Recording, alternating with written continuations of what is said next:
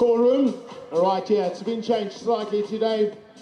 Call room is right here underneath or just in front of the spider web gazebo. That's where the exchange zone is also going to be. So once you've done with the call room, only the starting athletes will move across or march across to the start chute. There where the glorious banner is from the exchange will be just beyond the spiderweb tent or gazebo right there. Route was set out to be at 1.6. It is at 1.3, and 1 kilometer is set at 900 meters. So that means it's going to be fast and furious.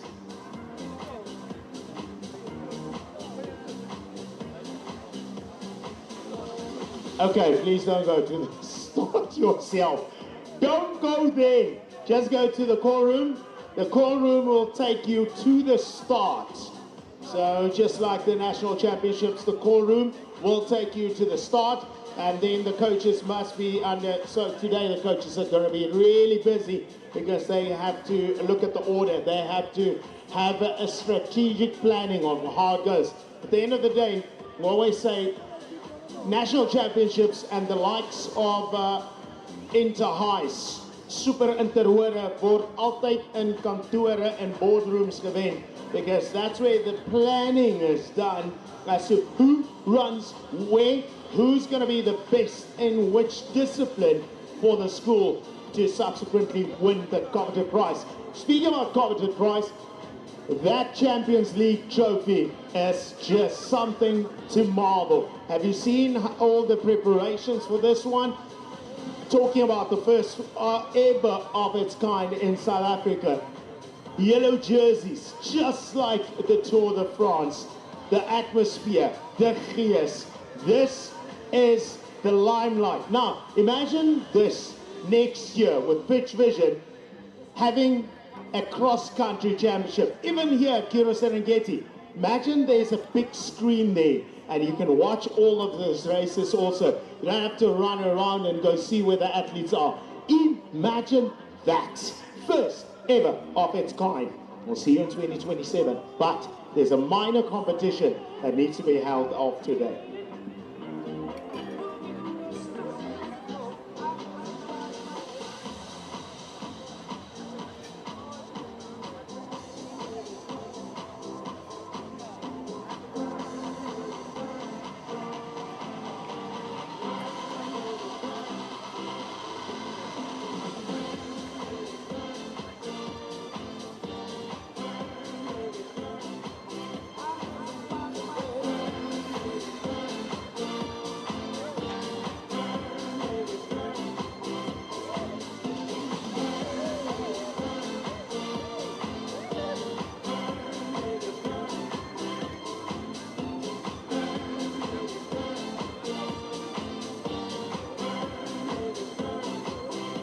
As jy nog nie persoonlikheid gehad het nie, kry 'n appel, dit gaan jou help. Of kry 'n koppie koffie.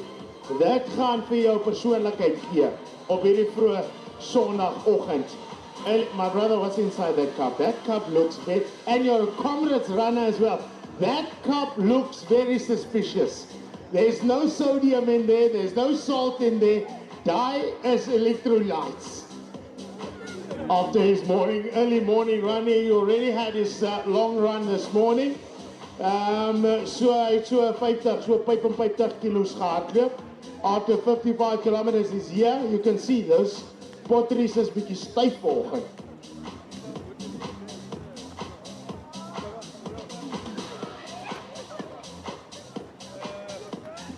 You smile, there are photographs everywhere. En daar's 'n paar van kinders wat my gevra het, luister, mag ek 'n foto saam met jou neem?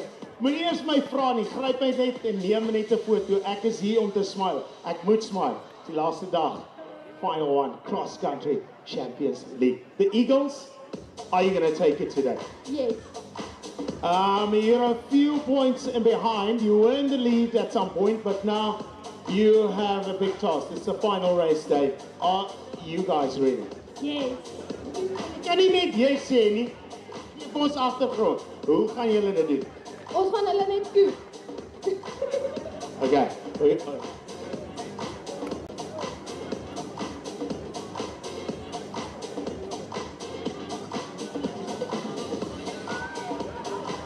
Fantastic stuff. The Eagles say they are ready for action. They are ready to put the rest of the teams under a scorcher.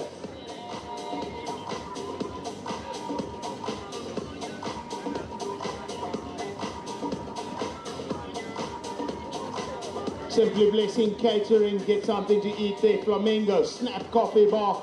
Of course, one of our coaches, coffee bar shop there. Flamingo's also sitting up there in the corner. Hey, Brew Coffees. And we've got Sausage Corner. They've got wonderful sausages there. If you are looking for a sausage bar, they're down there. A lekker, fantastische hot dog. Epic Design Studios. If you want any craft designs, please head on down there. Pannenkoek for volgen.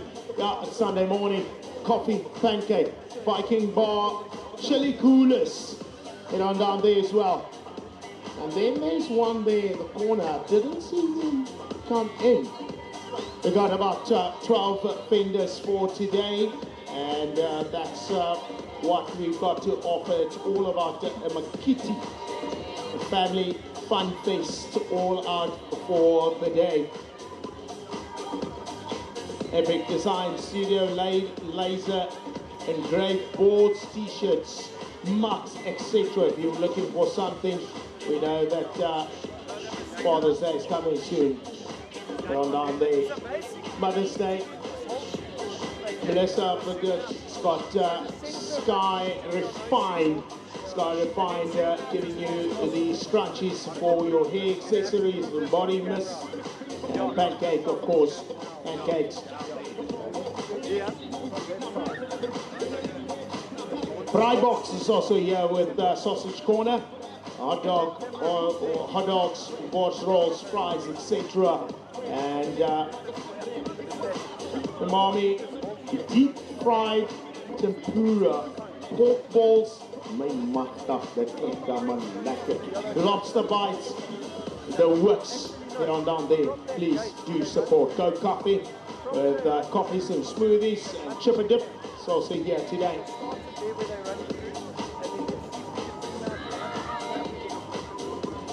Lebanese Sabiosa, Shamas, lekker te eet en te drink. It's Champions League. Cross country. Haley Evans in her yellow jersey. She is ready to rumble.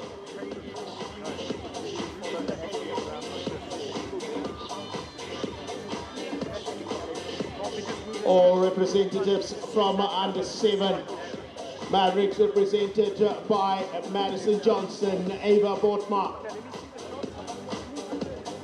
Raylene Lee Tegenaar, Kiara van die Kerk, Elsnay de Beer, Kizia Harrison has been absolutely outstanding in the girls under 7 category.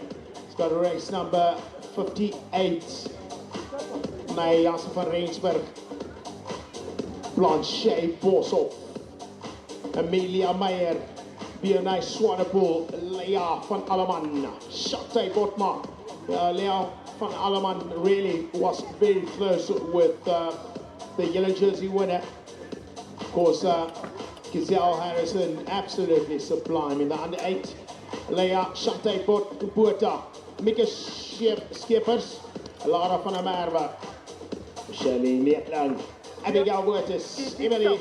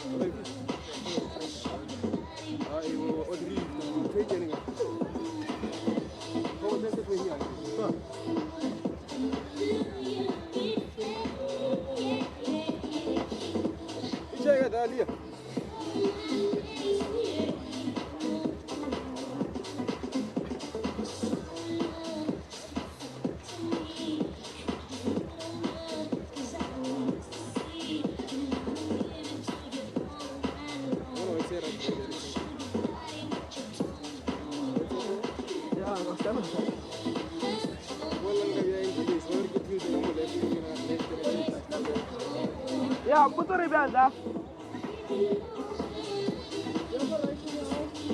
Yeah. Right. It's time for the coaches to bring their athletes, their team members, to the start line. It's under 14, 15, under 16, and also we've got the goals under 19 going on. Please bring all the athletes, and the core room will take the starting athletes to the start chute. If you have your race number, and you're fine. If you don't have your race number, you're also fine. It's okay.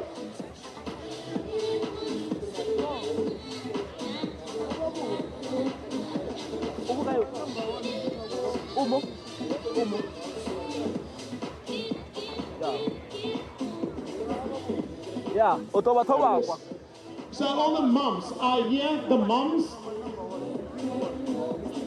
yeah. And then Otola Tababa, why is that?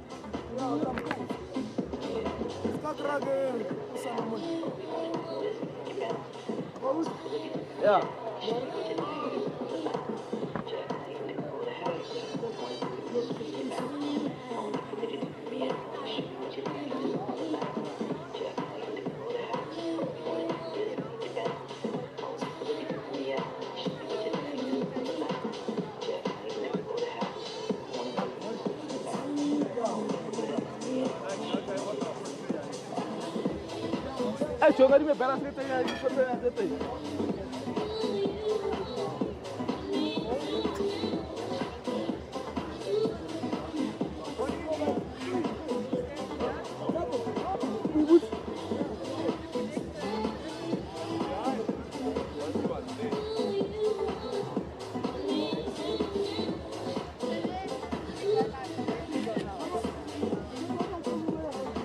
Yeah.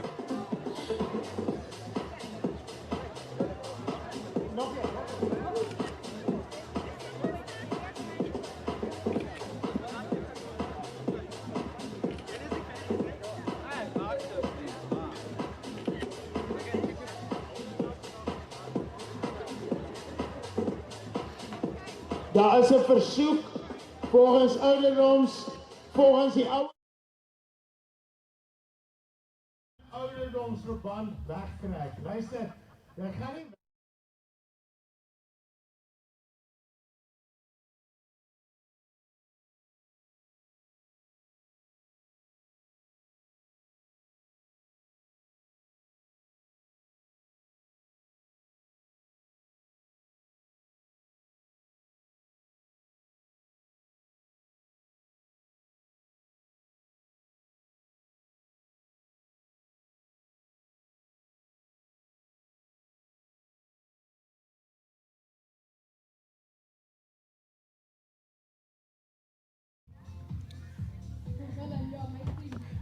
Good morning. Morning. Ladies and gentlemen, athletes, coaches, parents, and cross-country lovers across South Africa. Today is truly poised to be a very special day. Welcome to truly something special. Welcome to the final chapter, and welcome to stage 4 of the Champions League cross-country series. Today, beneath the brilliant sunshine, over grass still glistening with the morning dew at this beautiful school venue. 6 teams arrive carrying months of effort, sacrifice, triumph, disappointment, hope, and belief. Today is not just another race. Today is a story reaching its final stage, a story that began back in April at Curro, Serengeti, where we are today, where it started and where it's gonna end. And that first gathering was not about trophies, it was not about medals, it was not even about rankings, but it was about possibility. Athletes arrived as individuals, they left as teammates. As soon as that meet was done, they got to meet their coaches in their respective teams, where there was a special braai being hosted. And then from there on, from hundreds of performances, emerged 6 proud teams: the Curros, the Mavericks, the Rhinos, the Stallions, the Eagles, and the Pythons. 6 colors, 6 identities, 6 dreams. Then came stage 1 at Pinnacle College, Rinsfield, where the fastest and bravest individuals earned their green socks. Green, the color of consistency, the color of excellence, and the color awarded to those who crossed the line before everyone else. And then came stage 2 at Prime View Adventure and Leisure, a course that tested not only fitness but courage, a course where athletes discovered that hills can be cruel and cross country can be unforgiving in the challenge series. And then the champions earned the famous red polka dot socks, a symbol not only of speed alone but of resilience, a symbol worn by those who conquered the toughest terrain. Then came stage 3 last week at Curro Sagewood in Midrand, where the Gauteng Schools Championships will be held in the cross country. So those athletes who were there will have some sort of advantage going into their school season. Where the battle intensified, every point mattered, every place counted. And at the end of 3 stages, the athletes who had shown the greatest consistency across the entire series earned the most prestigious individual honor of them all: the yellow jersey. Not a reward for one race, a reward for excellence over time, a reward for showing again and again when it mattered most. And now the final stage, stage 4 of this once-in-a-lifetime opportunity. We arrive here, the relays, the grand finale, the first team cross-country relay series, one of its kind in South Africa. It is the Champions League, ladies and gentlemen, and today everything changes. For 3 stages, the spotlight belonged to individuals. Today, it belonged to teams, and today no athlete runs alone. Every stride affects a teammate, every second matters, every handover carries pressure, and every position can change history. Cross country is often described as an individual sport. Today it becomes something else. Today it becomes trust. Trust that your teammates will fight for you. Trust that they will empty the tank. Trust that the fatigue arrives, they will keep moving. Today's victory belongs to not one athlete, it belongs to the entire family. And what a battle we have ahead of us as we begin stage 4. The standings could not be more fascinating. Leading the series is the Pythons with 1,321 points, silent, consistent, and deadly. Followed by Eagles, close enough to strike, close enough to believe. Can they do it today? The Mavericks sit in 3rd, so they do have a chance today to cause an upset. The Rhinos are tied on exactly the same score as the Mavericks. 2 proud teams separated only by what happens today. The Stallions remain in reach at 5th with Curros in 6th. Every point matters today. Every relay matters. Every athlete matters. The grass may still be wet from the morning chill. The air may still carry the freshness of dawn, but soon the calm will disappear. Soon the course will fill with footsteps. Soon lungs will burn. Soon crowds will roar. Soon champions will emerge. What a beautiful trophy. I saw it earlier. And somewhere before the sun sets today, one team will stand above all others. One team will lift the trophy. One team will forever become the first Champions League cross-country relay champions, or the champions overall. So wherever you're from, wherever you're watching from, settle in, because today is not simply the end of the competition. Today is a celebration of courage, a celebration of teamwork, the celebration of every athlete who dared to believe. The final chapter starts now. Welcome to stage 4, welcome to the relays, and welcome to the Champions League cross country. And we're off to our first race of the day. It is a combined race between the girls under 14, 15, 16, 17 and 19.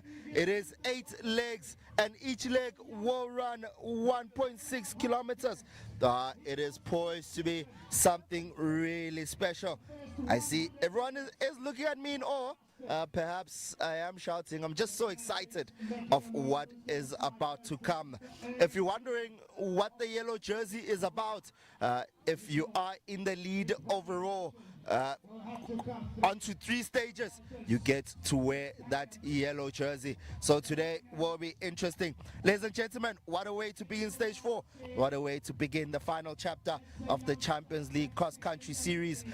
Because standing behind us right now, some of the finest female athletes this country has produced in this age group. It is the under 14s, 15s, 16s, 17s and 19s combined. So this one will surely be interesting. Can the younger athletes keep up with the older athletes? It's all about what the teams feel comfortable doing. Remember, you can stagger up the way you feel is best for the team, so you don't have to start with the girls under 14. They're only running 1.6 kilometers, so they do need to go quicker than expected, quicker than they went last week. 500 meters done and dusted. And currently in the lead, it is Hayley Evans from the Mavericks. She's been incredible this entire series, going into stage 4. She's been really, really good. It is going to be an interesting watch. The relays is what it's all about. This is why we are here. 5 age groups, 5, 1 relay, 1 team mission, 1 final opportunity to change destiny of the championships. For 3 stages, these athletes have raced as individuals. Yes, there were team points, but they did race as individuals. They have chased green socks. They have conquered the red polka dot challenge. And some have earned the famous yellow jersey. The trophy looks absolutely stunning, ladies and gentlemen. We are approaching our first changeover. They have about 500 meters to go before they give it to the second leg.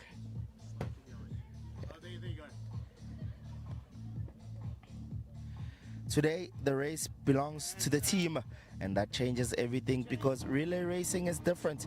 Cross-country athletes spend most of their lives learning how to suffer alone. Today, they must suffer for somebody else. Every stride they take belongs to not only them, but to every teammate waiting anxiously in the exchange zone. So let's see who gets to the changeover zone first. It is going to be quite interesting. Here they come. They have about, I would say, 300. The Eagles are in the lead at the moment. If the Eagles pull off an upset in this one, the day will get interesting, because remember, the Eagles are not so far behind the leaders, the Stallions, in total. 1 kilometer done. Every second gained becomes hope for the Eagles, and every second lost becomes pressure for the Pythons. And that is why relays create such incredible drama, because today anything can change, things can happen here. The race starts with 1 athlete, but the result belongs to many. The conditions could not be more beautiful this morning. Look at the Eagles just flying and soaring into the lead. It is Voma Victor who is running at the moment. It is their best runner in this age category, but they do have the second and third best athlete in this age category. So as they hand over to their first athlete, the Eagles are in the lead. Good handover. The Mavericks are coming through. Great run by Hayley Evans to give her team a chance. And here goes the Pythons as well. The Pythons will surely be nervous at the moment. The Pythons will be nervous now. But it is 8 legs, so anything can happen at this stage. The Stallions have now handed over to their second leg. This is going to be an interesting race, ladies and gentlemen. Bright sunshine, cool temperatures, and a slight chill still hanging in the air. The grass remains wet from this morning's dew, and that may become a significant factor today. The Mavericks are staying strong. They're keeping up with the pace, but I'm pretty sure that is Tanishka Gravenstein. She is the third best in this age category. So they do have an excellent runner on their hands, and I'm pretty sure she will be confident going into her final runs. There's about 4 or 5 second difference between them, so it's going to be quite interesting to see who gets the third leg first. So just watch the corners carefully. The athletes do have to slow down a bit as they approach that corner. Great bend by Tanishka. Just using her momentum to go up that hill. Fantastic athlete. Super talented. If you're just joining us, ladies and gentlemen, welcome to the Champions League cross country. We are on stage 4, the final of the series. This is going to be a great day. It's more of a team day, actually. It's just relays. Stage 1, we were at Pinnacle College, Rinsfield, where it was time trials. It was quite interesting at the time trials. And then stage 2, we went all the way to Prime View and Adventure, where it was the challenger phase. That was also quite interesting. It was not easy at all for the athletes. We saw slower times, but that is the point of a challenger. And in stage 3 rather, we had Curro Sagewood, where it was a more classic cross-country course. And that one was very interesting because that is where the Pythons took a very large lead. The Python team was incredible on the day. And today it is the final stage. It is stage 4. And stage 4 is all about relays. It's all about teamwork. And it's all about which teams are the best here. And the bragging rights, the trophies. There's a trophy up for grabs. If you're wondering why some athletes are wearing the yellow jersey, that's because they collected the most points from stage 1 all the way to stage 3. The overall winners individually. And today is all about teamwork. It is Tanisha Gravenstein who's currently in the lead for the Eagles. She was given a nice lead by Voma Vector, who we know can challenge Chelsea Van Dijk. So a very talented Eagles team in the under 14s and 15s. They do have Leandri Creel coming in the under 17s. So it is a stacked team of the Eagles in the girls. So can they take advantage of the lineup that they have? Because coming up later, they also have Leandri Creel. They also have Melly May Opperman as well, who is the 4th best in that age group. Fantastic running here by Tanishka Gravenstein. It is still the Eagles in the lead, and the lead is extending. There'll be a lot of pressure on the Mavericks for when Chelsea van Dijk gets the baton. So remember, it's all about teamwork here. So the better the depth, the better the team. They want the gold. Good changeover. That is a more classic 4x1 changeover right there, or 4x4. Oh, come on. Good job.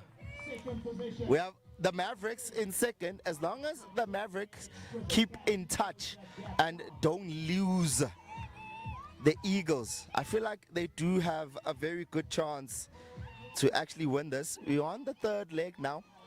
Remember, it is 8 legs of running.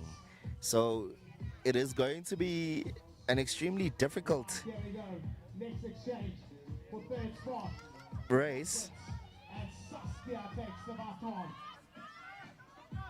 Very close there by the Stallions.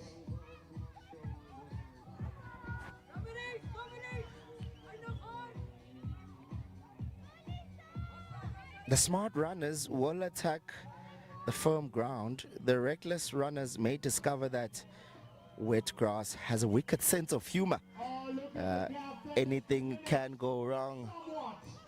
It has gone. The gap has closed down Beauty of relay. from Abramama. between the Eagles and the Mavericks. You guys enrolled yourself all the way from Pumalanga. The gap has closed down significantly. Waiting for Mike So now, to enroll themselves. will the Mavericks, Stand a chance to win. looks like the Mavericks now will be the favorite going into the next few legs. The Mavericks have Mia de Villiers, Tumelo Musia, Hayley Evans, whereas the Rhinos have Leach Riley, Mia van Heesteen, Lynn Hobla, and Chelsea van Dijk. The Stallions have Melanie Mans, who's been excellent this whole season, Lisa van Jansveld, Cara Batel, and Hayley Foster. Just watch the crowd is gathering around the relay exchange zones already. There's a lot of parents just around there, just making sure that they are there for their kids, but also the coaches are in the vicinity as well, just making sure that they do help the team the best way possible. The teammates are nervously watching every movement, and trust me, the exchange zone is where the emotions live. This is where the athletes suddenly discover that they are far more nervous watching than running. Once you start running, all those nerves just disappear. I know, because I remember when I did it, it was kind of, it was more difficult to watch than it was to run. So it will be quite interesting here to see who comes out victorious. Some of the athletes are still wearing their tracksuit as they wait for the other legs to finish. Perhaps if you're running the 7th or the 8th leg, you do want to make sure that you keep warm, because 1.6 kilometers times 7, that is a long time to wait. That is approximately about 5-6 minutes per athlete that you have to wait, so you do need to keep warm. I see some of the athletes are keeping warm on the side. That hill is so steep. That is where legs become jelly and your strength endurance needs to come in. And athletes with better strength endurance will be able to finish better.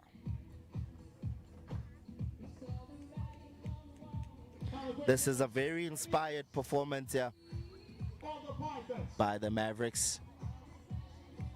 A very, very inspired performance. They should be proud of this. No matter what happens after this race, surely they'll be very proud of themselves. So just keep a close eye on where the Rhinos are as well, because they do have quite a few good athletes coming up. Some of the teams did start with their best athletes, but my money is still on the Eagles. They do have incredible runners coming up soon. These girls do understand what is at stake.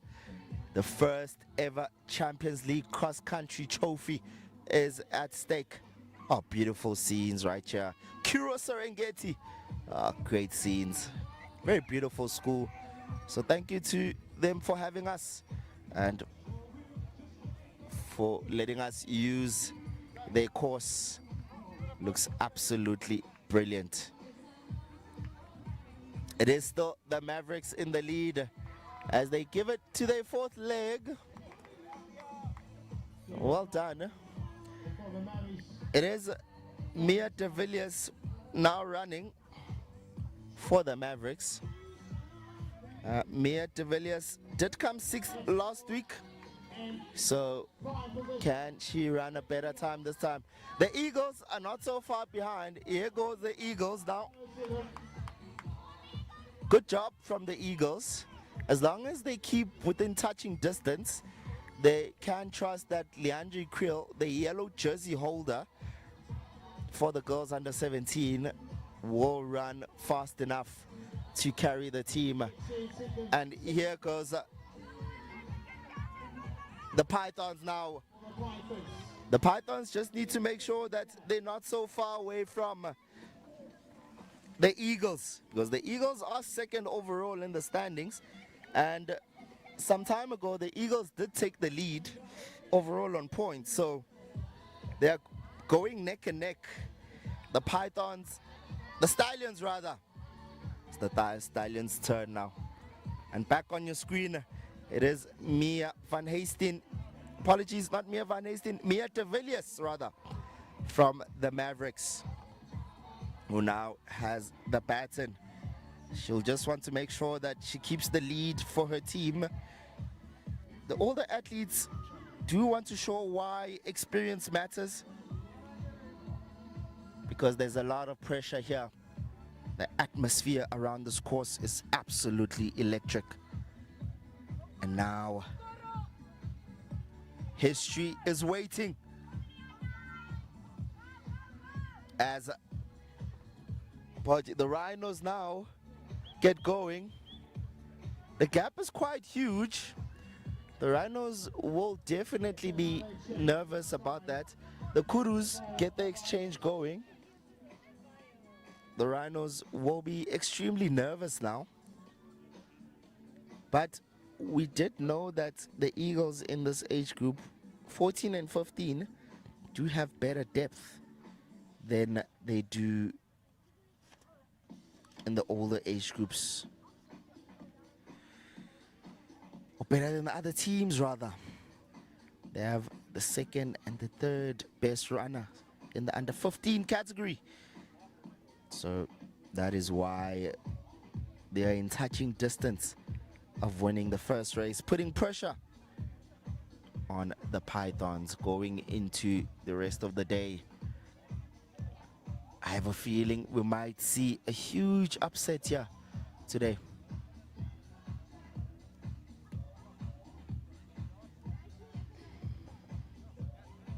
You have to try to hold your position. You don't want to lose the lead. So you do want to make sure that you keep that distance going.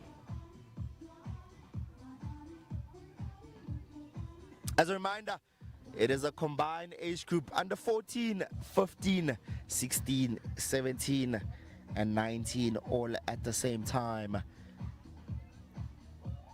Sometimes I'm amazed when I see the excellence of today's younger generation of cross-country athletes. They do understand the importance of good form at such a young age. Remember, the coaches will tell you that you do need to have relaxed shoulders and you need to use your elbows a bit more rather than banging the drums like sprinters do, is what they call it. So it's less of an arm movement, but more of a shoulder, not shoulder, but elbow kind of movement. You don't want to use your shoulders too much. You just have to let momentum move your shoulders. And that is exactly what we saw earlier from Haley Evans from the Mavericks. And that is why they are in the lead at the moment. I'm really, really stunned by this performance. The Mavericks have been excellent today. What a run by all the athletes. It's quite interesting to see which of the remaining athletes will push the pace. Which of them will try to close down that stagger? I've never seen anyone get chased down in cross-country relays before, but fantastic run by Mia de Villiers from the Mavericks. She will be proud of that performance. And the last runner from the Mavericks will be Tumelo Mosia. Apologies, not the last runner. I think it might be the second last on their part. Doesn't look like they have a full squad here today. They have 6 athletes in total. They will have Jade Doran to finish, who came 3rd last week. She will be disappointed with her time, but she did give her team valuable points. So the Eagles are in the lead. The Eagles change over first. It will be quite interesting to see. Oh wow, the Eagles want this bad. The Eagles want to make sure that they take an early lead ahead of the Pythons in the overall standings. That is going to be really, really interesting to see. You have to maintain quick cadence and efficient movement. Once that goes away, you do cost your team. Oh, this is fantastic to see. The Stallions have caught up. The Stallions get there second. Or third rather. Fantastic from the Stallions. The Rhinos now will go. The Rhinos have to make sure that they do give Chelsea Van Dijk a chance to fight at least.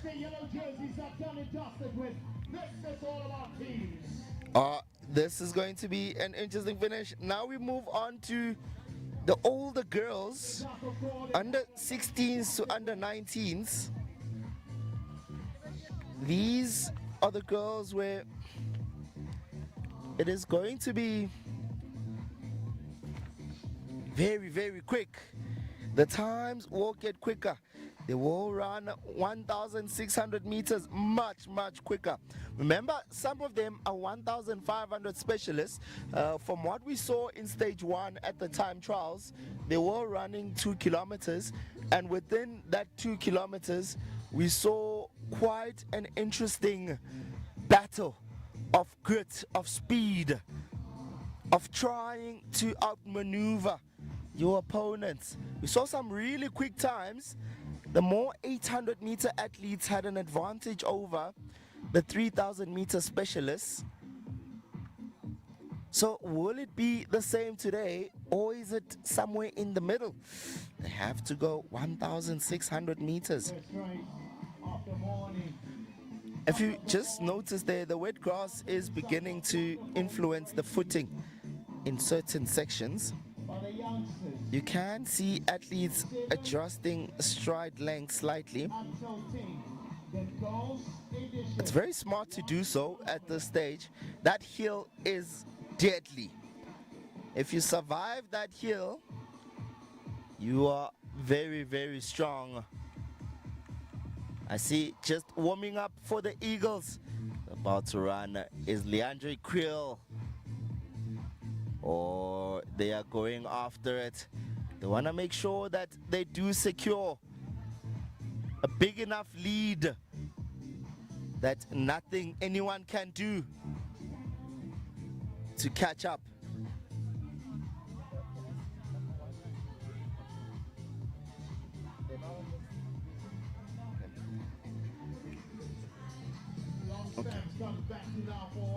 Okay, right on your picture still, it is the Mavericks. It is Jordan Lee Longstaff. She is currently struggling at the moment. So I'm just wondering if that will cost her team much.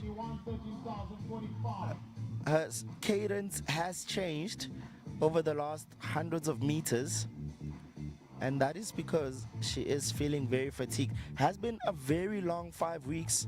Oh, here we go. We have our yellow jersey athletes there.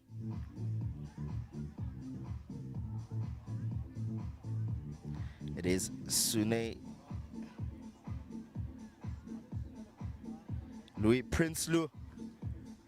She has to make sure that she gives the Pythons a chance to fight the Eagles. It is their best athletes, the Pythons athletes. Sune Louis Prinsloo. Oh, she's been fantastic over the last 3 weeks. She is the yellow jersey holder for the girls under 16. So the girls under 14, the yellow jersey is held by Hayley Evans from the Mavericks. In the under 15s, the yellow jersey is rightfully earned by Chelsea van Dijk, the 3-time South African champion, 6-time rather, South African champion, 3 in schools and 3 with ASA. And the girls under 16 yellow jersey is held by Sune Louis Prinsloo. And she showed us why now she earned her yellow jersey. So we will have the Mavericks are in the lead. The Mavericks are in the lead.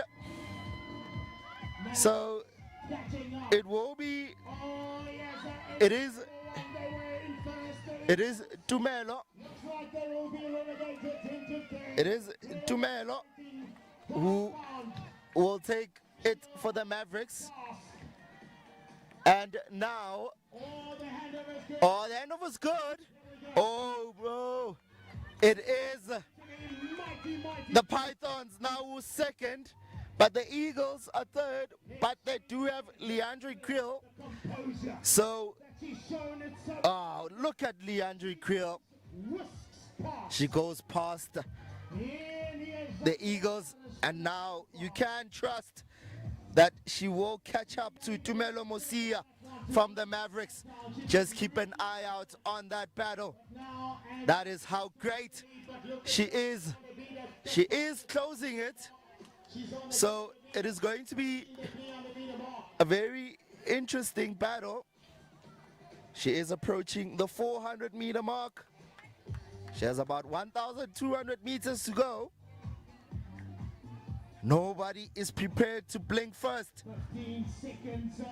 After 6 changeovers, it is all to compete for. The pride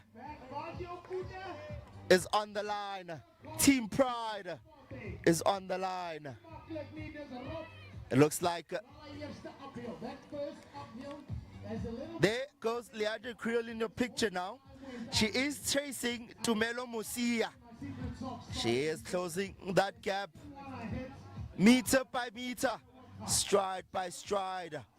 You would expect that the Eagles will get to the changeover first,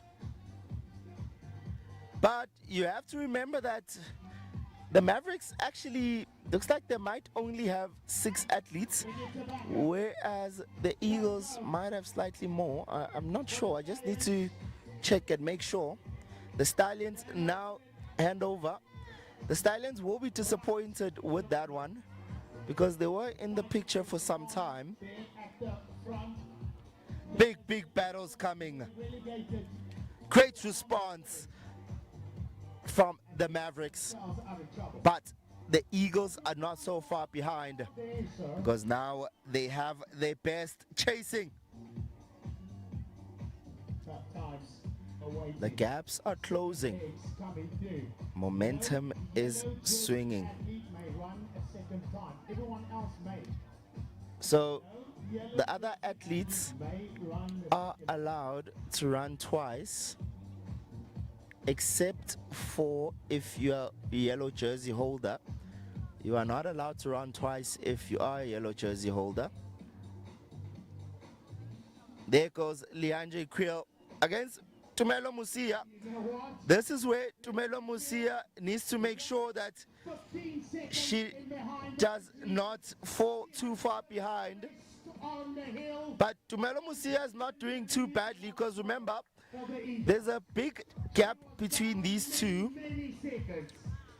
So she has now caught up to Tumelo Musia, a very talented athlete right there. So this is no longer about tactics. This is no longer about conserving energy. This is about heart. The anchor athletes will have to carry, especially for the Mavericks. Every training session, every early morning of doing long runs, every kilometer run over the past few months, everything comes down to this moment. The under 17 yellow jersey is sitting with Leandre Creel from the Eagles, and the under 19 yellow jersey is sitting with Saskia Haydenrich from the Pythons. Beautiful run from Leandre Creel. Remember, some of the athletes, you are allowed to run twice, except for if you are a yellow jersey holder, then you are not allowed to run twice. This is the 6th leg. We are going on to the 7th leg. Fantastic run by Leandre Creel. She is now in the lead. She's given the Eagles a nice lead going into the 7th leg. And I'm pretty sure that they will utilize Haley Evans quite well. There goes Leandre Creel now. She hands it over to the 7th leg. She has carried her team here, ladies and gentlemen. Fantastic running. She hands it over to the amazing Vilma Victor. They are letting her run twice. I do feel that perhaps the Eagles have an advantage there because Vilma Victor, get this, she is 2nd overall. The handover is good for the Mavericks. The gap is at least 30 to 40 seconds. So it's good that this is where the Mavericks will try to close the gap, but it will not be easy at all to do so. I'm liking the look of Vilma Victor at the moment from the Eagles. She has been fantastic the whole season. She's been going neck and neck with Chelsea Van Dijk. And now she's showing why she deserves to compete for that yellow jersey. She ran an incredible time when she ran earlier. She started this whole thing for the Eagles, got them a good lead, and she got rest, and now she's going again the second time. I do feel that the Eagles have an advantage here because she's not so far off behind Chelsea Van Dijk, and she gets to run twice, whereas the Rhinos don't get to have their best athletes run twice. So how much of an effect will that be? The Rhinos will be worried about this. They are quite behind significantly. This is where they'll be hoping that they can at least close the gap a bit. The Rhinos are sitting in 5th place at the moment. The Stallions are sitting in 6th place. So we have now seen that the lead does change quite a lot. So it's not over just yet.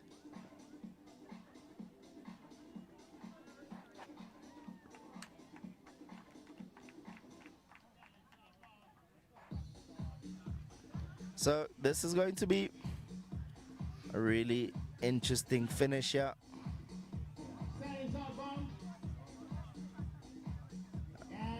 As Hayley Evans goes up her heel. Look at that strength. She's so strong. Her stride does not change going up that hill. Whereas when we saw the other athletes, they have to slow down significantly when they go up that hill. The last leg will be one to watch. Some of the teams reserve the best for last. I'm wondering if it was the right strategies for the Rhinos. Was it the right strategy for the Pythons as well? The Eagles are still in the lead. It is Hayley Evans still in the lead for the Eagles. Leandri Kriel just carrying the team there with the last run, making sure that she gets her team a lead. You do want to make sure that you give your anchor leg at least a chance to compete. You don't want to give them too much to do. That's what you don't want to do. You do not want to give your anchor leg too much to do. The exchanges today was strong. Stronger than I anticipated, because remember, a lot of these athletes don't really know each other, so they wouldn't have had time to practice those changeovers. But I'm pretty happy with what I've seen so far. If you're just joining us, ladies and gentlemen, it is the Champions League cross country on stage 4 of this incredible, life-changing and an event that's one of a kind in South Africa. On your picture, the Eagles are in the lead. It is Hayley Evans. Oh, apologies, not Hayley Evans. It is Voma Vector. It is Hayley Evans. Pass it on to Voma Vector now.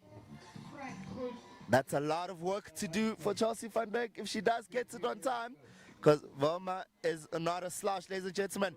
She did go neck and neck with her over the last 3 stages.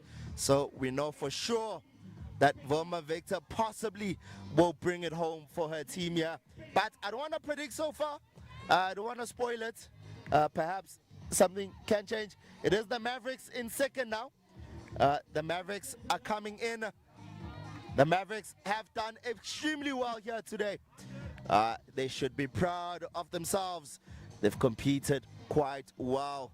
They should be happy with where they are sitting, considering the fact that overall on standings, They're third, or they're sitting third.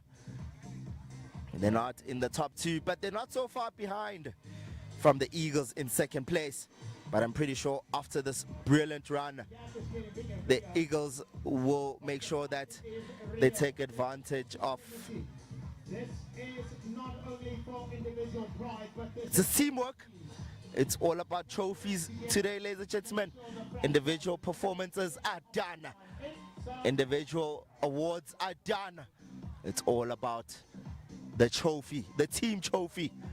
That's what you want. And it looks like the Eagles are favorites to come away with a victory for the first one. The time is sitting over 40 minutes now. On your screen, you just saw the Pythons. So perhaps they have fallen behind a lot. So they'll want to make sure that they close the gap on the Eagles. So this is now, the Pythons have to go. It's now or never. As the Rhinos also change overs. So let's see what the Rhinos can do. This is what it's all about. Chelsea Van Dijk gets the baton. She has been fantastic over the last 3 weeks. She wants to catch up with everyone else. Is it a task? Is it too much to do? Because Velma Vector is gone already. How many athletes will Chelsea Van Dijk catch up to? So current the standings are Python first overall, Eagles second overall, Mavericks third overall, and the Rhinos tied with the Mavericks in third. So this is a big run from the Mavericks. Can Chelsea Van Dijk at least close on the Mavericks, making sure that the Mavericks don't extend their third place on them, because they tied on points overall. The Stallions are in fifth and the Kurus in sixth. So there's a big battle for the top three at the moment. Team versus team. So it is going to be an insane finish here. On your screen, it is Velma Victor from the Eagles. She's second overall in the girls under 15. She has been absolutely brilliant from stage 1 to stage 3. She kind of was not herself in stage 3 last week at Curro Sagewood. That is why she lost the yellow jersey. But she competed really well at the challenger stage at Prime View and Adventure 2 weeks ago. She was also brilliant at the time trials as well. She's had an amazing series and she is now finishing in a very good way. So the Eagles will be proud of the way they handle business here today. They should be absolutely ecstatic. There's Chelsea Van Dijk in your picture, just closing that lead on the Mavericks, because the Mavericks are in second at the moment. So she has already passed. And here we go at the finish. It is the Eagles, the champions of the girls relay, high school girls relay. Velma Victor, Leandre Creel, Nikki Lee, Haley Evans, bow down. Fantastic win from the Eagles. The girls under 14 to 19 combined are the Eagles. So fantastic running by the Eagles team. And here goes the Mavericks now. Can Chelsea Van Dijk catch up to the Mavericks? Because the Mavericks are sitting third overall. So this is where it's going to matter overall on points. Even though you're not fighting for 1 and 2, you do want to make sure that at least you can get your team some medals and finish in the top 3. So I'm just wondering how far the gap is between the Mavericks and the Rhinos at the moment on the course. So that's going to be interesting to see. This has championship implications. There goes the Mavericks. Looks like second place overall. Second place in this race is secure for the Mavericks. This is fantastic running from the Mavericks. They will be so proud of themselves. Great depth, great team. Bow down, Jay Doran, Jordan Lee Longstaff, Kendra Doffling. What a team. Mia de Villiers, Tumelo Musia, Hayley Evans. And there goes Chelsea Van Dijk. She did try to close the gap. The Rhinos have gone from 5th place to 3rd. A fantastic running by the yellow jersey holder. Chelsea Van Dijk, the South Africa, 6-time South African champion. She has closed down that gap quite a lot. She will be happy with that. She went from 5th position to 3rd place, just carrying the Rhinos there. She will be very proud of herself. There goes the Pythons now. The Pythons, Suneli Prinsloo from the Pythons will now finish for the Pythons, just making sure that the Pythons don't lose their current 1st overall standings. Oh, but what a run. I'm so happy about that. The final runners, the final meters. The first relay in the Champions League cross country history. The winners are the Eagles. History has been made. The crown is on their feet. They should be proud of themselves there. Their teammates were supporting them throughout. The coaches were shouting with praise. The parents were holding their breath because it was closed for about 6 legs there. The race got taken away from the Mavericks when Leandre Creel took over the baton. She just ran it beautifully and extended the lead. Here goes the Kurus, who now finish. We're only waiting for the Stallions now to finish. There goes the Stallions. One final effort, one final act of courage, and then you cross the finish line, young lady, and that is your pre-season done. You have made history. The first relay race of the Champions League Cross Country Series belongs to the Eagles. And today they ran not only for themselves, but for something greater. They ran for teammates, they ran for trust, they ran for belonging. And doing so, they showed us that the very best of the sport. And my name in commentary is Fiso Mdletshe. I will be back. Up next, we go back to the Beanie Minis, my favorite. The young ones, the adorable ones, rather. I'm pretty sure it's the first time that some of them are doing relays. We will be back with the under 7s, under 8s, under 9s, under 10 girls. Looks like they're running with the boys at the same time. So it is combined girls and boys. 11 legs between the girls and the boys. That is going to be quite interesting. They're running 1 kilometer and we will start at 9:35. The time is sitting at 9:21 now. So I will be taking a bit of a breather, but do not go anywhere if you're just streaming on YouTube or on the website championsleaguexc.co.za. Stay on stream and I'll be back.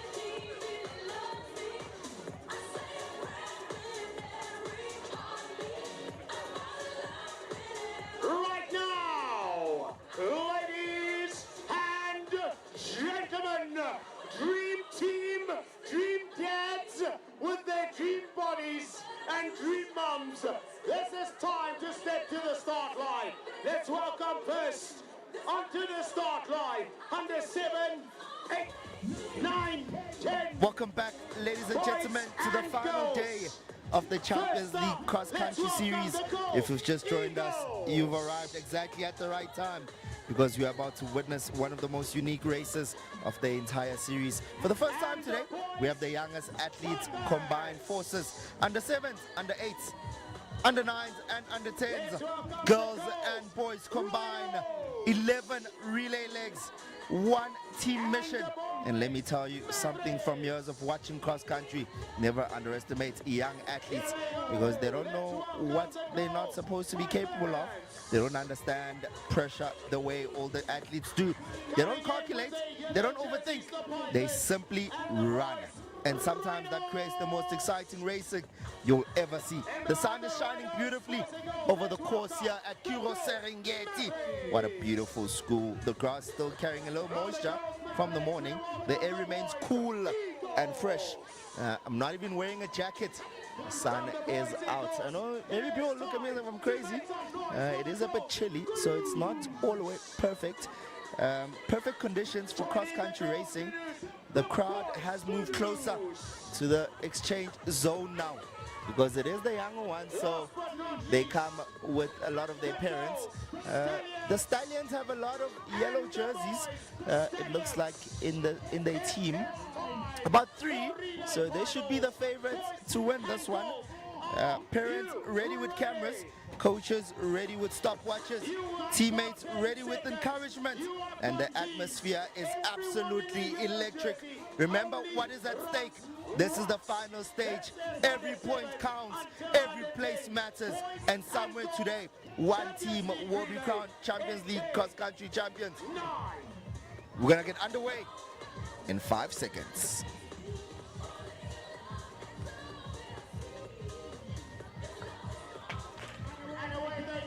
And we underway. Excellent start. They are moving. The opening leg is all about control. Remember, they're only running 1 kilometer each leg.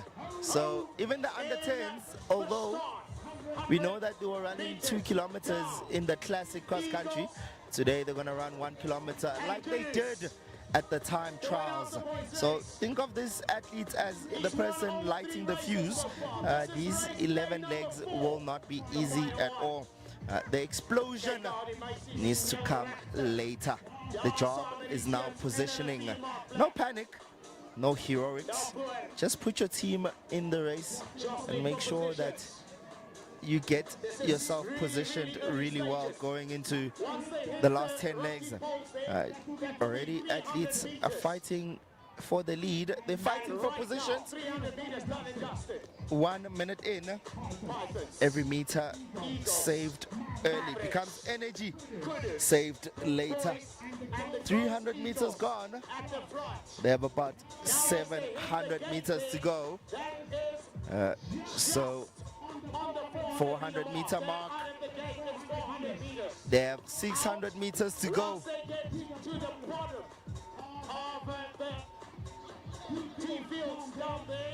So it's going to be quite interesting to see how the teams arranged their orders,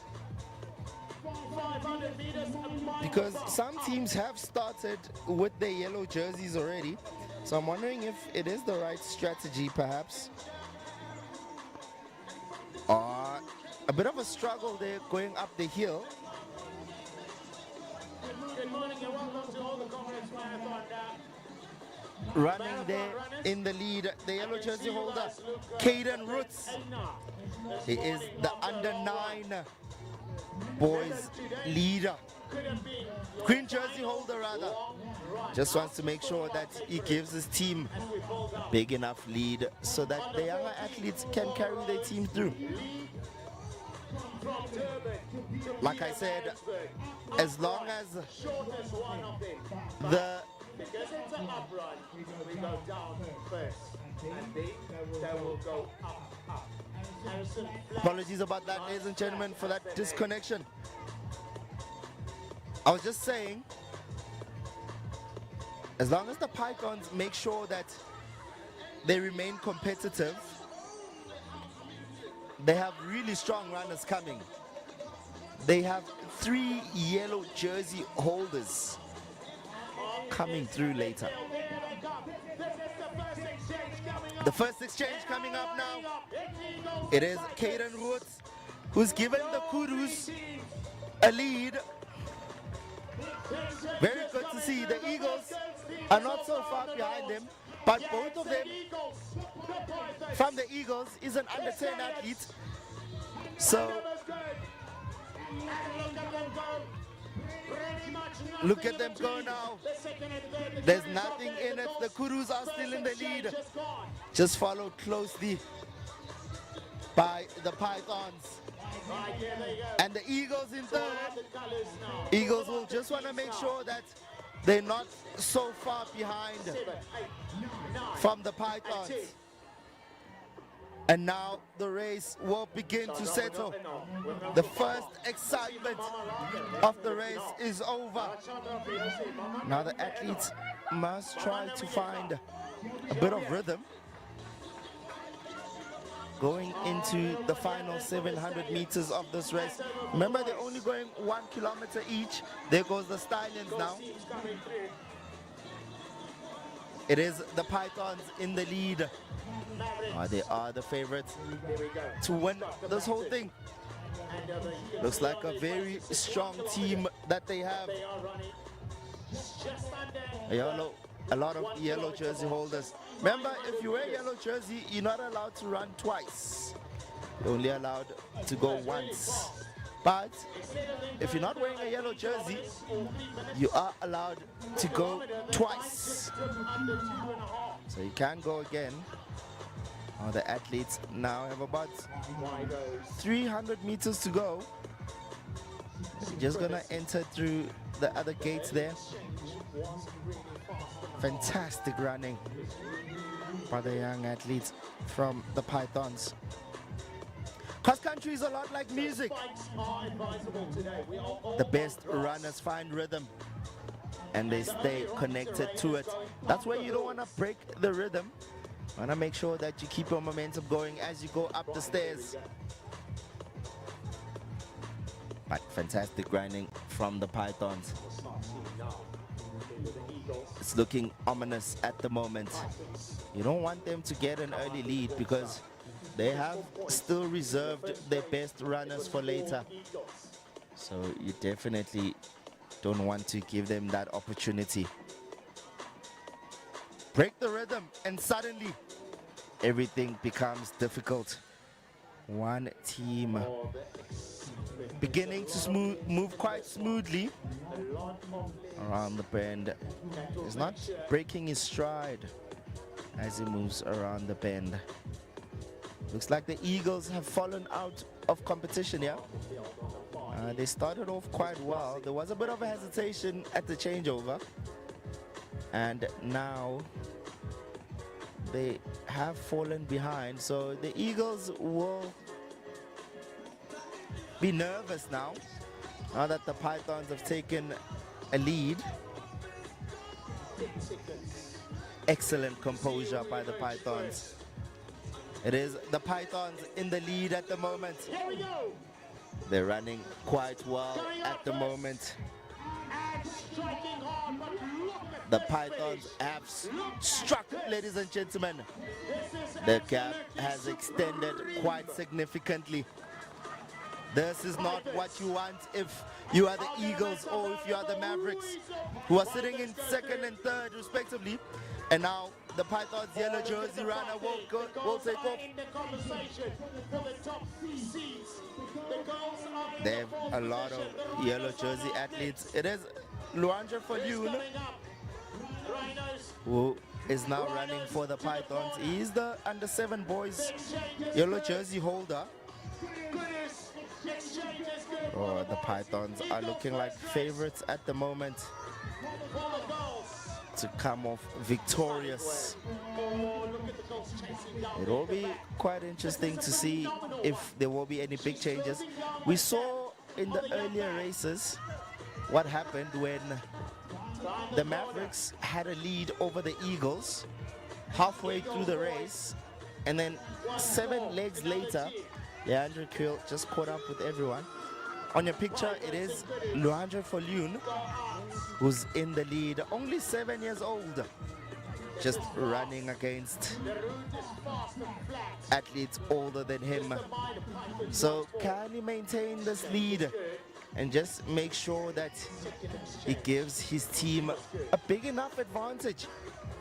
Or he must just try not to fall too far behind, because you expect the older athletes to catch up to him. But it is a good strategy from the Pythons, now that they are in the lead, to use the under 7 athletes. This is when you want to use your under 7, when you are in the lead.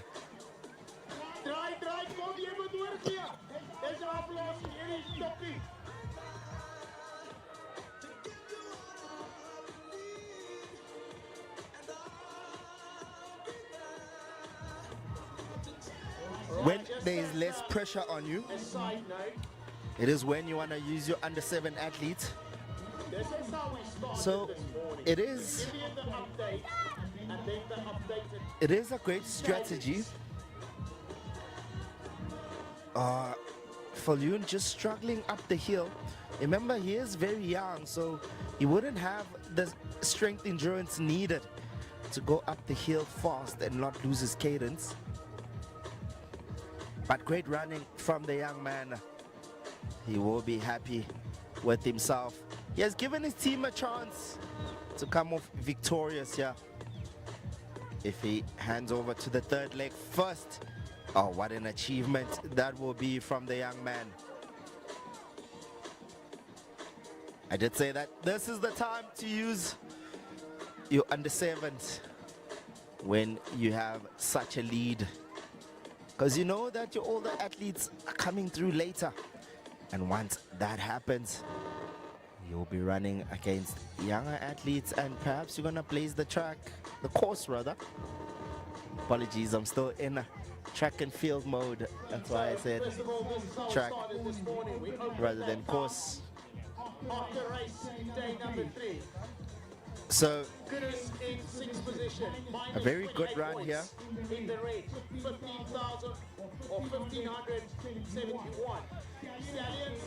This is where the brave athletes begin to make decisions. It is still the Pythons in the lead.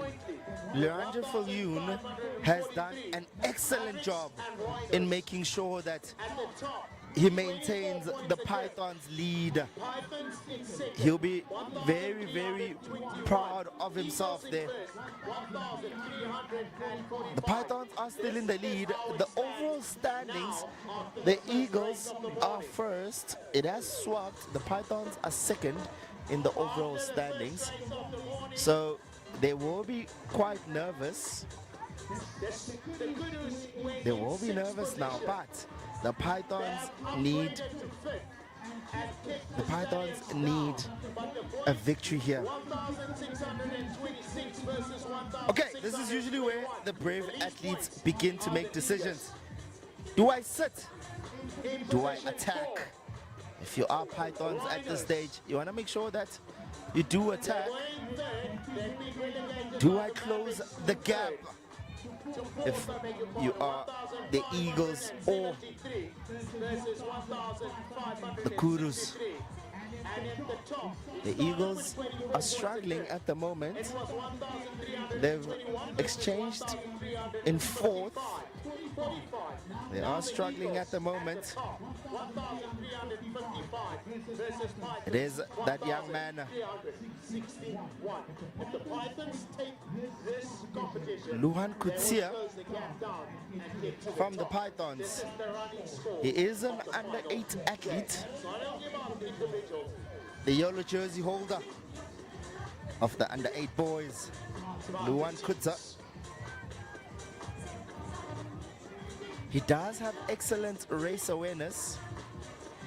The gap has closed quite significantly between the Pythons and the Mavericks. So excellent run here from the Mavericks to chase down a yellow jersey holder, but remember, Luan Kota is only 8 years old. So this means that for the Pythons, they under 7s and the under 8 boys are done. This is what you want if you are the Pythons.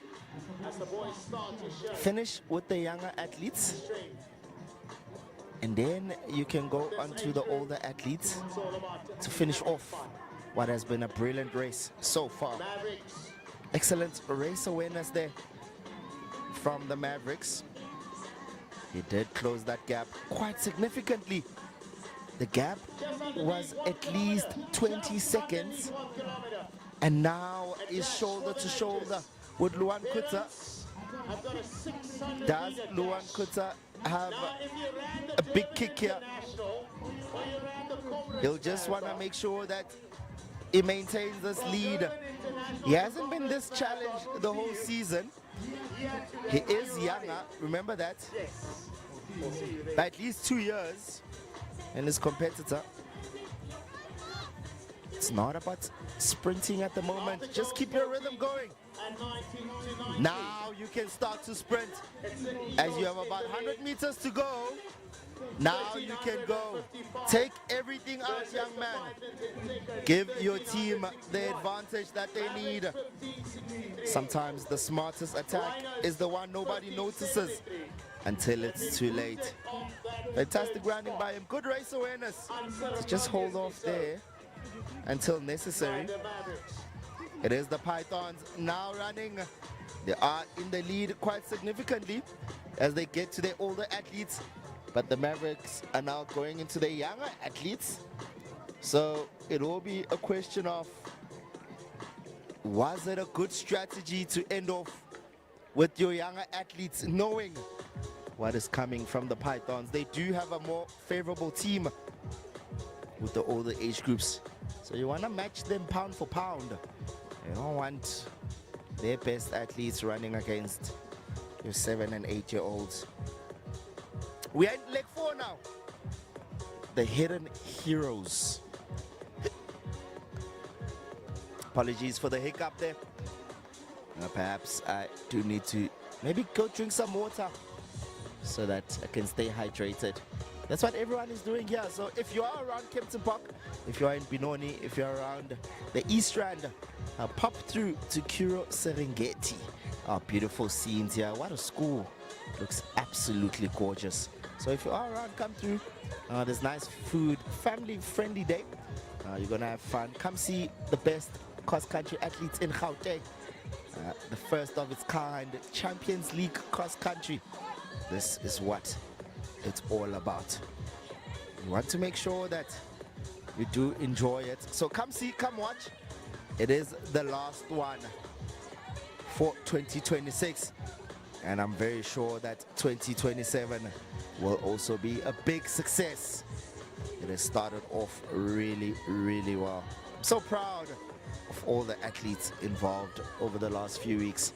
It started off here at Curro Serengeti a couple of weeks ago in April, and it's ending right here again at Curro Serengeti. It has been excellent to witness. What an event. What a sporting event. This leg is often overlooked, the fourth leg, but coaches know how important it is. This is where races quietly change. As we can see, the lead is changing hands significantly. The lead is changing hands significantly. So let's see if who gets to the changeover first. The fifth leg, it'll be quite interesting to see who does get there first. As we go, it is the Pythons in the lead still, as they get to their goals now. We're in the fifth leg. Remember I said the fourth leg is where the race starts to quietly change. Not with dramatic attacks, but with discipline. A strong fourth leg runner can completely transform team momentum. A lot of work being done behind the scenes. Beautiful pictures there brought to you by Pitch Vision Sports. So if you are streaming on YouTube, just leave a nice comment there. Which team do you think will come off victorious? Currently in the lead in the overall standings, it is the Eagles, followed by the Pythons in second place. The Mavs are in third. The Eagles jumped from 6th to 4th. Oh, so fantastic from them after the first event. So they'll surely be happy about that. But we are in our second relay race of the day. It is a combined girls and boys under 7s to under 10s. 7, 8, 9, and 10. That is why you are seeing a disparity between the height differences, quite large. So it has been fantastic to see. I'm really enjoying what I am witnessing all around. A lot of the teams have planned on finishing with their younger athletes. So what the Pythons have done is commendable by starting, by mixing and changing, mix matching. They go older, young, older, young, older, young. And that is why they are in the lead at the moment. So I'm quite interested to see how it's looking like now. On your picture, it is the Kurus and the Eagles that are coming through. Not so long. So keep an eye out on that one. And there on your picture, it is the Mavericks. Just running on the side there. So it's going to be quite interesting to see who gives their team a chance to come with the overall title.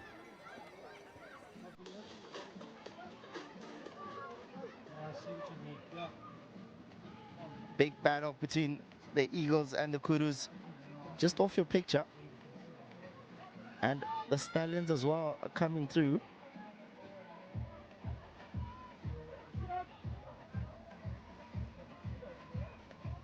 So remember, it is 11 legs that the athletes have to run. 11 legs. I think we're on leg 6 now. I like to call the leg 5 the middle of the battle, where it is the heart of the relay. This is where teams begin discovering who they really are. Do they have what it takes to come off with the title? This is where the coaches will place some of the athletes that have confidence. You saw that's what the Eagles did in the first race. They put some of their strongest runners in the middle, and that made them catch up. They put one of their best to start, and then they put their best at 6th leg, just bringing it home for the team. So some of the athletes are now feeling the pressure. The exchange zone will start to become louder and louder as the parents support. It is quite difficult to keep track at the moment who's in the lead, just because there's just so many athletes and some of them are getting overlapped. So because of that, it is getting very difficult to tell who's in the lead and who's not. But I do have a feeling that the Kurus are being overlapped. It is still the Pythons in the lead. It is still the Pythons in the lead. So that is good to watch. The boys and the girls race is separate, ladies and gentlemen.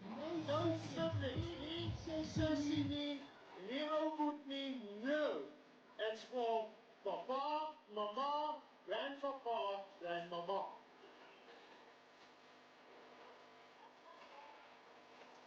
No kids to run big.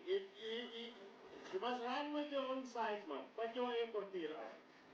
Cut your ear inside. There's no limits. It's stick time right now. It is time, ladies and gentlemen. It is time to enjoy these wonderful scenes at Curro Serengeti. It has been an absolute joy to be here with you guys in commentary over the last 4 weeks. It's been quite interesting to witness in terms of just the overall vibe. Everyone here is just having a lot of fun. I am walking around now just to see what the vibe is like at the exchange zone. All the parents are here. All the parents are just making sure that they do give the athletes instructions. You say, do this, do that. Make sure that you have momentum in your exchange. It'll be quite difficult to see who's in the lead and who's not in the lead, because it looks like the boys and the girls are running at the same time, but it is two different races from what I am seeing. Because currently on the track, on the course rather, there are two rhino athletes, a boy and a girl.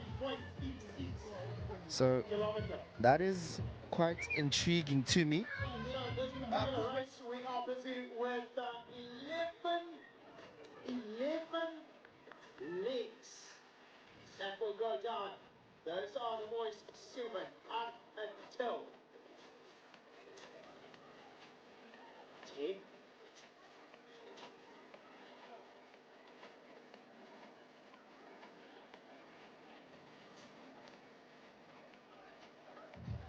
So it is indeed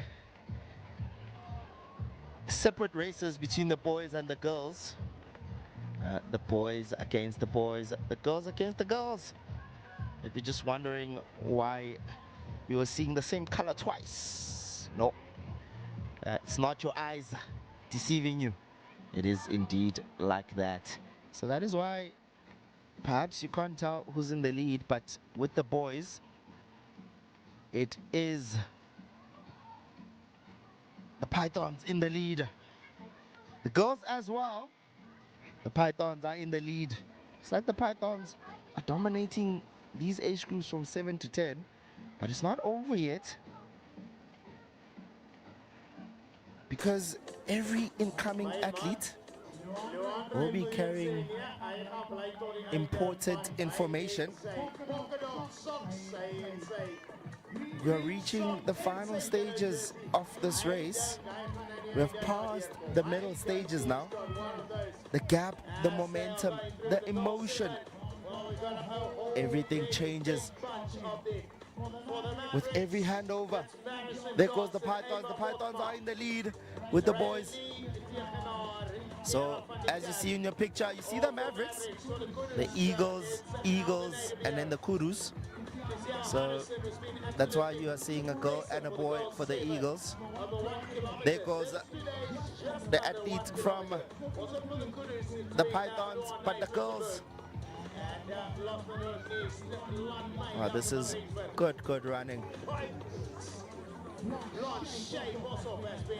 The Pythons look extremely good at the moment.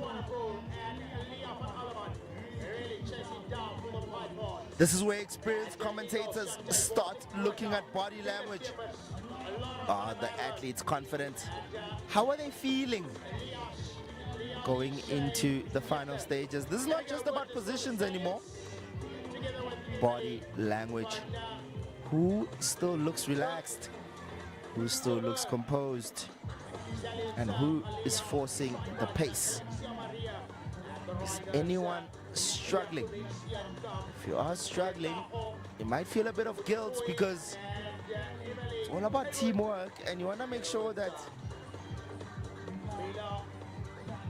your team, you give your team the best chance of winning.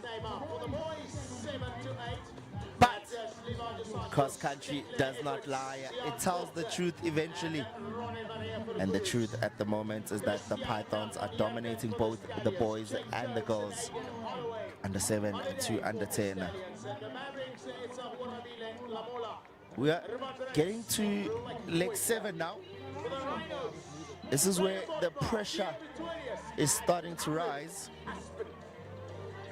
The race will take complete shape by leg 7 because we have 4 more to go. And the athletes know that the finish is getting closer. And everyone can sense it. The tension is high. The nervousness is rising. The heart is beating fast. And the uncertainty is getting even more dramatic. Coaches can sense it. The crowd can sense it as well. And suddenly, every second feels bigger. So these handovers now will become even more emotional. This is where the athletes want to make sure that they still maintain it between the Kurus and the Pythons.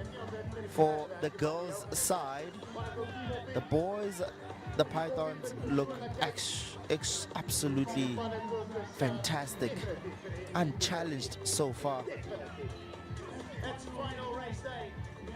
It is final race day here at Curro Serengeti. If you're just joining us, if you're wondering where we are, just come through to the East Rand. We're in Kempton Park, right next to the airport. Beautiful scenes, beautiful place. It's a nice area. It is my second time around this area. Actually, my third time rather around Serengeti. There's a beautiful golf estate right next to the school. So the school is brilliant, Curro Serengeti. So if you are around the area, come check it out. Come see these fabulous scenes. Thank you to the school for hosting us and having the Champions League cross country to meet here. The first one and the last one, where it all began. The pressure is building. It is rising. We are 30 minutes into this race. And by the time we get to leg 8, this is the momentum phase.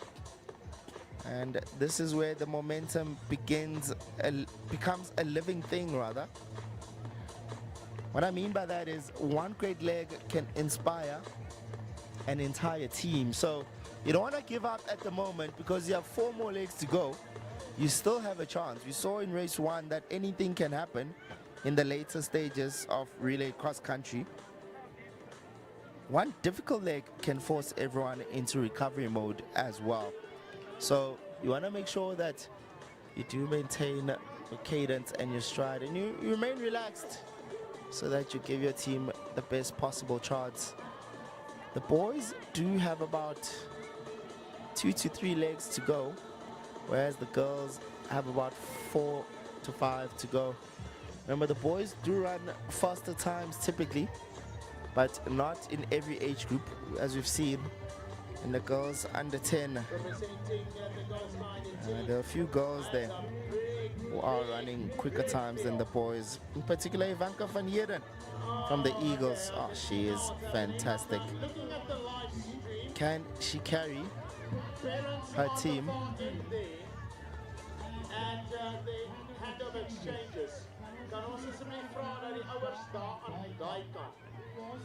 Yeah, so there's a bit of an issue with the parents that are close to the fence because we can't see the exchanges. So they have to move back because they are obstructing the view. So we do need them to move a bit. That's what the stadium announcer is saying. Mr. Thabo Molefe, the legendary South African commentator, all the way from Northwest, yeah, blessing us with his talents over the last 3 weeks. As I was saying, one difficult leg can force everyone into recovery mode. And remember that momentum is invisible, but is apparent. Write that down and then quote it. It's said by Isfiso Ndleja. everyone can feel the tension. The boys are about to finish. They have about 2-3 legs to go. So it is a bit tense with the boys. And right now, 1 or 2 teams are beginning to build something special, and particularly the Eagles and the Pythons. The Eagles are still in the girls' race. They are in the lead with the girls, or the Eagles. So fantastic for them. They still have Ivanka to come. Ivanka van Heeren. Oh, she has been absolutely blitz this entire series. She has been really, really good. Leg 9. Call it the courage leg, is leg 9. So it is going to be one of those things where you have to handle the pressure. We call it BMT, big match temperament. I don't know, what can we say with cross country? What is a big race temperament? BRT, not the bus, the race. Remember those buses were called BRTs a long time ago? Riavaya is what they're called now. 3 legs remaining. This is where athletes stop thinking about comfort, and now they are thinking about teammates. And that, ladies and gentlemen, does change everything. It's amazing what young athletes can do when they're running for somebody else. They will put in a bit of an extra effort. So, just want to go through the yellow jerseys quickly. The boys under 7 yellow jersey is held by Luanja Falyun from the Pythons. Boys under 8, Luan Kutsa from the Pythons as well. We saw those 2 earlier. And the 9 boys, Caden Hoots from the Kudus. He gave the Kudus a nice lead to begin this race. And the boys under 10 is Nolan Kutsa as well from the Pythons. So they have 3 there in this age group, or in this race. So they should be the favorites with the boys. As we look at those changeovers, the parents have now moved back, so we can see the changeovers. Thank you very much to everyone involved in making sure that happens. And then in the girls under 7, the yellow jersey is sitting with Cuzel Harrison. She was absolutely brilliant these last 3 weeks, 4 weeks actually. Girls under 8, undefeated. Blanche Boshoff from the Pythons. She's also been absolutely brilliant. And the girls under 9, Quinn Skonkon from the Rhinos. She's been good as well. And the girls under 10. And for me, the MVP of these junior age groups, Ivanka van Heeren. She's been absolutely brilliant throughout. Leg 10, the setup leg. This is the leg of responsibility. Remember what Spider-Man says, with great power comes great responsibility.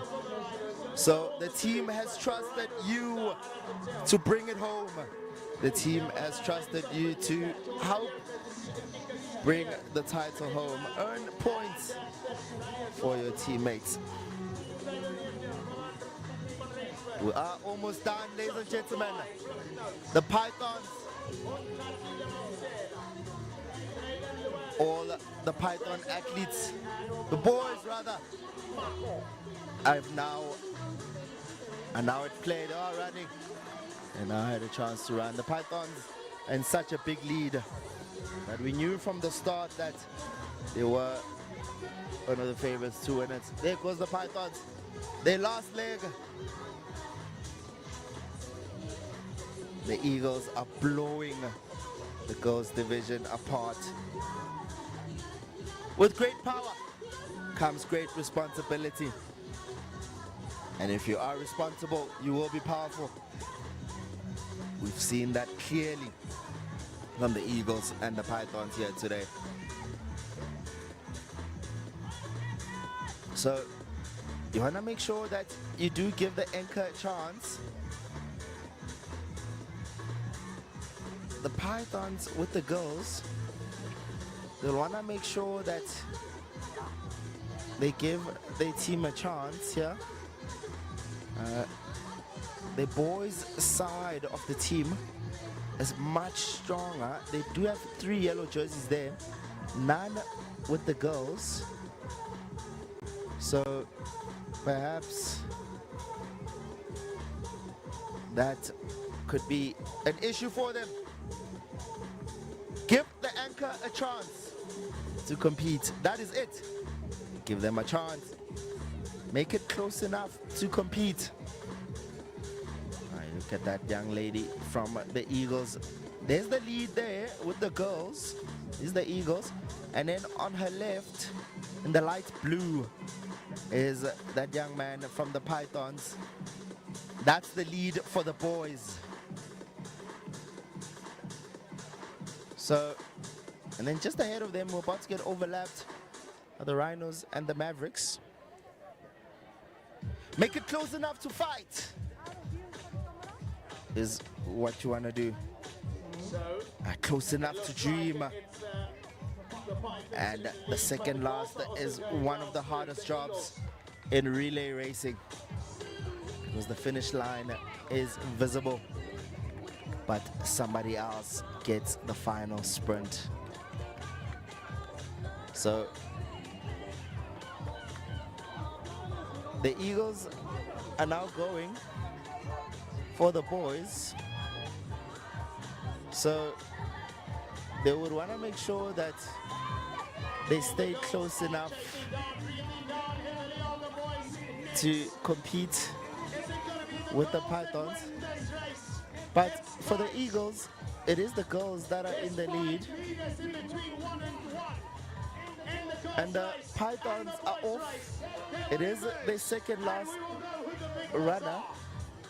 So it will not be good enough to compete with the Eagles, unfortunately. But they have done really, really well.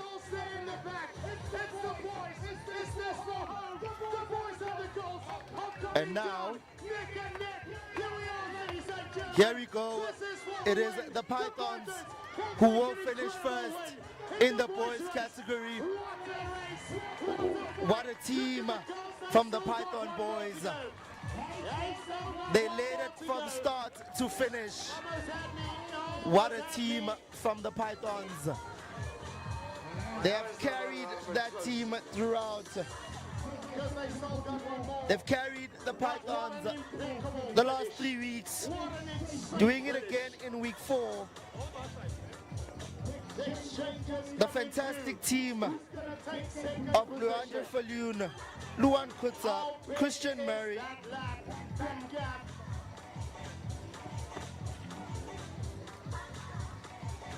wow, wow, wow.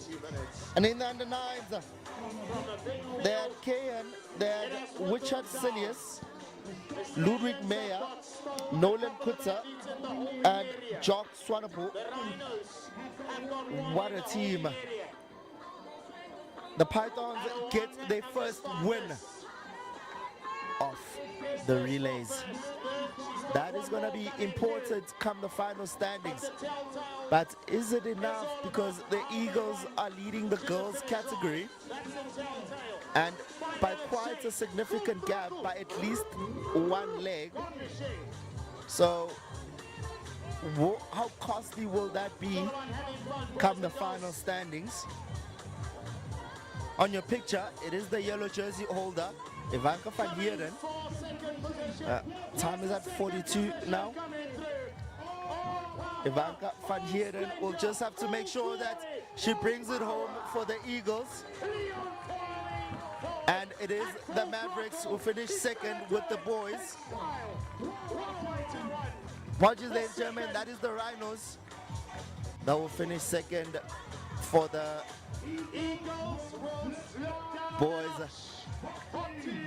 Under 7 for the boys division, 7 to 10. Because the Eagles are coming only for third in the boys' race. The Eagles are finishing third in the boys' race, but the gap that they have in the girls is so large that I do think that they will maintain their lead overall. I don't see them losing that lead going into race 3. At 25 minutes in on the clock. Look at all these warriors. Currently, at the moment, They are done. They are the finished. Eagles are in such a significant lead. Look at this finish. This is how you come through for the finish line. And now from the Stallions will finish in 4th place for the boys. Just wrapping into the red zone. Fantastic running from the young man, just sprinting to the finish line. The parents in support, excited for the young man. Oh, a big fall there, just there by the hill. Here goes Ivanka van Heerden, the first girl from the Eagles. And here we go. From the Eagles, it is Ivanka with the yellow jersey, the MVP of the under-10s. She is fantastic. Her times have been fantastic. She's won race 1, race 2, and race 3. And now she brings her team home, the Eagles, to come with the title for the girls under-7s to under-10s. Wow, that will change everything. Every coach was just shouting for her there to finish as fast as possible. It's all about time at the moment. Every parent willing these athletes forward. This is no longer about energy. This is no longer about pacing.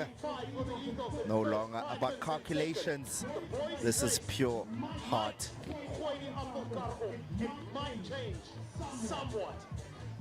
Sure, the lead is going back and forth between the Eagles and the Pythons on the overall standings. I will update you how they look like a few minutes after this race is done. Oh, what a day so far. The finish line is waiting for the rest of the athletes. The championship is waiting. Who will come out on top? History is waiting. So, the Eagles have opened up such a huge gap with the girls that I do think that they will maintain their lead overall after this race. But it will be much closer. The Pythons have surely closed it up a bit. They had a shocker this morning, but they look absolutely better now. This is where the athletes need to start digging deeper. She knows as well the Pythons need to dig deeper now. You need to accelerate a bit and run for time at the moment. The Kurus all handed over to their final leg. So will the Stallions as well. Will hand over to their final leg as well. So it'll be quite interesting to see how the final standings will look like. You have to dig deeper. The Kurus for second place with the girls. Ah, fantastic running from the Kurus. Wow, wow, wow. Who saw that one coming? The Kurus have placed second in the girls. That changes everything. The Eagles and the Pythons will be nervous now. The Kurus are here to fight. This is all about hearts now. Arms are pumping, legs are driving. Faces are full of determination. Here goes the Pythons now. They need to make sure that they close that time. There you go. There you go, young lady. That is what it's all about. Legs driving, arms pumping, face full of determination. This is what the sport is all about. You do want to make sure that you close the lead on the Eagles. Maybe, just maybe, it is enough to take the lead. But we will see in a few minutes how those standings are looking like. On your picture, it is the Mavericks, girls Mavericks, boys Kurus, and girls Stallions to finish this race. Oh, what a race, what a day so far today. We are 2 hours into the event and it has been absolutely dramatic so far. The crowd will be carrying these athletes throughout. The nose around this course is absolutely unbelievable. I've loved every moment of it so far. The support has been absolutely brilliant.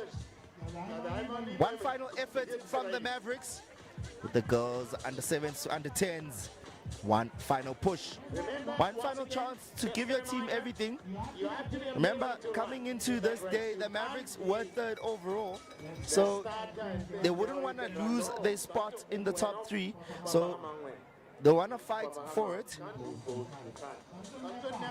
That's why every stride will matter, every second matters. You have to sprint for your teammates. Sprint for the pride and sprint for the championship points. There you go, young lady. This is what it's all about. You're about to cross the finish line. What a magnificent relay. Well done to this young lady. Perhaps she had a lot of energy within her. She should have been running from the start. All that cost her team in terms of time. What a magnificent relay. We have 2 more teams to finish before we head over. And on your picture, you see one of those teams now. It is the Rhinos who will finish their race. And it's going to be a last sprint here. Final drama of this age group. Who's going to take this one? Will it be the Kurus boys or the Stallion girls? That young lady is quite fast, eh? That young lady gave it her all to make sure that she does help her team on points. The drama, the action. What a run by Mbalenhle Luvuno. She did come 2nd last week. We know how talented Mbalenhle Luvuno is from the Stallions in black and white. 11 legs, 11 stories, 11 athletes combining the best efforts into one result. That is what makes relay racing beautiful. One athlete starts it, one athlete finishes it, but every athlete matters. Because championships are never built by individuals alone. They are built by teams. And today, these young athletes have reminded us exactly why the Champions League Cross Country Series has become something truly special. On commentary, I'm Sfiso Mleje. I'll see you in a moment.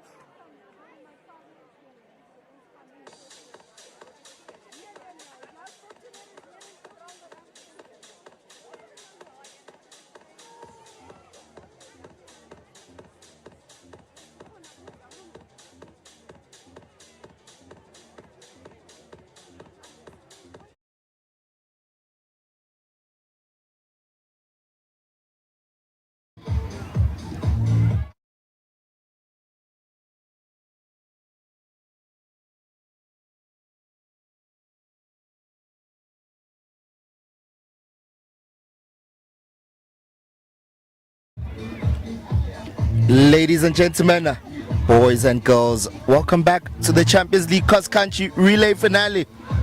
What a morning so far it has been. On your picture at the bottom, it is our incredible camera crew and our director here today. They have been fantastic, hard at work and making sure that we give you these brilliant pictures. Apologies about that, the electricity was out. That's why there was a break in picture. While the lights may have been gone out, the excitement never did. As I always say, I'm Sfiso Mdleche, where every stride tells a story and every finish creates a legend. Welcome back, everybody. If you are just joining us, we had a brief power interruption. Much like a good cross-country runner, we've recovered, regrouped, and we're back stronger than ever. Now we're here to bring you these brilliant pictures by Pitch Vision, and honestly the timing couldn't be better because we're about to witness one of the most important relay races of the day. The lead has been going back and forth between the Eagles and the Pythons in terms of the overall standings, so it's going to be quite interesting to see which team wins these next two races, because the under 11s, under 12s and under 13s girls and boys relay races are combined, running simultaneously. Two relay battles, two championships unfolding at once, two completely different tactical stories. The girls will contest 10 relay legs, while the boys will only contest 9 legs. Each athlete covering a distance of 1.6 kilometers. It might not seem like much, but these athletes are going fast. So going at that pace, 1.6 kilometers is far. These athletes are old enough to understand racing tactics though, old enough to understand pressure, and old enough to understand team responsibility, but still young enough to race with fearless enthusiasm, which makes this race categories one of the most entertaining in all of cross country. Just as a reminder, we do have the parents relay race coming up after this one, but the under 11s to under 13s athletes are now bouncing nervously, just looking around. The parents recording just there on the sidelines at the bottom of your picture. One coach looks like is trying to solve advanced mathematics while simultaneously managing a relay team. That is relay day stress.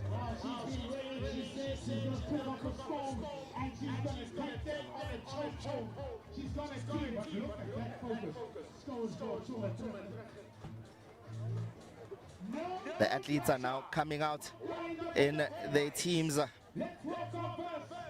First, we have the Eagles athlete is out first, and now the Kudus. Yellow jersey, Kudus. But remember, today is not about green socks. Today is not about the red polka dot socks. Today is not about the yellow jerseys. Today is about something bigger. Today is about teams. Today is about leaving with the trophy. And today is about becoming the first Champions League relay champions. The Rhinos are now out as well. So that's going to be interesting to see. The Mavericks are now out in your picture.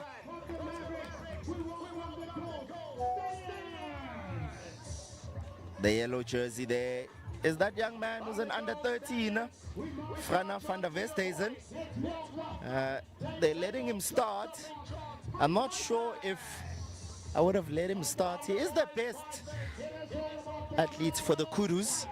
Can he open up a big enough lead to make sure that no one catches up to the rest of his teammates? But every team has its own strategy. The Stallions are out now as well.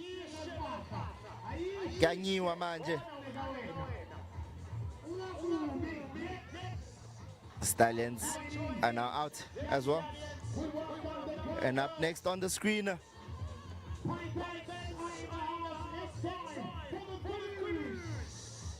it is the Kurus out next as well. Also wearing the yellow jersey is that incredible young lady from the Kurus, Kaylee Jansen van Vieren. She's wearing the polka dot socks, the green socks, as well as the yellow jersey. She has been fantastic the whole season. She won all her races this season by far. Truly, truly impressive athlete. Another yellow jersey as well from the Pythons. It is Megan Ann Roberts. 4 yellow jerseys. Bukamuso coming out for the Eagles, the boys Eagles. Sure. Oh, this is going to be a good race to start off. 4 yellow jerseys, and some of the athletes won last week, upsetting the rest of the lineup. In 10 seconds, we are about to witness what may be the best race for today. This is about to be historic. 4 yellow jerseys, and they are away. Excellent start from both the boys and the girls. The crowd is shouting. Everyone is anticipating this one. I am expecting Frana to get a lead here. He is indeed a very talented young man, a South African champion in the track and field schools. A very talented young man. I'm very proud of him. He has come into the Champions League series with a lot of pressure, and he has been able to handle that pressure. Look at Bukamuso. Bukamuso missed the first stage, but he came back in stage 2 at Prime View with the challenger, and he ran really well barefoot, coming in second place in the boys under 12. And last week he caused a massive upset, winning the classic title last week, coming in first place. Bukamuso will surely be proud of his performance there. He has been excellent. But Frana van der Westhuizen, it's about him right now at the moment. He has been the man of the hour for the boys under 13.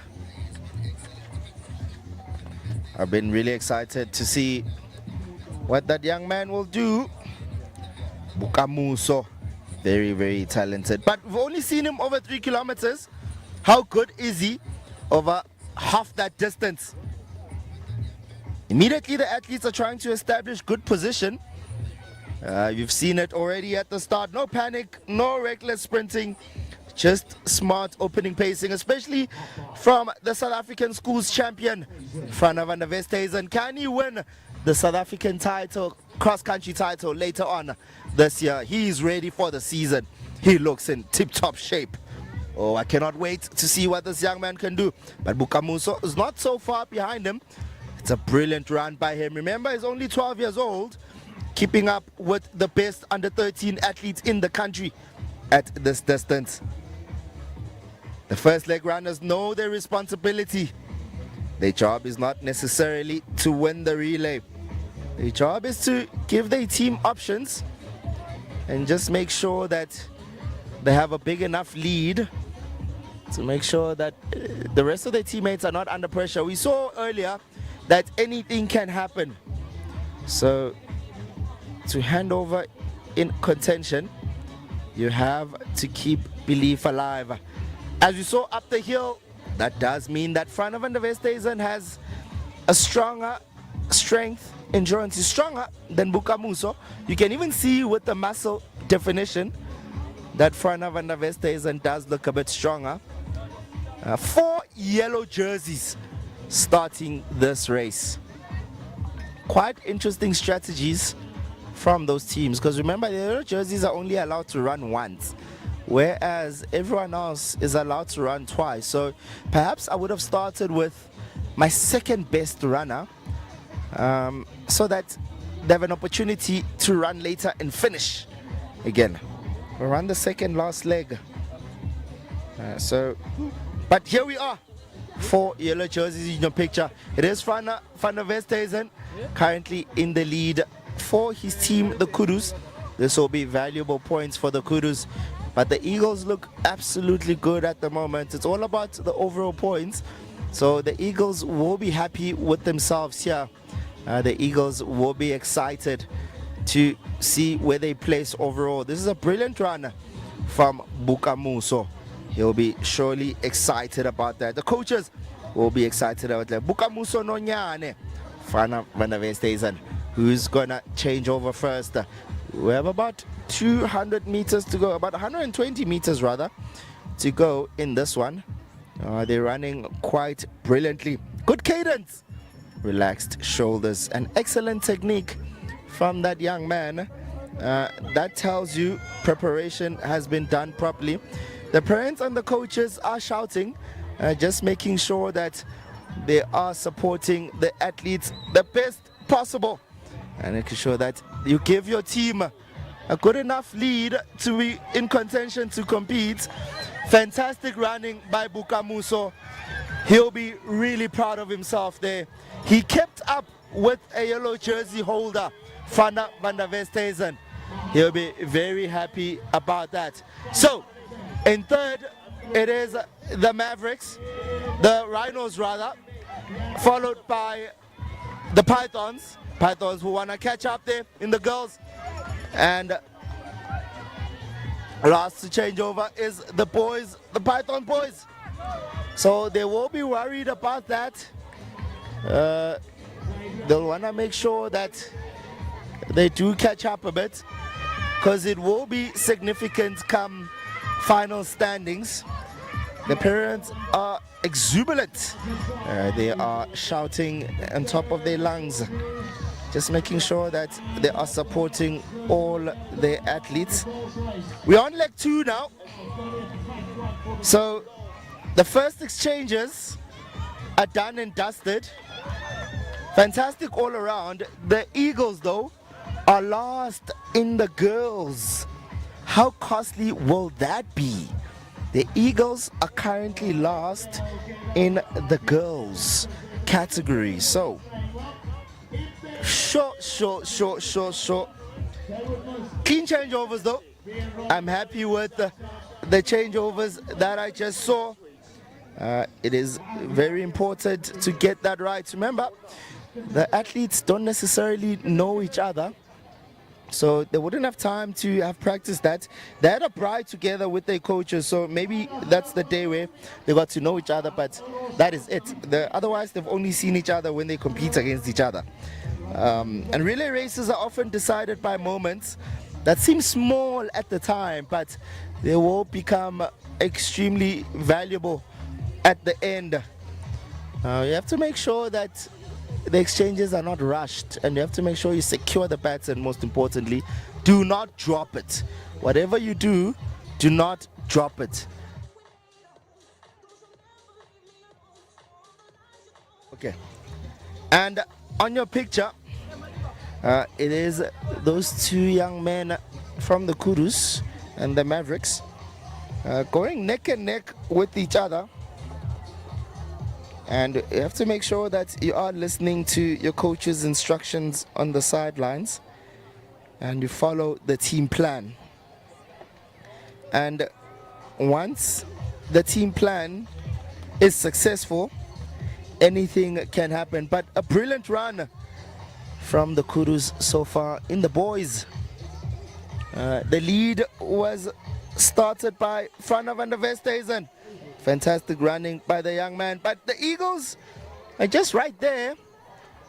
The Eagles are looking ominous. They are clawing their way towards the Kurus. They want to scratch the backs of the Kurus. Can the Eagles come out on top here? They'll want to make sure that they stay there. That's what leg 2 is about. So you don't want to lose a few unnecessary seconds. You want to give your teammates enough time to run their race instead of running under pressure. Because like I said earlier, those moments do add up, and you do not want to be the person that messes up a possible win for your team. It is the Kurus and the Eagles. The Eagles have now taken the lead, ladies and gentlemen.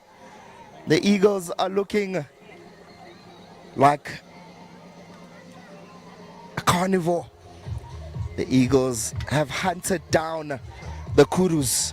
And because they've hunted them down, here's where they feast. Because they have a brilliant team in the boys category.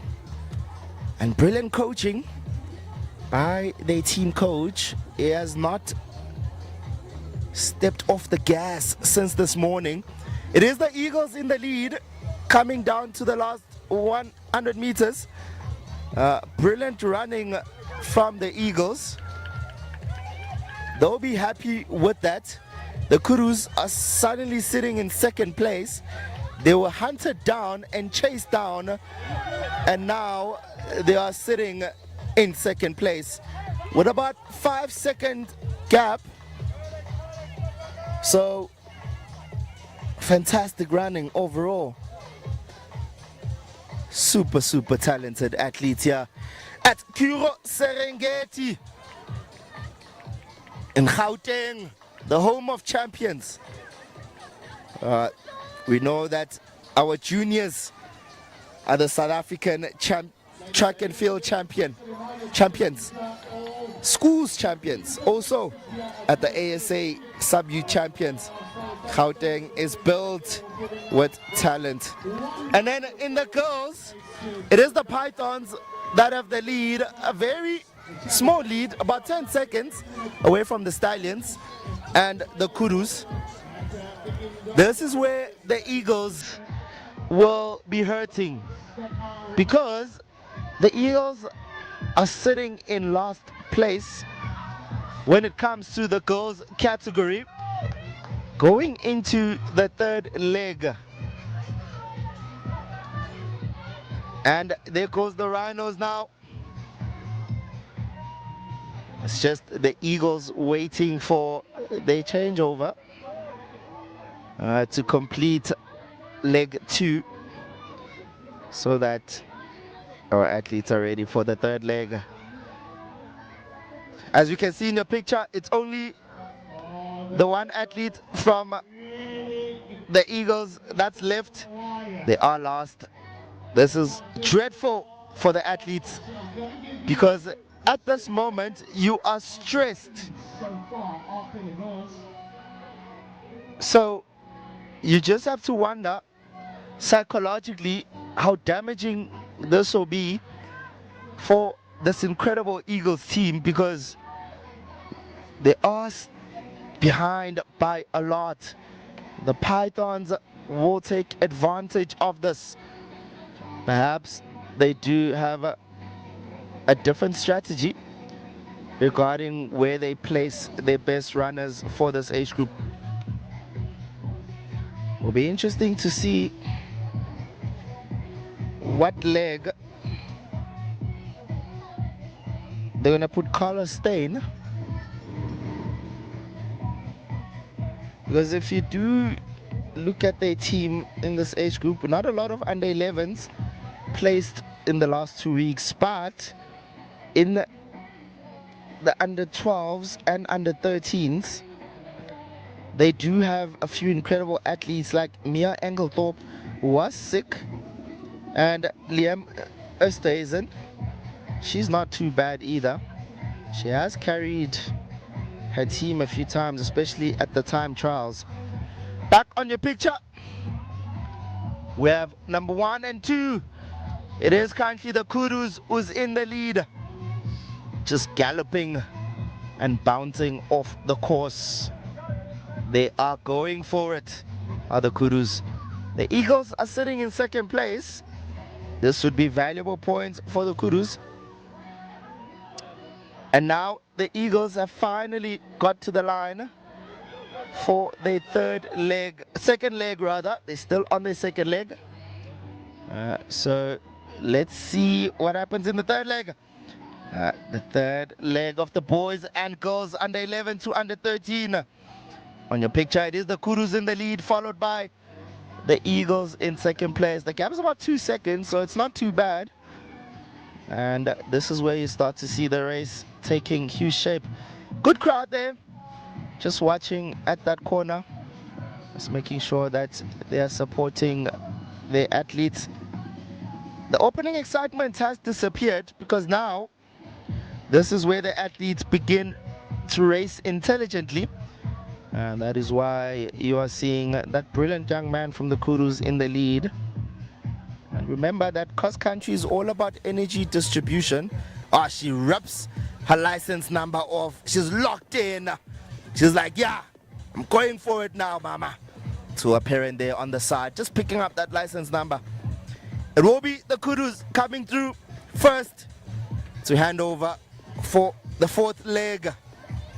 Remember, the boys only have 9 legs while the girls have 10. A brilliant running from the Kurus. But here comes the Eagles as well. They're fighting quite hard. They're going neck and neck. The overall standings will be interesting and impacted in this race. It is Kurus in the lead. The Eagles in second place. That is leg 4 has started for them. And the energy distribution in cross country, think of it like spending money, right? And if you spend everything immediately, you will be in trouble later. Don't be me.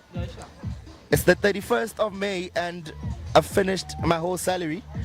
So I did not distribute my salary evenly across the month. So now I have to pray to the grocery gods. But it's all about cross country. You will be in trouble later if you do not distribute your energy evenly. And if you save too much though, you will miss opportunities. So you don't want to be the person who will have regrets. And in third place is the Stallions with the boys, and in fourth is the Pythons. The Pythons want to make sure that they close the gap on the Eagles there, just because it will impact the overall point standings, because the Pythons are in the lead when it comes to the girls. So good on them. The Kurus are off. For the girls, looks like the Kurus have retaken the lead for the girls as well. So both the girls and the boys, it is Kurus 1-1. What a race by them. Good team. Wow, they will be happy with themselves there.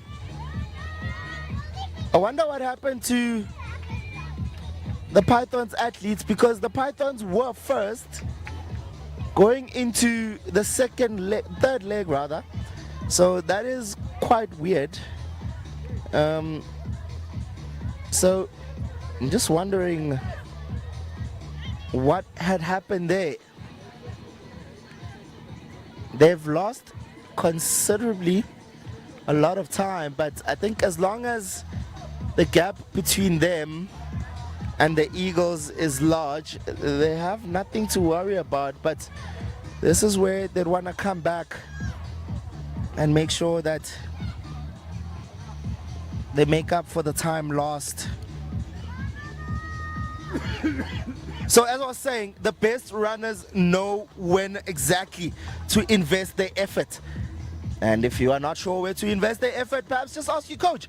That is why the Champions League cross country did provide coaches for all the teams involved. So it is one of a kind. It is a one of a kind experience. And I'm pretty sure that it is going to be a massive event going into the future. And the demand is already high. Everyone is talking about it. All the athletes that I know in Gauteng want to be part of this next year. So you better look out for the registrations for 2027. Surely it is going to be bigger than ever. There are about over 300 athletes this year. We're expecting that next year there should be over 700 athletes because there is a high demand for an event like this. So exciting. 1,000. So I'm hearing the demand will be over 1,000 athletes in 2027. This event is shaking up and it's going to be really, really big. So you don't want to miss out. Make sure that you go onto championsleaguexc.co.za and learn what it's about. There's an option there to just read how it works so that you understand fully and prepare accordingly for 2027. And in your picture, it is the Kurus. They are still in the lead, the Kurus. Remember, at this age group, they are running 1.6 kilometers for this relay. The Eagles just following in second place. They have about 300 meters to go, but 200 meters to go rather. And in the fourth leg, this is where the relays start to begin to settle into a very nice rhythm, I must say. And just keep a close eye on the athletes waiting in the exchange zone. A lot of them are getting frustrated because perhaps they'd like their teammates to give them a chance to compete for the title. There goes the Eagles. They are last to hand over for the girls. She is running barefoot. She's sprinting it. Is she going out too hard? It is going to be very, very interesting to see. The Kurus hand over. And the Kurus are in a massive lead at the moment. The lead is now at least 40 seconds. The Eagles have fallen behind quite drastically. And these points for the Kurus will surely be valuable come the final point standings. The Kurus have gone from 6th place in the start of today to potentially competing for the title. Oh my days. Oh my days. It's going to be exciting. I cannot wait to see who wins this title. I'm very, very excited about that. The prospects of the Champions League is so exciting, so unpredictable. And that is why we are here. The unpredictability of the Champions League, because you don't know which team is going to win. Well done to the organizers for balancing out the teams the way they did. The Stallions are sitting in third in the boys. So fantastic work by them. They've struggled all morning. On your picture, you are seeing the Kurus. They are in the lead in the girls as well. Fantastic age group for the Kurus. Perhaps did they use their best athletes too early? And then the Mavericks are fourth. The Mavericks are sitting in fourth place in the boys. So I'm pretty intrigued to see here how far off the Pythons are. Every point matters. Coming into today, they were first overall on points, but now they have fallen to second. And there goes the Kurus with the girls as well. They are in a massive lead in the girls category.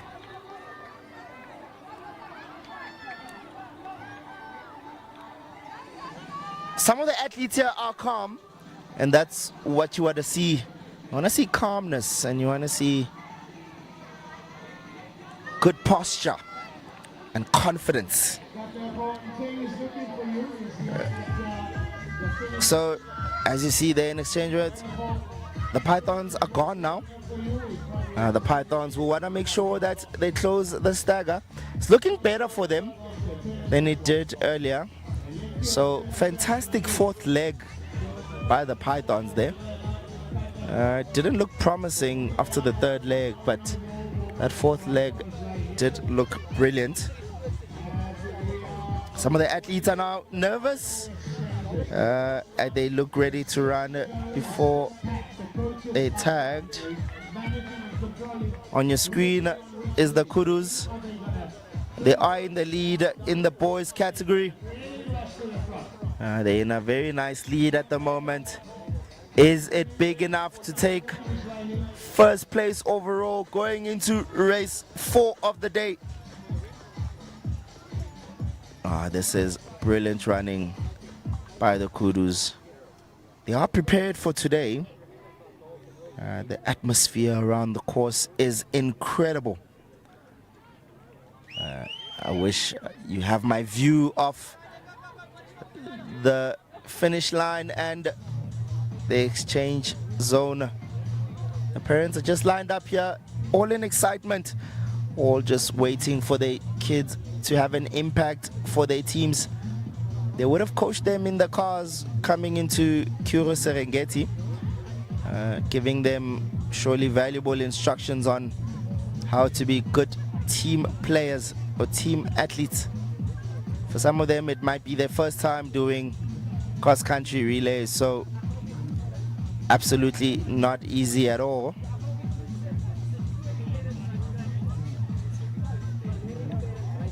As you see, the athletes getting ready to go. They look quite nervous. The teammates on the sideline will be encouraging each other, and everybody understanding how important every second is now becoming. A lot of the athletes are in leg 5. This is leg 5 of the boys. The Kurros are still in the lead. We are in the middle section of the relay. And now the results. The results are looking quite interesting. The standing results. Here's how they are currently looking like at the moment. Just before this race started, I will give it to you live. I'll give it to you live while I wait for the results to come through to me.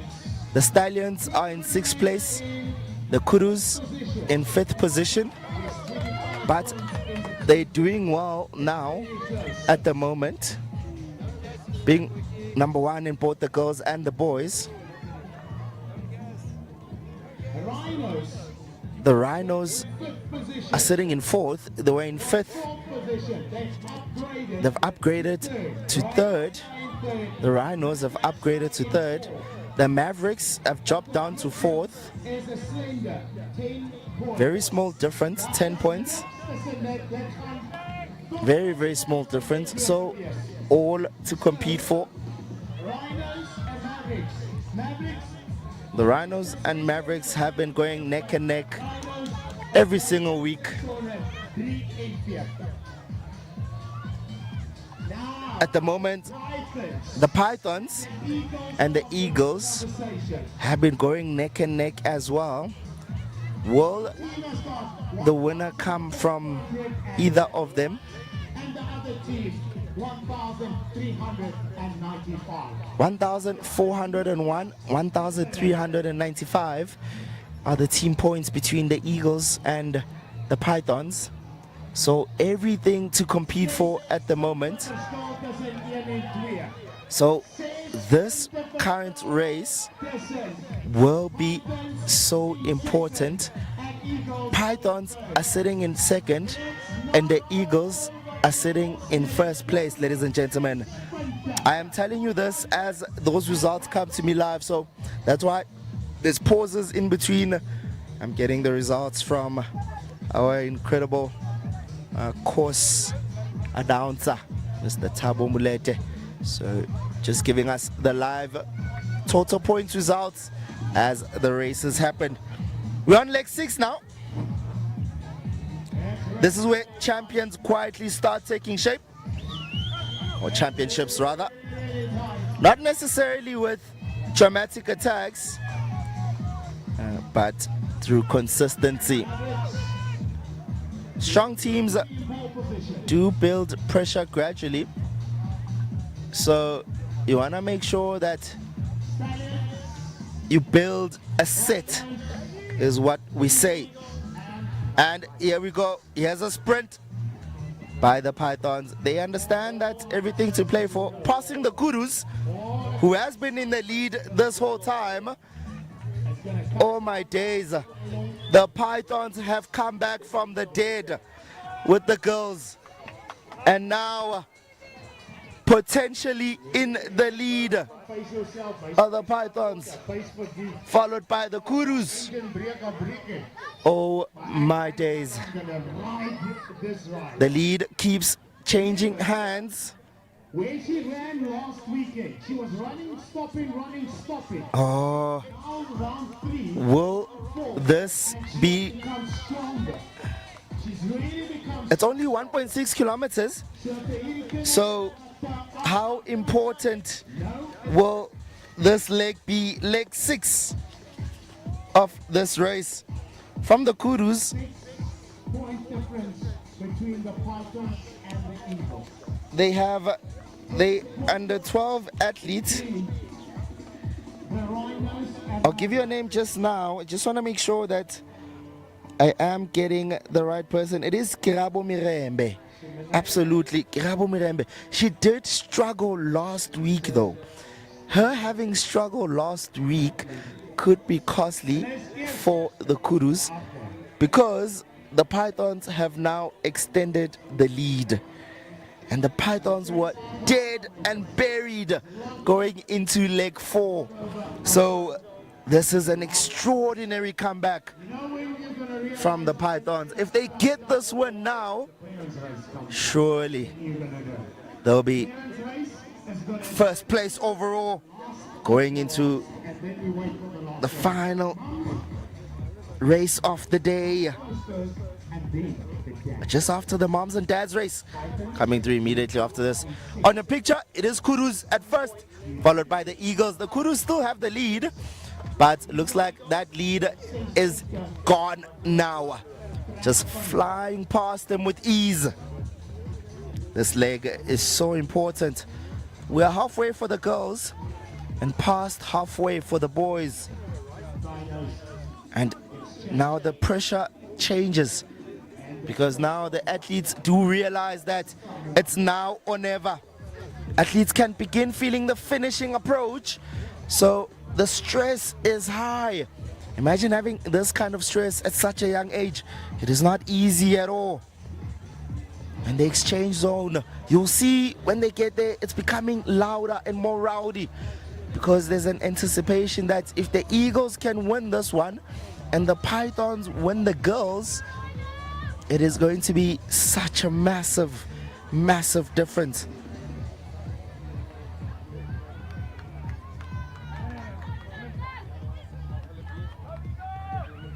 There goes the Mavericks, but that is not the lead.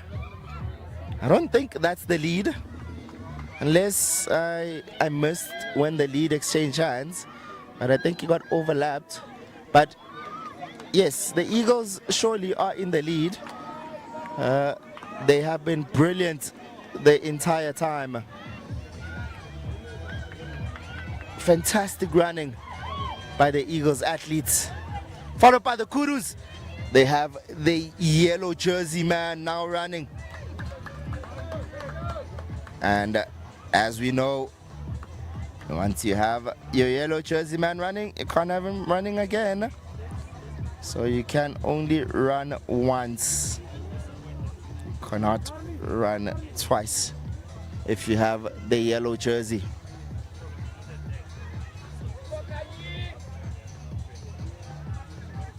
Oh, the Kurus have lost their second place. Oh, that would be so disappointing for them. The Kurus have lost their second place, ladies and gentlemen. It looks like in second currently is Nolan Kutza from the Pythons. That will be a massive, massive second place. Can he run the Eagles down? We know that young man is super talented. He's wearing the yellow jersey, undefeated in the series. As you see, the Mavericks athletes getting overlapped there. The Eagles athletes still in the lead. The Mavericks are not second. He is overlapped. The race is getting much more emotional now. Everything on the line. A brilliant run by Nolan Kutzer so far. He has closed the gap. The gap was at least 20 seconds. Now it looks like about 10. On your picture on your screen, it is the Mavericks. They're doing extremely well in the girls category. The Rhinos are the ones who got overlapped. And on your picture, here comes the Pythons now. They're about to go for their leg. They'll want to make sure that they close this gap because every second counts here. Yeah, it is the Pythons in the lead in the girls category. Or is it the Mavericks? I think it is the Mavericks who is now in the lead. So every second counts. The Pythons have to just make sure that they keep it going.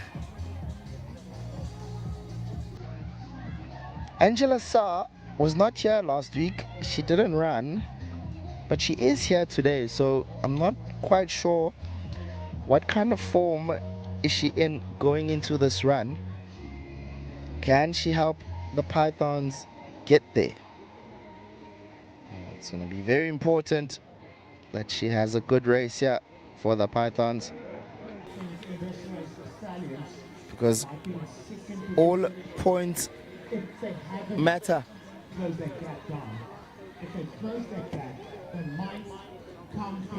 Like I said, now the race is a bit more emotional. Every incoming athlete now arrives carrying information for their teammates. Information such as a gap, an opportunity, a problem. Momentum has become visible. Clearly, the Eagles are favorites to win the boys category. They are in leg 7, so they have 3 more to go. So before they finish, they have been brilliant, and they still have Bukamuso to come. So the Eagles surely are the favorite to win the boys category. And the yellow jersey has not even run yet. Is Stian Austin from the Eagles. It is the best under 12 athletes in the series, has won absolutely every race so far. And here comes the young lady from the Kurus, Kiraba, has finished her race now. She will be disappointed with that. She got it in 2nd and she handed over in 4th.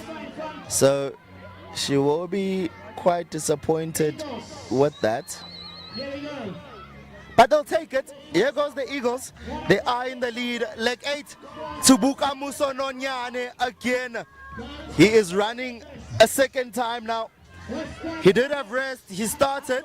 Great strategy to have him start the race so that he has rest. He has been resting for a while now. On your screen, it is Mr. Tawa Mulete and the athletes there. So it will be quite interesting to see. Yeah, that young man, Bukamuso Nonyane, probably could have won the yellow jersey if he did the first competition. He missed it, came 2nd in stage 2 and came 1st in stage 3. So having such talent here at the Champions League cross country has become absolutely a dream for us. Gauteng looks in good shape in terms of cross country athletics. So it is Bukamuso Nonyane in the lead. He is looking around now, just wondering where the rest of his competition is. He'll want to extend the lead and make sure that he secures victory for his team. The Stallions are sitting in second now. That's going to be a shocker. This is where relay racing becomes fascinating. So athletes are no longer running for themselves, yeah. They're running for teammates. So this is gonna be quite interesting. The Eagles in the girls category are not doing well at the moment, and I do have a feeling that's going to be extremely costly come the final results. They are sitting in last place for the girls category, and that could change everything. How costly will it be?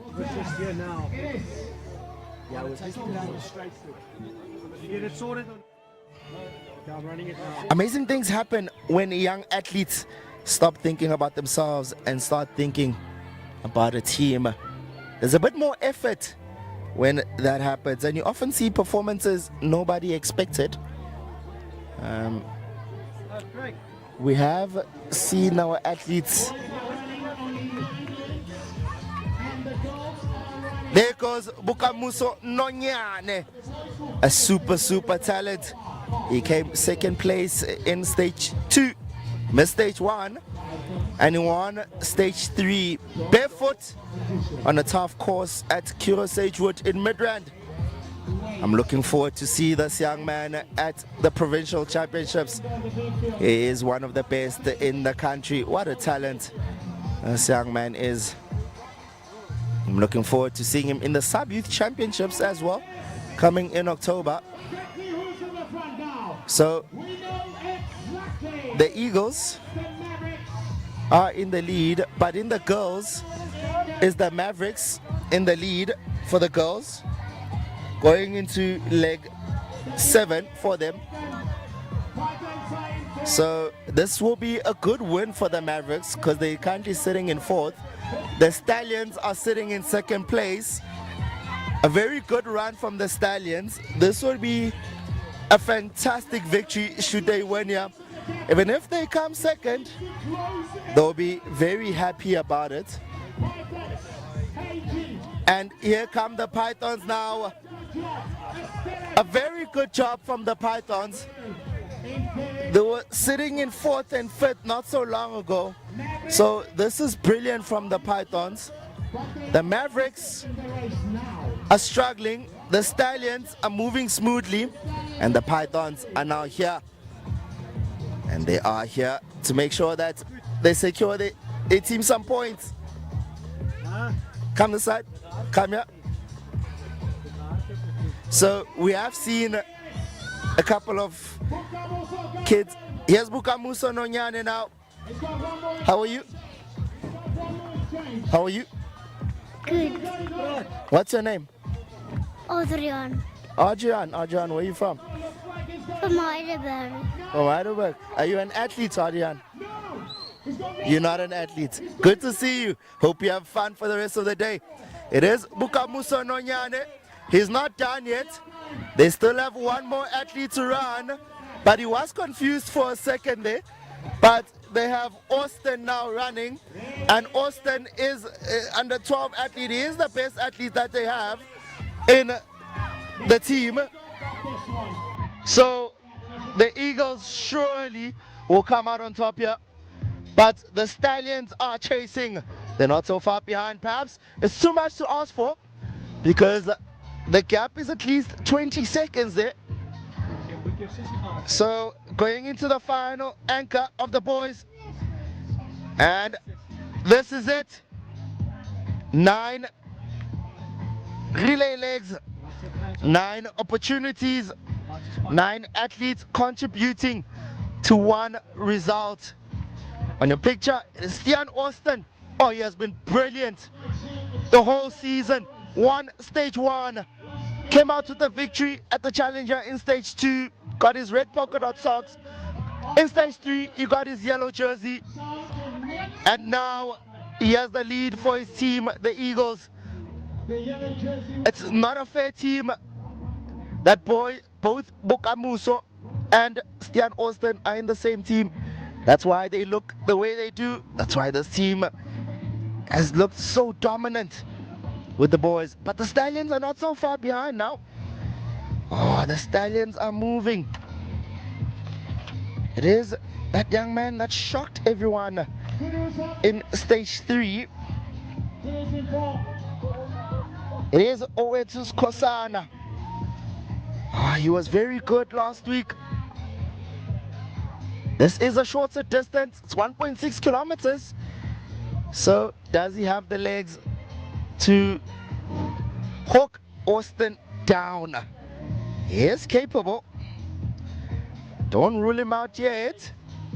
But as you know, the gap has closed down a bit. Perhaps about 10 seconds now. The Eagles in first place. The Stallions in second. Those sharp corners, they have to slow down a bit as they turn those corners. That's where you don't want to lose momentum. Good strategy by the Stallions, by Oetus Kosada. Fantastic running off the pen there.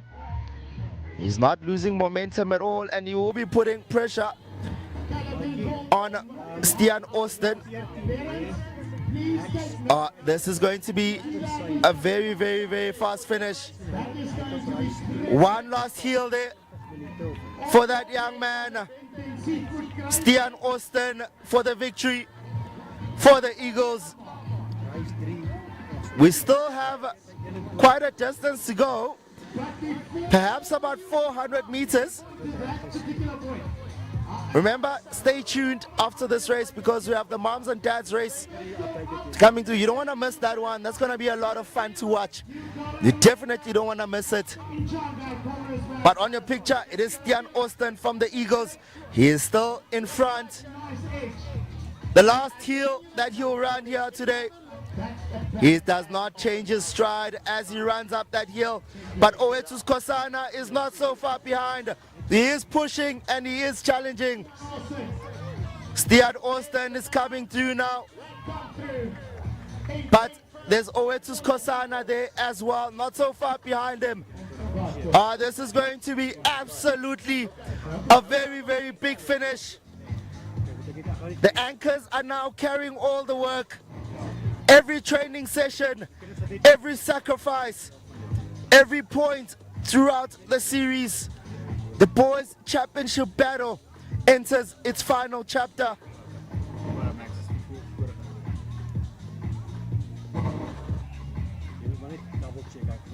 The finish line is waiting for this young man, Stian Austin.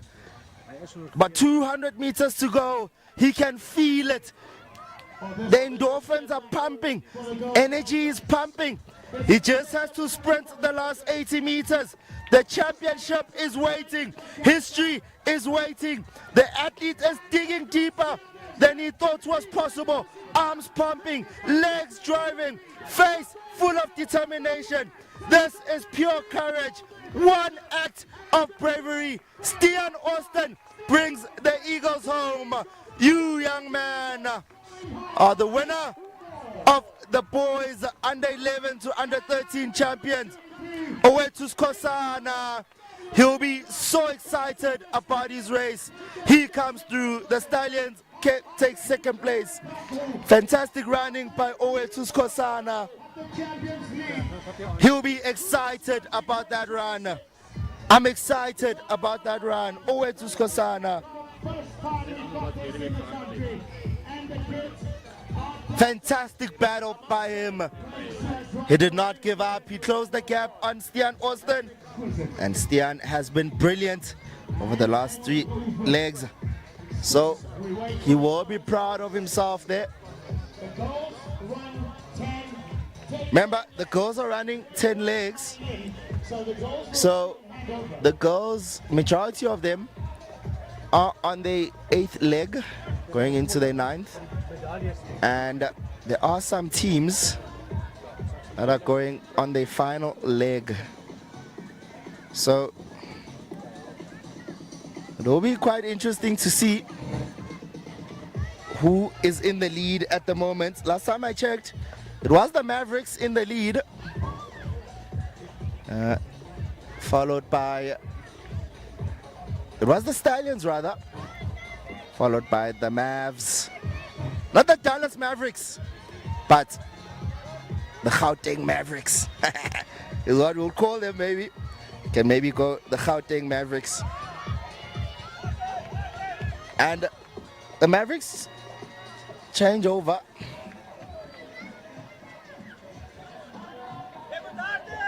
They are sitting in first place.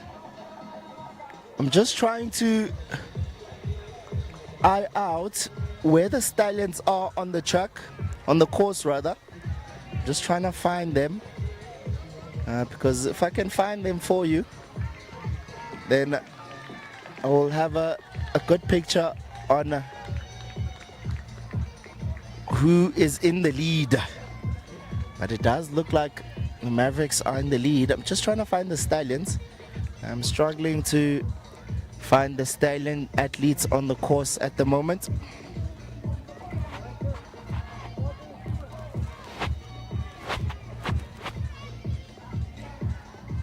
So, meanwhile, the girls continue.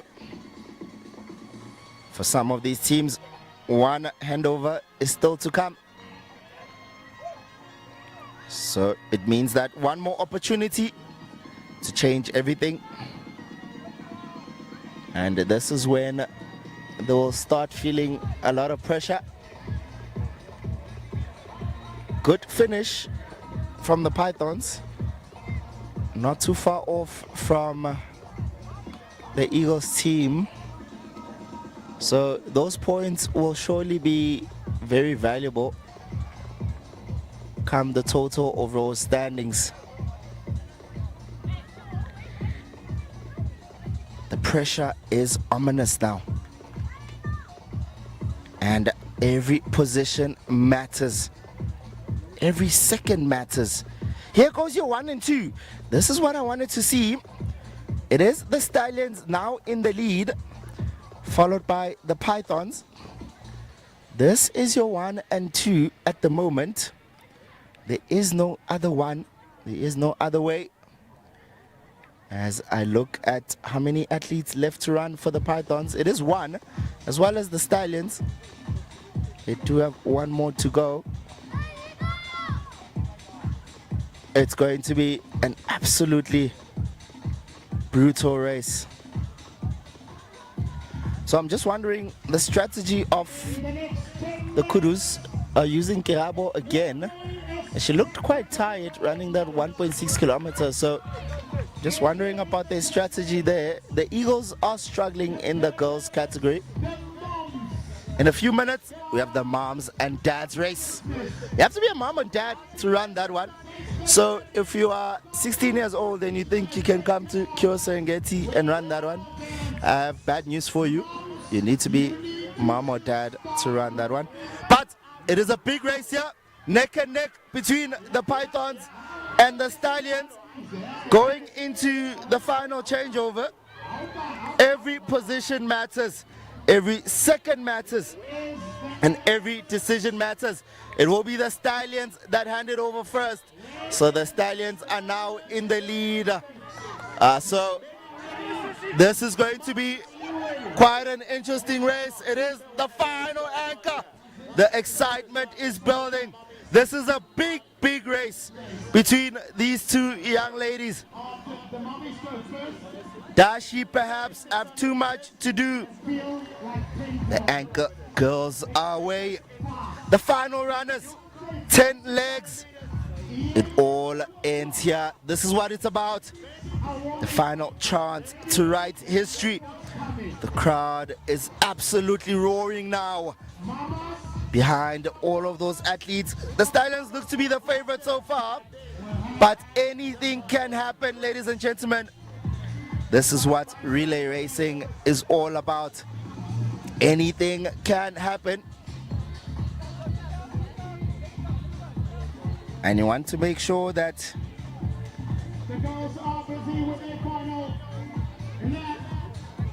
it is the last anchor now. I'm so excited. I am getting goosebumps. This has been one of the best races that we've seen here today. Much more competitive and a bit closer than what we've seen in the other age groups. So this was exciting. See though, she is struggling to get up, a young lady from the Mavericks. She'll surely want to just finish this race.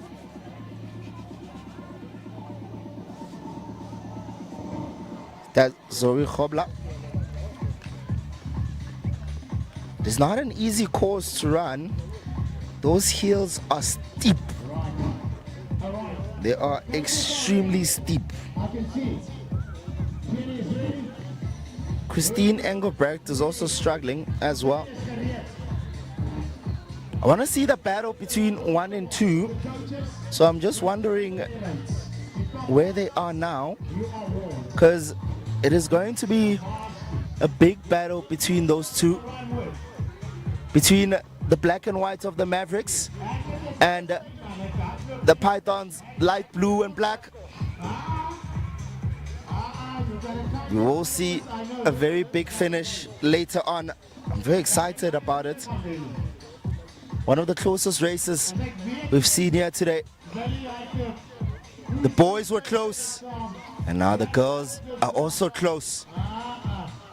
It's a great curtain raiser for the moms and dads race. But that is also a curtain raiser for our closing race of the day. Our senior men, 14, 15, 16, 17 and 19. The Pythons will be happy with what's happening with the Eagles, struggling with the girls. So it will not be easy at all. The Rhinos have just finished their race as well. For the boys, they struggled quite significantly in this age group. And here goes the lead from the Stallions. The Stallions are in the lead at the moment. Just looking around to see where the rest of our competition is. The Pythons athletes will want to motivate and encourage their teammates. So you want to remember that every second matters, every second counts. You want that overall team title. It is a beautiful trophy, by the way. So you do want that team title. Grabo's struggling, but here's the lead. It is the Stallions. A brilliant run from the Stallions. We do have about 300 meters to go. The finish line is waiting. The championship is waiting. The Eagles now get it. The Eagles have caught up a bit. They were last by 4 and now have caught up a bit. How is that possible? How is that even possible? I wonder what happened there, because they were last, but this will be valuable points for the Eagles now that they've caught up. The Eagles are sitting in 5th. The Mavericks, who started well, are struggling now. Here comes the finish with the Stallions. The girls under 11 to under 13. Listen to the crowd. Parents screaming, teammates shouting, coaching, willing their athletes forward. And she crosses the finish line. What a magnificent relay race from the Stallions. Fantastic running. The second place will be taken by the Pythons. That will be an excellent second position placing. for the Pythons. 58 minutes. Sure. What a long race, but so exciting. Fantastic running there by the Pythons, just making sure they get valuable points going into the final race. So, the boys have completed 9 legs, whereas the girls completed 10 legs. On the picture, you're just seeing our Champions League golf cart that has been driving around, just getting these beautiful visuals for you, particularly for social media. So do check out our Instagram, go Champions League Cross Country on Instagram, Facebook, website championsleaguexc.co.za. That is championsleaguexc.co.za. If you are streaming live on YouTube, thank you for joining us. And remember to leave a like and subscribe. And comment which team do you think will win the overall title. Team Mavericks, Team Kurus, Team Pythons, Team Eagles, Team Stallions, or Team Rhinos. The parents race is immediately after this. The parents will get ready to go. Surely it will be one of the slowest 600 meters I've ever seen. That's gonna be extremely funny and exhilarating.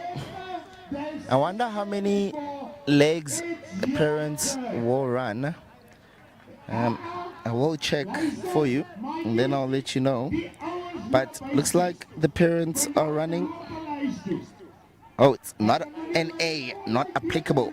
I'll find out for you guys. But on the picture, it is a young lady from the Rhinos. We want to make sure that she gets valuable points for a team as well. This is what it's all about. Pure competition and heart. Can I please have the start list for all the moms and all the dads? A reminder, the boys have completed 9 legs, while the girls completed 10 legs. Throughout, dozens of young athletes combining their efforts into something far bigger than themselves. We all know that relay racing teaches one of its life's greatest lessons, and that is success is sweeter when it's shared. And I'm pretty sure that's how some of these athletes will be feeling today. I've kept saying it the entire day. Today wasn't about one athlete. It wasn't about one moment. It wasn't about one performance. As you see on your picture, Curro has just been passed by that young lady from the Mavericks. Curro is struggling at the moment.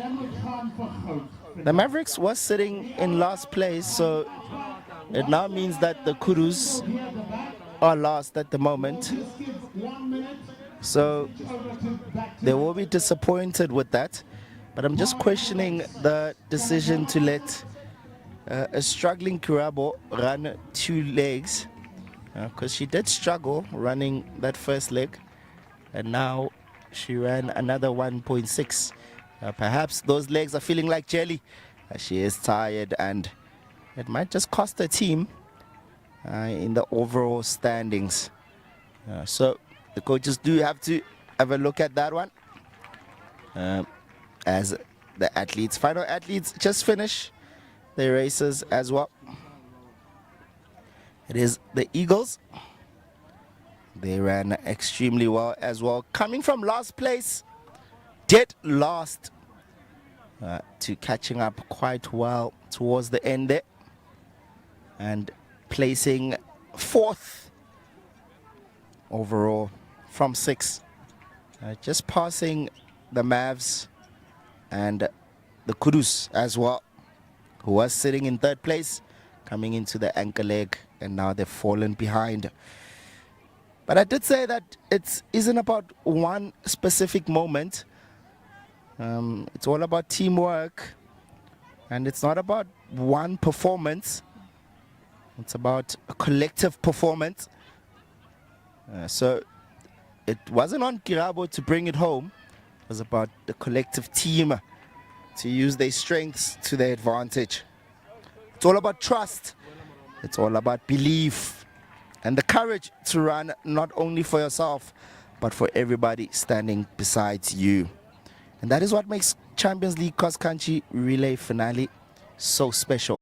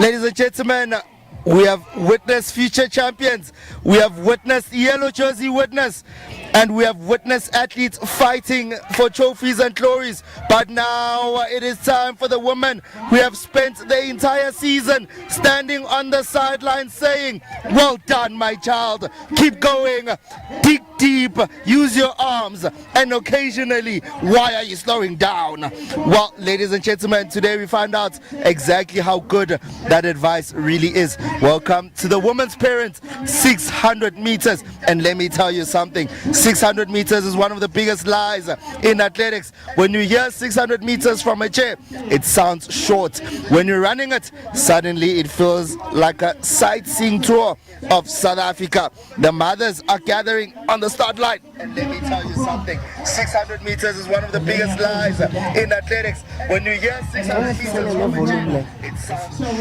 When you're running it, some looked confident coming into it. We had some comrades runners here, so we're going neck and neck here at the moment.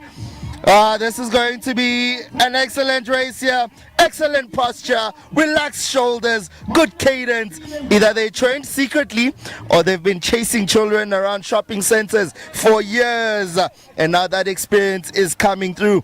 This is where 600 meters begin introducing itself properly. The excitement starts fading. The lines begin negotiating. The legs begin asking questions. One mom currently looking over another competitor, and they're going neck and neck, both comrades runners. This is personal, ladies and gentlemen. The crowd is absolutely loving this. Some children are offering tactical advice. This is textbook racing. The final sprint, the finish line is now visible. The lungs are burning. The pride is powerful. Fuel source. One athlete has absolutely blasted the whole field. The kids are screaming. The crowd is roaring. A wonderful reminder that sport belongs to everybody, and today they become athletes. Wow, what a race. Ladies and gentlemen, let's hear it for our incredible moms. Today they became competitors. Wow, wow, wow. Tomorrow morning they may be considerably more difficult than they were today, so I feel for the athletes. They're going to be grumpy and moody in the house. Perhaps those hamstrings will be sore tomorrow. It is going to be extremely difficult. Wow, wonderful race. They've shown everyone that it is possible to run 600 meters, even well beyond your prime. Fantastic running. That was exciting. A wonderful initiative. Thank you so much to the organizers for making sure that our kids our parents rather, do run that race. For a few minutes today, the moms stop being chauffeurs, lunch pack makers, homework supervisors, and family organizers. I was expecting a few of them to maybe fall down running downhill, but none of them did. Incredible to see. I'm very impressed actually. 2:14 is the time. Great run. Congratulations to everyone who did finish. This is what it's all about. You want to make sure that you at least finish your race, because your kids are watching. They might be saying to you later at home, why are you not taking your own advice? So that is an awkward moment. Some parents are now walking the race. The importance of regular exercise. I will take that advice as well. I'm back in the gym. My injury has healed now. I had a back injury, and during that time I gained a lot of weight, so I'm coming back to running now. I know a lot of you watching this are thinking the same thing, that you need to go back to the gym. So let's go back together. Let it be a team effort. I'll be there for you in support. Let's do it together as a team. The best gains happen in winter. Well done to the finish. As I always tell athletes all over the place, all over the world rather, Yes, you got it. champions are made in winter. Here we go. Fantastic. Walker, look at you. Our course announcer just putting pressure on our remaining last two athletes. I call them athletes because that's what they are today, Coming home. so that they finish the race. Fantastic running. Congratulations. Congratulations to them. They have done it. They finished Kiddies the race. have The kids done it. do respect them a bit more now. That everybody Oh, fantastic running. now return So exciting. to head of the house. Amazing day so far of cross country running. What a morning. As now we head over to the afternoon. The time, we're about 10 minutes behind schedule, 21 months. but I'm pretty sure that that's because the moms and dads were not a combined race. It was supposed to be combined, but it was split up. Incredible running. As we go back, we're gonna begin the dads race now at the start line. Let's see the dads come out. I'm wondering, do we have some famous names there like we did with the moms? I'm expecting a sub 2 minutes. That's what it's gonna take for the winner. Let's see what testosterone has in store for us. What a race. As a quick reminder, we are here at Curro Serengeti So, in Kempton Park, just behind the airport. Excellent scenery, race, wonderful school, a lot of farms near the school as well.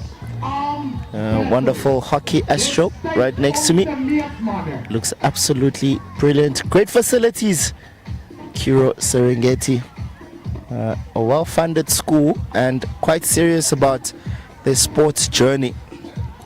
And I'm pretty sure that they will be competing with Curro Hazeldean soon in terms of all sporting codes, particularly in the athletics. So thank you to Curro Serengeti for having us here. And up next, in a few minutes, we will have the start of the men, the fathers, the house bullies, but most importantly, the role models. I will be back in a second.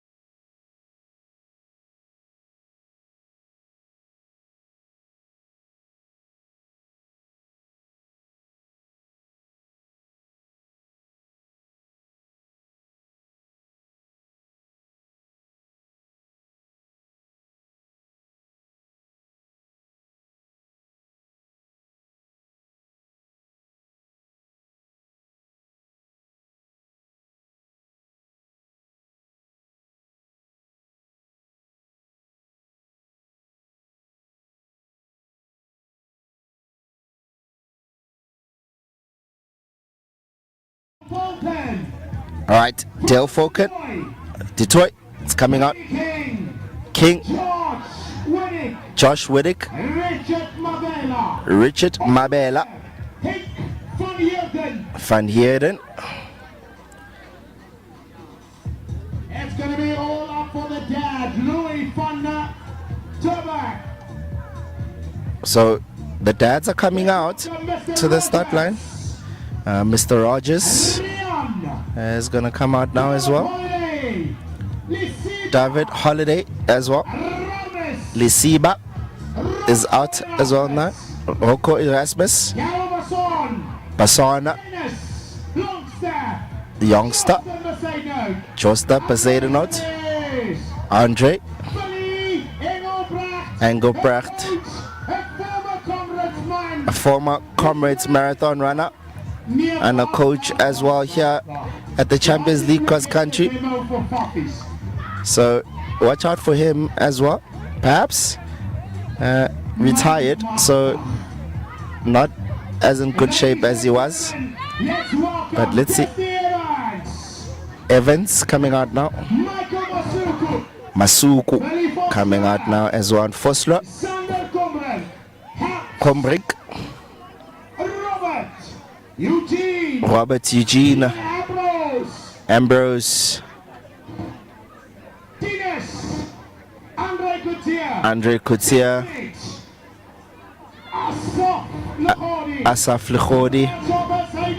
Rosa Poseidonot. Tumelo Musia. Ian Tuya Foster. Ilan Shaw. Aiden Shaw. Oh, loving the hair. Oh, I'm loving the hair too. Loving the wigs there. By those men. That's what it's about. It's about fun. It's about having fun. Fanikak, Bosov, Christopher, Willie, Bernard, and Van Jeden. And lastly, he's a Comrades Marathon man. Van Heerden, he paces Comrades runners. Let's welcome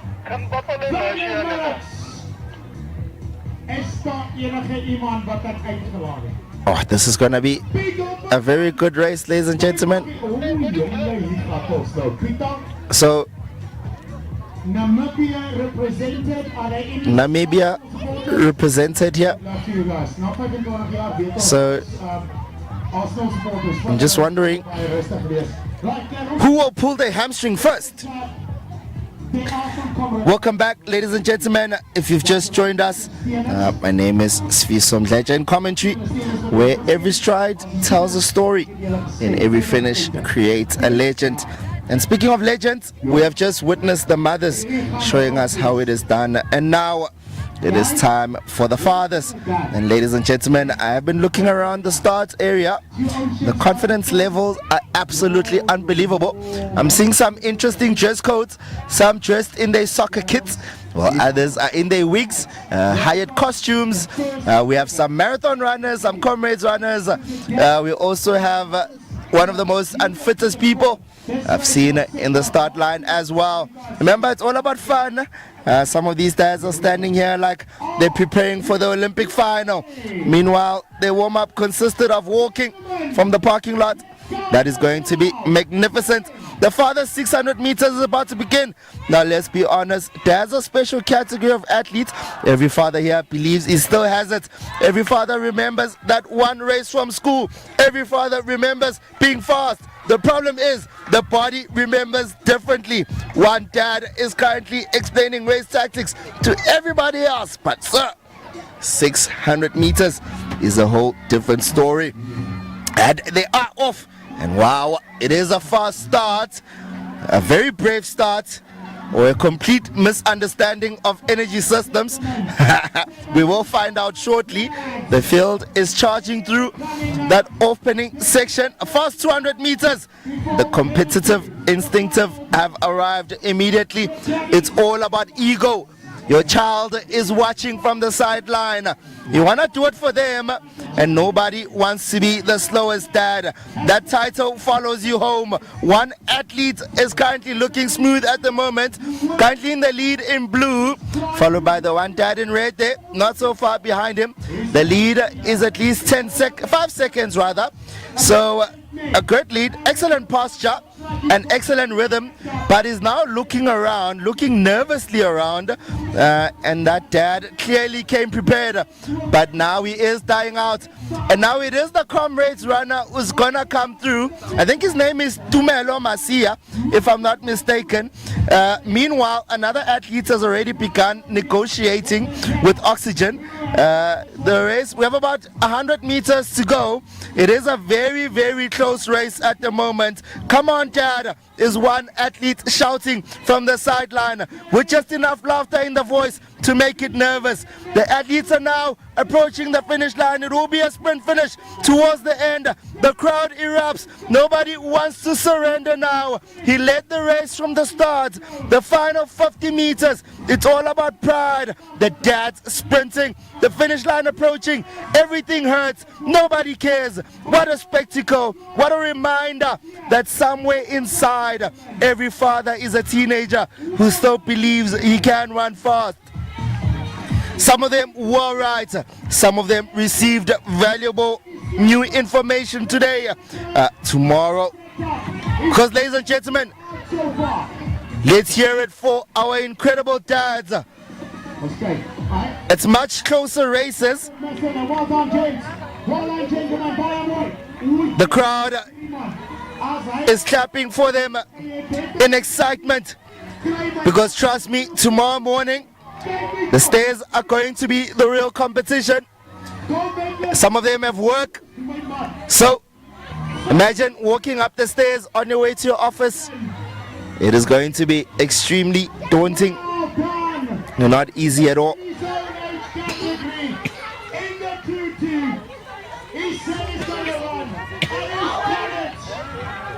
Well done, boys. Congratulations, dads. Well done. Well done, kids. Congratulations to all the dads. They have done it. Wow, wow, wow. I have to catch my breath there. What a race.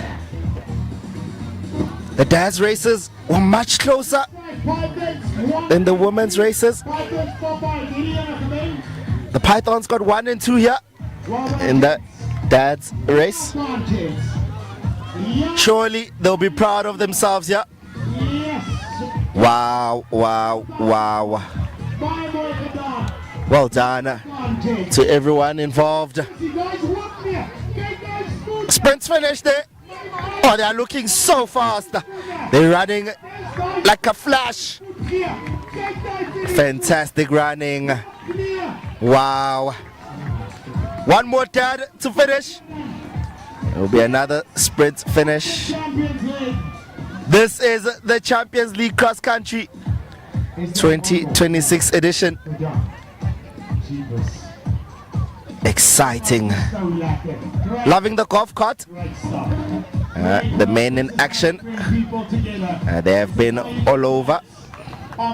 Just making sure that they get great visuals for us, so that we can post them for you on our social media. So check us out on Instagram, Facebook, as well as our website, championsleaguexc.co.za. That is championsleaguexc.co.za.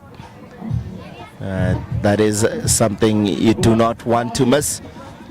To keep up to date, Champions League cross country will surely be extremely big next year. I'm wondering if perhaps it's going to expand to other disciplines as well, like Champions League track and field. I think that has a nice ring to it. Champions League rugby, Champions League football, Champions League chess, for my chess champions watching this currently. But what a day of competition. A lot of action, a lot of competition, fierce rivalries. That was awesome to see, awesome to witness. Wow, wow, wow. And that, ladies and gentlemen, is the conclusion of the parents' race. And up next, we'll have the boys under 14 all the way to under 19 relays. The trophy is up for grabs. Currently, it's between the Eagles, the Pythons, and Curros and the Mavericks. They're also fighting for that title.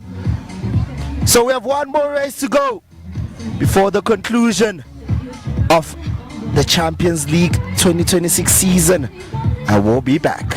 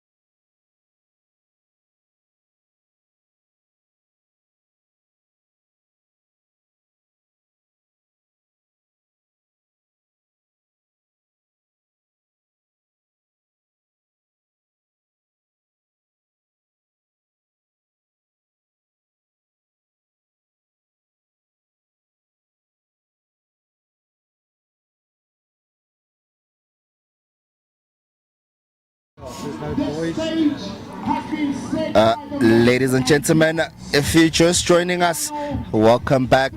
We are here at Curro, Serengeti. This is the Champions League Cross Country 2026. We started off the day on fire. Well, ladies and gentlemen, here we are, the final race, the final chapter, and the final opportunity for glory. Over the last few months, we have traveled together on an extraordinary journey. It started back in April at Curro Serengeti. Athletes arrived as individuals. Dreams were uncertain and teams had not yet been formed. And then after that, after the team trials, the teams went over to a braai to meet their coaches, and nobody knew how the story would end.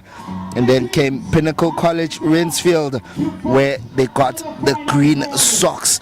Oh, that was the first champions, the first heroes. And then came Prime View Adventure and Leisure, the red polka dot socks, the course that tested courage and character. Then came Curro Sagewood, the yellow jerseys, one of my favorites at cross country days ever. The reward for consistency, the reward for excellence. And now stage 4, the relay finale. The day where individuals become teammates, the day where champions become legends, the day where one team will forever become the first Champions League cross-country champions. The atmosphere around the course right now is extraordinary. If you look around, parents are still here in interest. The sun sets beautifully over the venue. The grass still carrying traces of moisture. The crowds packed around the exchange zone. Parents, coaches, and athletes. Nobody wants to miss what is next, because trust me, the next race is personal. It means everything. The standings coming into today tell the story. The Pythons were in the lead coming into today, but coming into the last race is the Eagles in the lead overall. So the Eagles hunted down the Pythons. The Mavericks and Rhinos have been fighting all season long. The Stallions continue to battle. The Kurus currently are sitting at the bottom. They will be disappointed with that. In the second last is the Stallions. In fourth place is the Mavericks. They started the day at 3 and now they're at 4. So they want the podium. And in third place, the Rhinos are in third place, shockingly. And in second place, Pythons in second, the Eagles in first place. Going into the final race, it comes down to this: 10 opportunities, 10 moments, 10 athletes per team, 1 championship. The runners now are gathering at the line. Look at the body language. This is different. This is not nervous excitement. This is focus. This is purpose. This is belief. These athletes understand what it is at stake. For many of them, this will be their final race of the preseason. For some of them, maybe their final race of the Champions League ever. The moments like these stay with athletes forever. Excellent start there to get us going. We have 2 yellow jerseys to start us off. So it is going to be an interesting one. Controlled aggression from the leaders so far. And nobody wants to make an early mistake. So if your team does not have enough athletes, some of the athletes might have to run 2 or 3 times. So that is going to be quite interesting to see.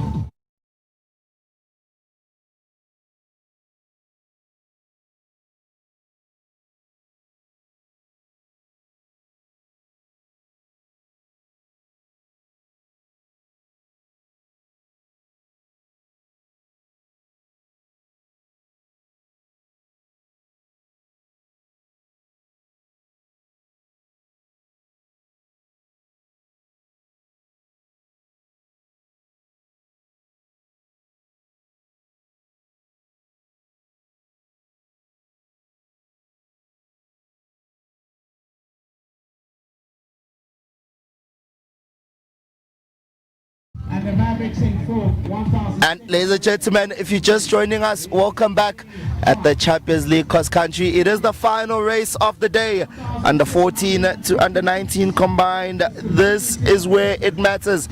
Overall in the lead at the moment is the Eagles, just followed not so far by the Pythons, but they've now opened up a huge lead between themselves and third place. So 1 and 2 is between those two.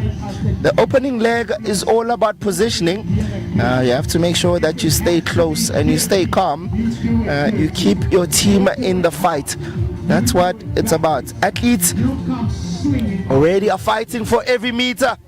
It's good to see that the Eagles athlete is keeping up with the yellow jersey.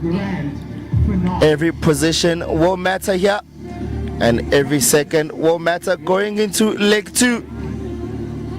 I'll get the name for you shortly, so that oh yes. So from the Eagles, it is Michael Becker from Kempton. You know, he schools at Rusku Kempton Park. He has been brilliant during the track and field season, and now he started his cross-country season on a high. He finally got one over his long-term rival. They've been going back and forth, those two, for a long time now. Is between himself, Bokang More,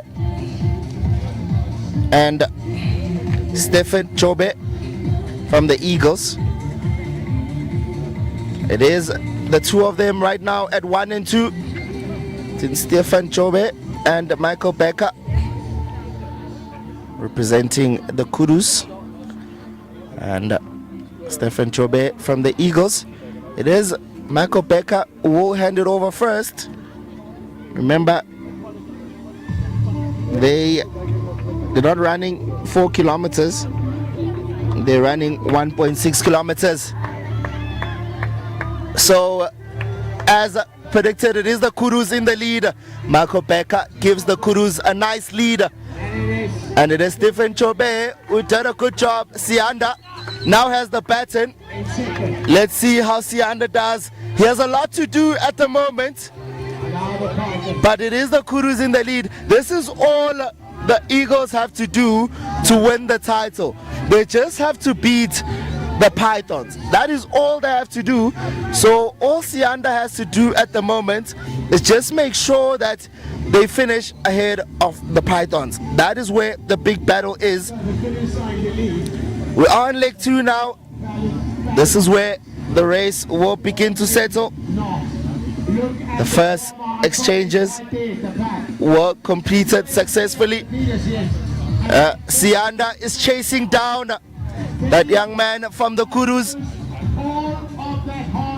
The Eagles, this is it for the Eagles. He has chased him down successfully,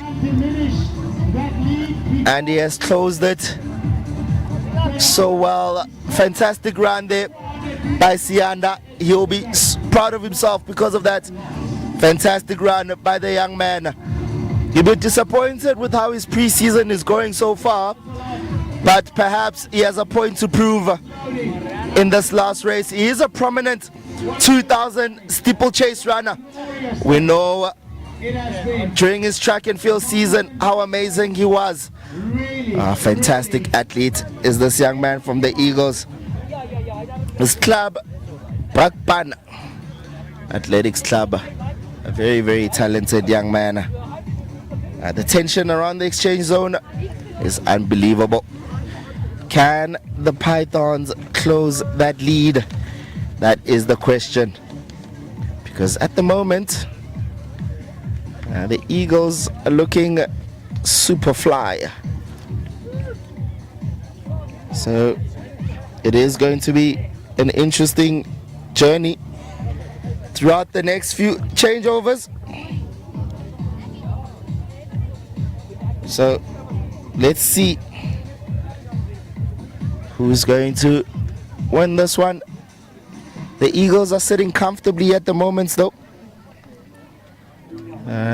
He doesn't have to worry about any Pythons athletes near him. All he needs to do now is just make sure he executes over the last hill. Great running by him. Didn't lose a stride at all. Fantastic running by Sianda. It was the second last hill rather. Fantastic running by Sianda. Fantastic athlete, fantastic steeplechase athlete. So I expect him to be quite strong. His strength endurance is off the charts. So this is the course for him. And he has saved his best performance for last. This is the Sianda Matlabane that we know. Fantastic running by the young man.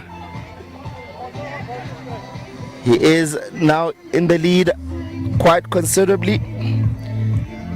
His teammates are waiting anxiously at the changeover zone. His teammates are waiting anxiously at the changeover zone. Just watching the gaps there and just making sure that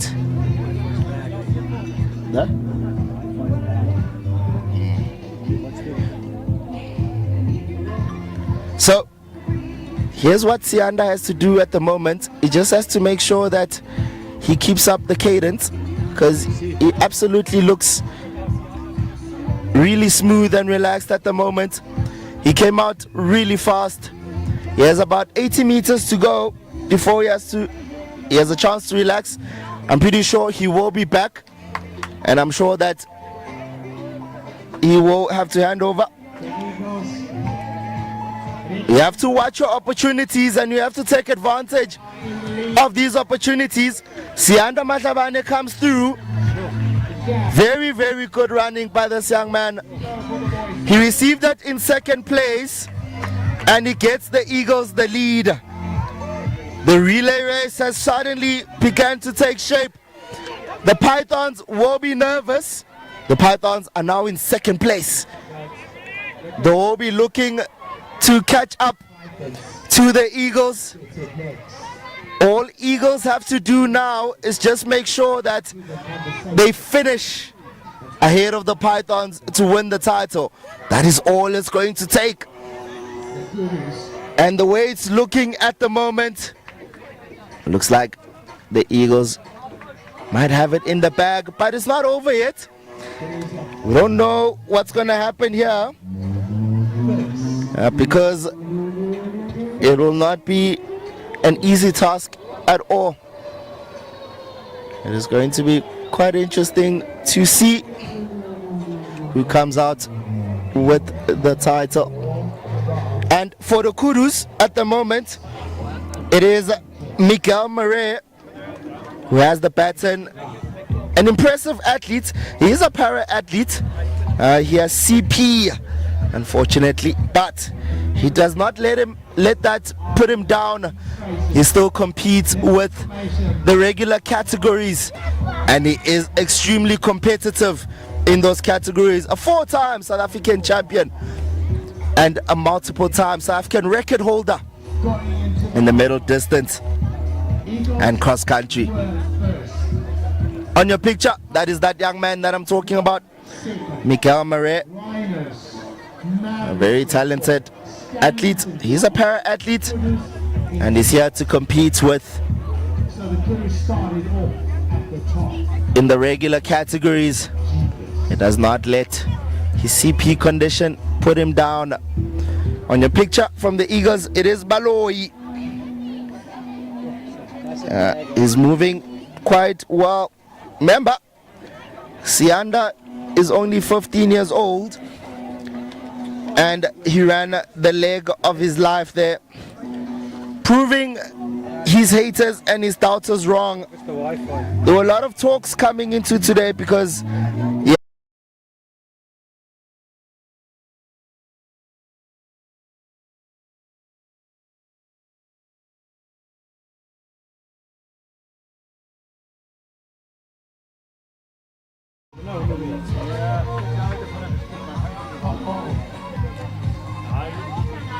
fantastic running there by the Eagles. followed by the Mavericks. The Pythons have fallen behind by a lot. Here comes the Pythons now, and the lead between the Eagles and the Pythons is extended to at least 40 seconds or 50 seconds, but it will be, I think, Scott Williamson who now has the baton. No, it's not Scott Williamson, apologies about that. I will get the name in a second,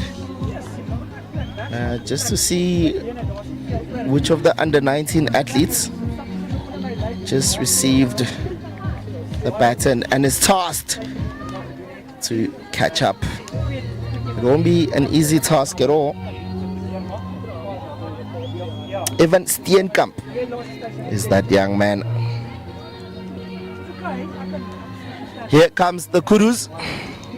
I did mix up Miguel Murray there. That is not him. So as soon as he gets it, I will speak about him. Unbelievable story, that is.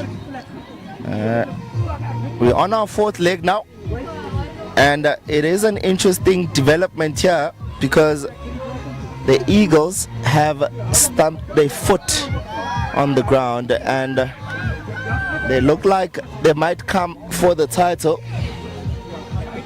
The Eagles are looking absolutely brilliant now, and the gaps are beginning to stretch, but the Mavericks have been brilliant in this age group. This is an impressive run from the Mavericks. I'm really impressed with the team that they have of Carlos Mokoseng, Connor Felton, Gareth Jonas. A lot of depth in that team, especially for the under 14s and 15s.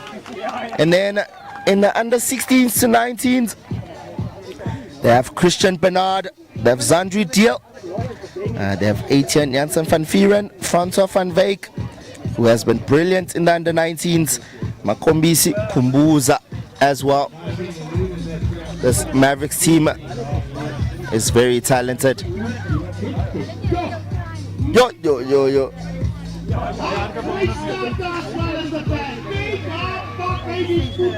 What a run here by the Eagles. The Eagles team is very good as well. Luan Low, who came third in the boys under 15. Sianda Madlabane, who is a CGA champion. They have Ivan Gous, they have Aman Buota. Very, very good team. Matthew Pistorius. What a team this is. And in the older age groups, they have a lot of depth. Donovan van Zyl, Stephen Jobe, Ferdinand Landsberg, Rufaro Lifa. Wow. A lot of depth in this Eagles team. And the Eagles will now just want to make sure that they finish off the rest of the competition because they have been brilliant so far. A lot of momentum going into the fifth leg for the Eagles. One team is looking composed while the rest of the competition is worried and stressed and currently struggling at the moment. Good pressure from the Eagles so far here. The Eagles, the favorites to win the title. The equation is clear and they hand over to their fifth leg. The equation here is quite simple, ladies and gentlemen. If the Eagles beat the Pythons here, they win the title for 2026 Champions League. And the Mavericks still in second place. They've been good as well here. The Pythons should be worried because now their second position is under threat overall. And the Mavericks, if the Mavericks open this gap, the Mavericks can overlap the Pythons and finish second overall. So a lot on the line here. That is why I am quite worried about the Pythons here. They've begun this series quite well, winning stage one. They were in the lead. They were in the lead going into stage 2 and 3. The Eagles, though, were just hanging just behind them and not going far off. They're fantastic athletes to the Eagles. Well balanced, actually, amongst all the teams. This relay race is alive, ladies and gentlemen. But the Eagles are trying to make it a one-horse race. The gap is widening with every stride now.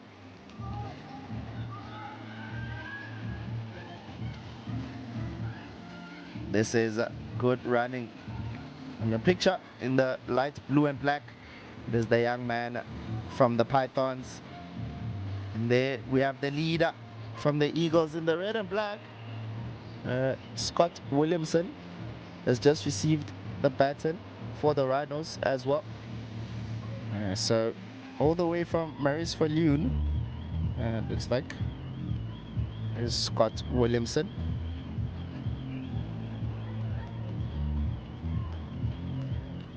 A lot of talented athletes here. Some of them the best in the country. And Gauteng, as you all know, is the home of champions. So if you wanna see realistically where you are compared to the rest of the country, come compete in Gauteng. That is where you'll have a feel where you are, because Gauteng does have a lot of depth in terms of national athletes and national champions in all categories, whether the category is Alsen or mainstream. Gauteng is the way forward. Western Cape Province is not so far off though, but not in the cross country. Track and field, yes, but not in the cross country. KwaZulu Natal has been good in recent years in the cross country. We're in leg 5 now, halfway through the race. Although it has become tactical, it has now become a one-horse race. I'm pretty sure that the coaches will be confident about what they are seeing with their athletes. This is where experienced athletes become invaluable, and you just want them to bring it home for you. And if you are second or third, you want them to push to at least catch up to the leader. And if you're outside of the top 3, you want your athletes to at least finish in the podium.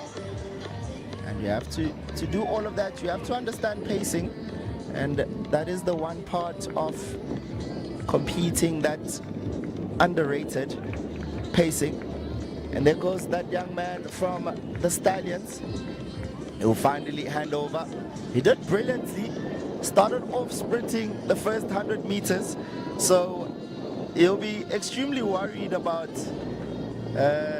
his pacing there, but he did well to finish. I didn't think that he was going to finish his race in the first place, but congratulations to that young man. The gaps are widening, and at this age you have to understand responsibility, because with great power comes great responsibility. So although you might be better than most athletes, you have to pace yourself really well, and if you don't, it's going to come back to bite you later, as we've seen with a lot of Python's athletes. There's Scott Williamson in your picture, the under-19 champion. He has to make sure that he gets the Rhinos in good position going into the final 5 legs. Remember, the yellow jerseys are not allowed to run twice. They can only run once. So that is the trick here. And the Eagles are well flying above the opposition. Big lead. There's nothing that anyone can do at the moment. Unless something drastically changes, there's nothing anyone can do. But If you do want to keep in touch, stay on stream, do not go anywhere.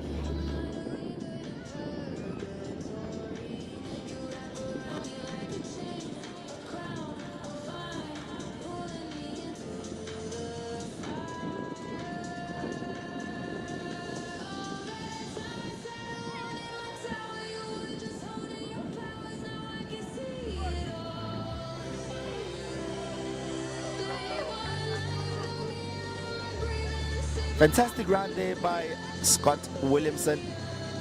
He at least did enough to help his team close the stagger a bit. He will be proud of that. So the Mavericks are back in the race, I guess. Fantastic running by him. We are now on the sixth leg. So I want you guys to see the para-athletes that's about to run. That's about to change over in leg 6. You will see him at any moment. He will be in your picture. Just want to speak about him for a moment. So he has an incredible CV, does this young man. Michael Murray has competed quite well. There, he just blitzed past the picture. He has competed well over the years. He is a para-athlete and he has been competing in the mainstream for quite some time now. He is a 4-time South African champion and holds multiple records, South African records. A very talented young man. And he's here today, and he has been here for 4 weeks now, 5 weeks rather, competing in the mainstream and doing his best. Very, very talented young man. So watch out for him in the near future, because you know for sure that he is one to watch. Perhaps he will wear the green and gold on international stage for our para team. Remember the name? Michael Murray. And the colors of the Kurus, I'll show you in a second, but on your picture, it is that young man from the Pythons, Samkelo Msibi. He'll want to make sure that he puts his team in a good position to at least finish second overall, because at the moment there is no hope for the Pythons. It is quite ruthless to say, but it is reality of the situation, because the Eagles are flying. They hunted down the Pythons from this morning and have a lot to show for it. The Stallions are on their 6th leg now, finally. The Pythons will want to get closer and closer, because they don't want to finish with a wooden stick and finish at the bottom of the table. They want to make sure that they're at least in the top 4. But that's not going to be an easy feat. That's going to be really, really tough. As the Eagles go on to their 7th leg now. I just want to remind everyone that in leg 6, you enter the championship zone. We are now in the championship round. This is where every decision becomes important. Every exchange, every acceleration, and every moment, you can feel the atmosphere changing. The Eagles know that they can't bring the title home today, and you can feel that the crowd is sensing something special coming. The Mavericks are now sitting in 3rd. So that was a brilliant run by Scott Williamson 2 legs ago, because they've now closed that gap and passed the Pythons. But the Pythons are currently struggling. They will be disappointed with the way they finished this event, because they were going neck and neck with the Eagles for some time now. But at the moment, it does look like now they have to hope that they're at least in the top 3. And that is exactly what they didn't want. The coach will be disappointed there. But of course, the coaches of the Eagles will be super proud of the team. What a team, what a moment. They have been absolutely brilliant. over the last 2 months. A well-balanced side. Not a lot of yellow jerseys, but a lot of second and third athletes in that team. So that's what you need as a team, because you collect the team, you collect points as a team, not as individuals. The Pythons might have had more yellow jerseys, but the Eagles have more depth. Yes. All right, now we are well within the 7th leg. This is where the athletes know that it's no longer racing for themselves. They are racing for their teammates. They know that they are racing for their coaches. It comes down to this month of preparation, month of competing and traveling throughout Gauteng, from the south to the east to the north. Champions League cross country, absolutely brutal but exciting. This last 3 legs will change everything. For some of these young men, their lives will change. The Eagles still flying. Fantastic running. At the Champions League cross country is where people discover new levels of courage when running for others. This is where you discover bravery and where you discover resilience. Because you have to be very strong now. It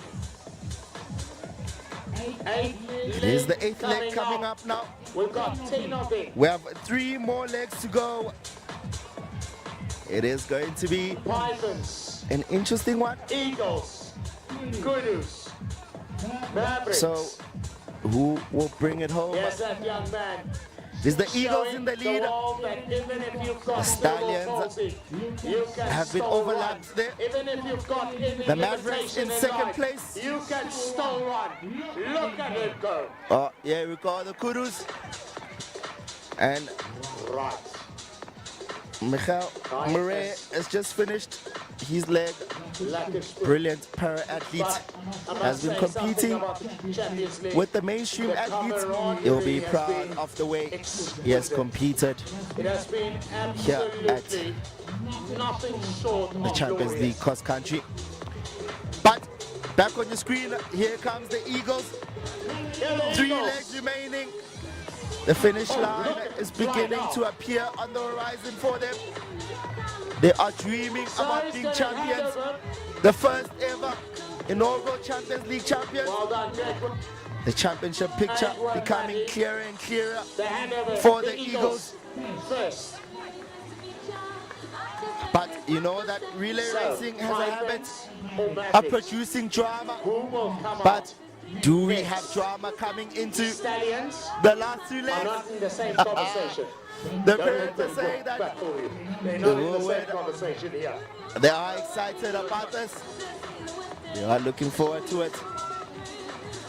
It is 2 legs There we remaining. go. So nothing is settled yet. One of the yellow jersey And nothing winners. is guaranteed Absolutely. because some teams still have yellow jerseys. So first place has gone. So on your picture, we have just got the yellow jersey now. Oh, Mr. Hated.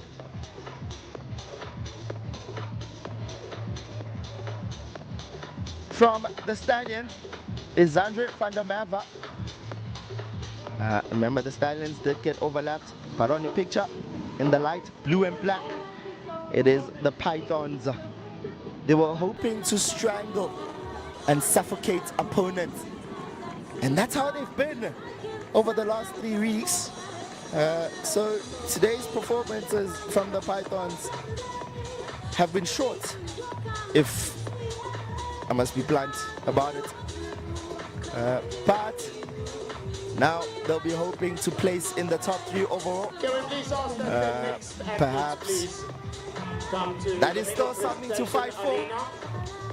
arena. But now the Mavericks and the Eagles are now fighting for the title as well. Number 7. As you see, that young man from the Eagles is struggling. Thomas Foster. Is struggling to finish. And for you. He would have been hoping. That's Oh, no. You don't want to stop, young man. Do it for your team.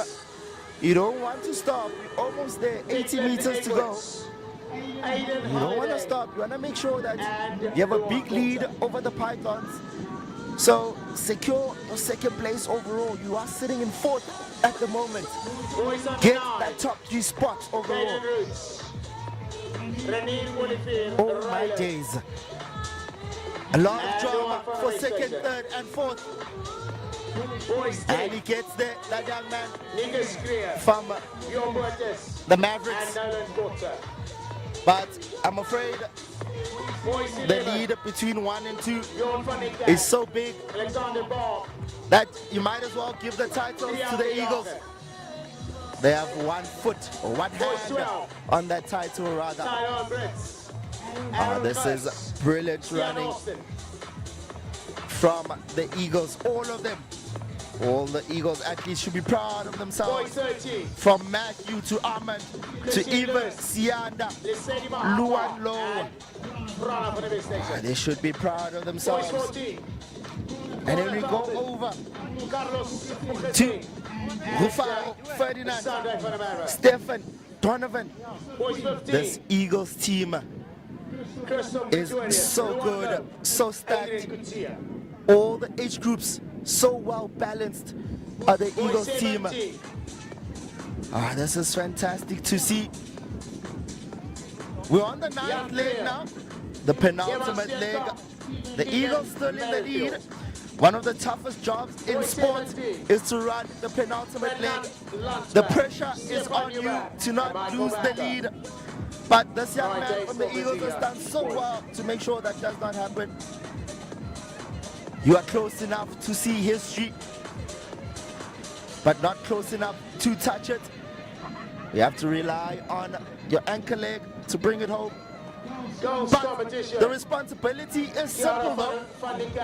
Give your anchor a chance. That is all. Give your anchor a chance. That is all you have to do. Give your team hope. And that is exactly what the Eagles have done now as they hand over to Sianda Majabane to run the anchor leg. He started the job earlier. He got them the lead to start off the day. Alright, got the second leg rather. And he gave the Eagles a massive lead. He is running a second leg now. Beautiful stride that young man has. Beautiful cadence within him, well trained. Want to give your team some belief, and that's what the last 2 legs have done for the Eagles. But in your picture is that young man, Sianda Matabane, the CGA champion in the 2,000 meter steeplechase. Hasn't had a good Champions League cross country, not better than he thought he would have been, but he had just come off a very long track and field season. And perhaps that is why, but now the gears are clicking. Remember, it is still pre-season in the cross country, and you want to peak at the right time. You want to peak during the school season, in term 3 or the ASA season. Fantastic running from the young man. Reminder, we have a prize giving coming up at 1:30. And I'm pretty sure we will be seeing the Eagles team lift that inaugural title, Champions League title. In the picture, it is the Mavericks. They are sitting in second place at the moment. Sianda is flying at the moment. And there goes your Stallions. In the picture there. The anchors are away. We have a few anchors to go now. Perhaps the only team that has the anchor running. This is how incredible the Eagles are. Only 2 teams rather that have an anchor running. Apologies. Actually, we do have 2. Looks like it's not the final leg. It is not the final leg. It is the 9th leg. that Sianda is running at the moment. So it's not all over, but it might as well be, because trust that Pythons looks like they're struggling at the moment. And there goes Sianda. He has just overlapped that young man from the Kurus. He's not slowing down at all. Let's see how he handles the heel. It slows him down a bit. It slows down his cadence. But he is looking absolutely brilliant. So confident and so calm. Sianda Madlabane is going to sign off the Champions League so well. So talented is this young man. Oh my days. Sianda Madlabane. He is looking absolutely brilliant at the moment. On the picture, it is the Mavericks who are sitting in second place. And the lead is at least 600 meters, I would say. The lead is at least 600 to 700 meters. I do not see the Eagles being caught here. And it's only one team at the moment who looks so excited, and that is the Eagles. The mathematics equation is simple. Win this race, you win the overall title.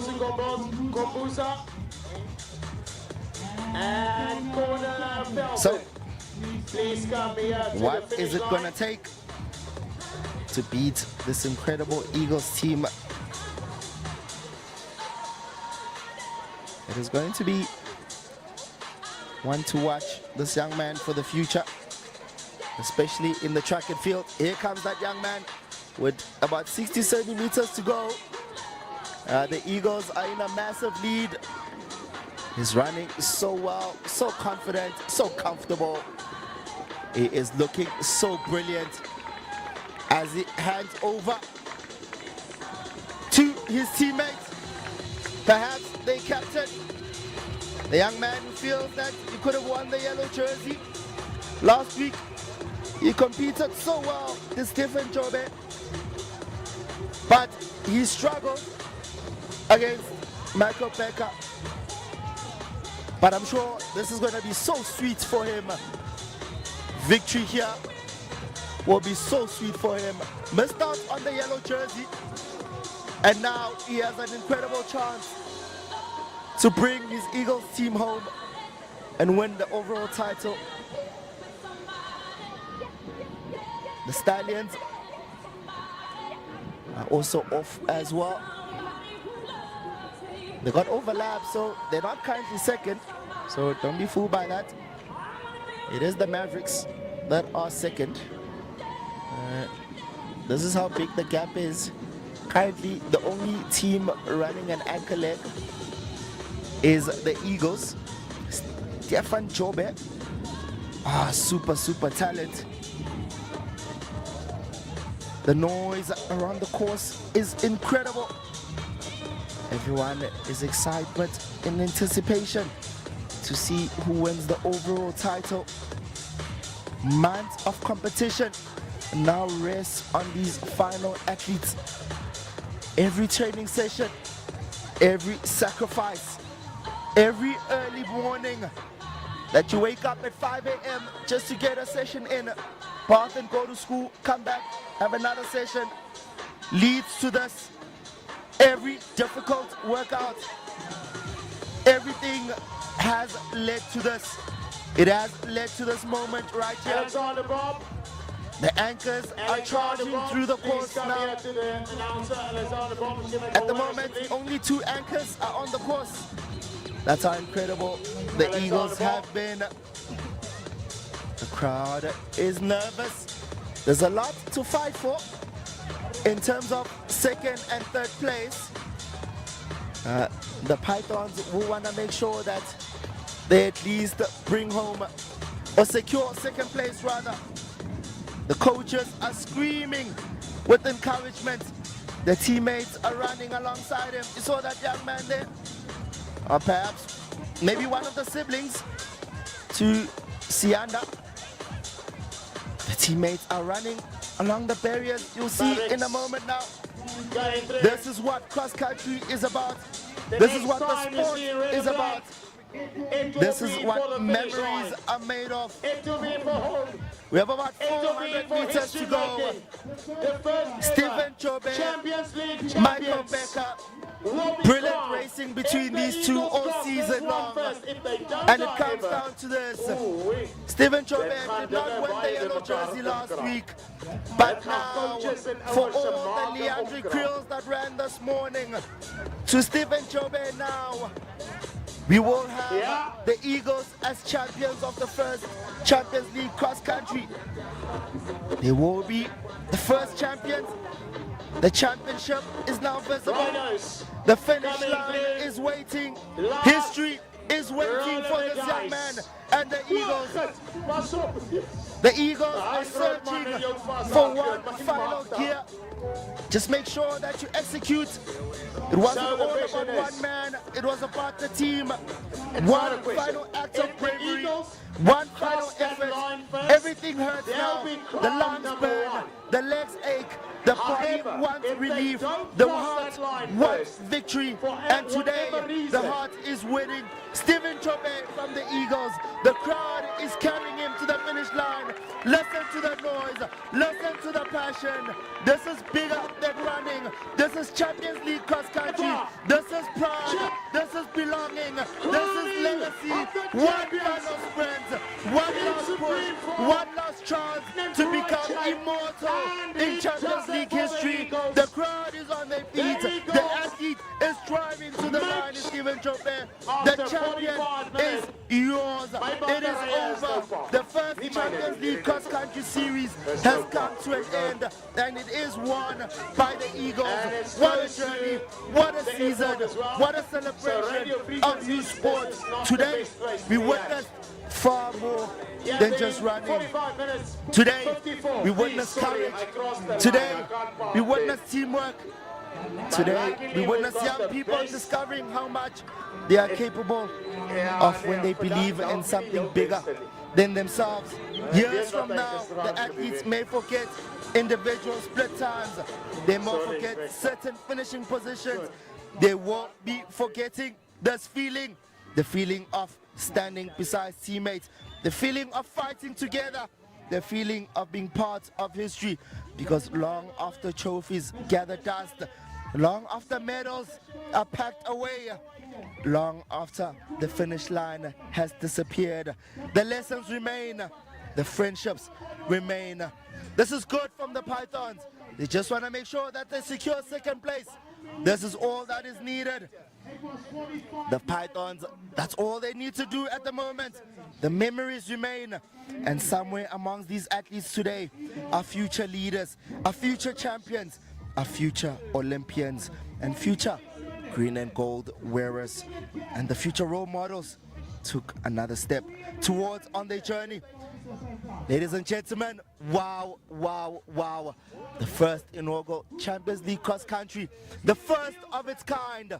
I am buzzing with excitement. My head is spinning with what we have witnessed over the last 4 weeks. It has been incredible to witness. From Serengeti in April to Serengeti in June. It has been absolutely brilliant to witness.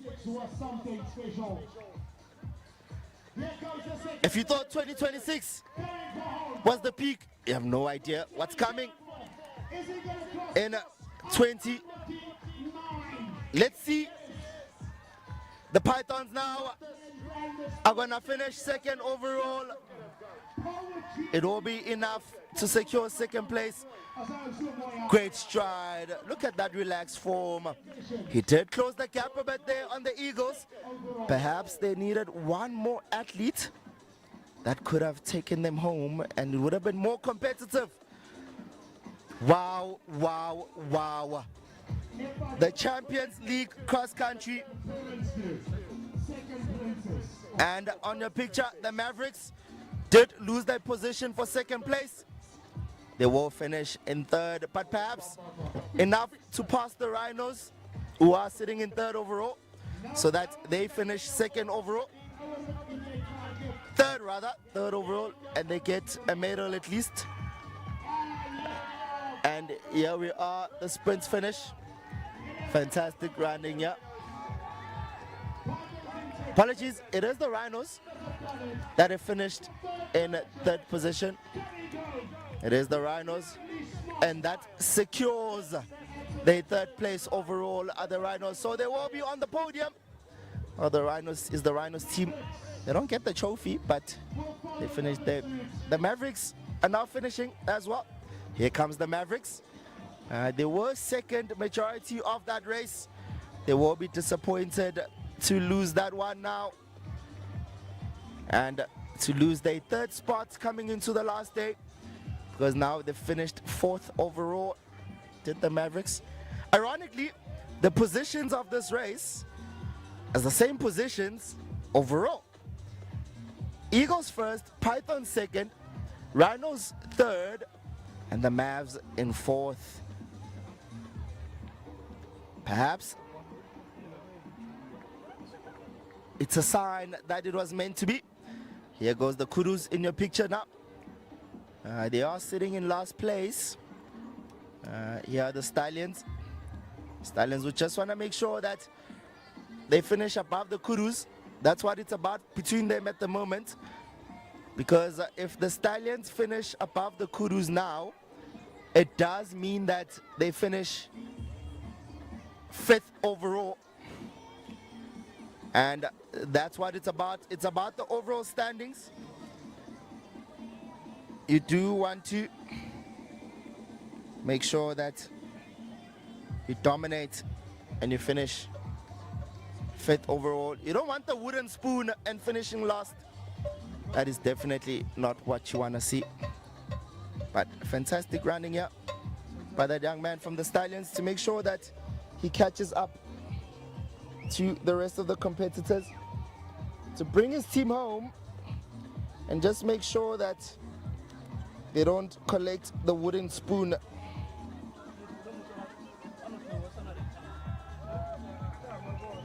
Fantastic running. Wow, wow, wow. Fantastic, fantastic finish by the young man from the Stallions.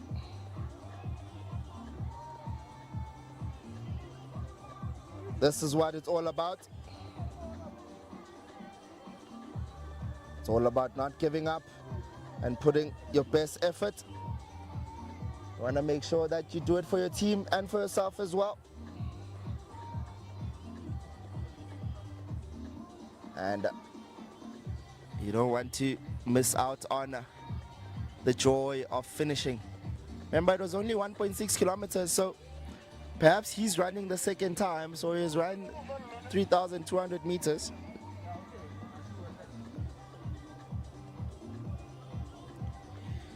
Fantastic running by everyone involved. So he will be very proud of that. Extremely impressive by this young man.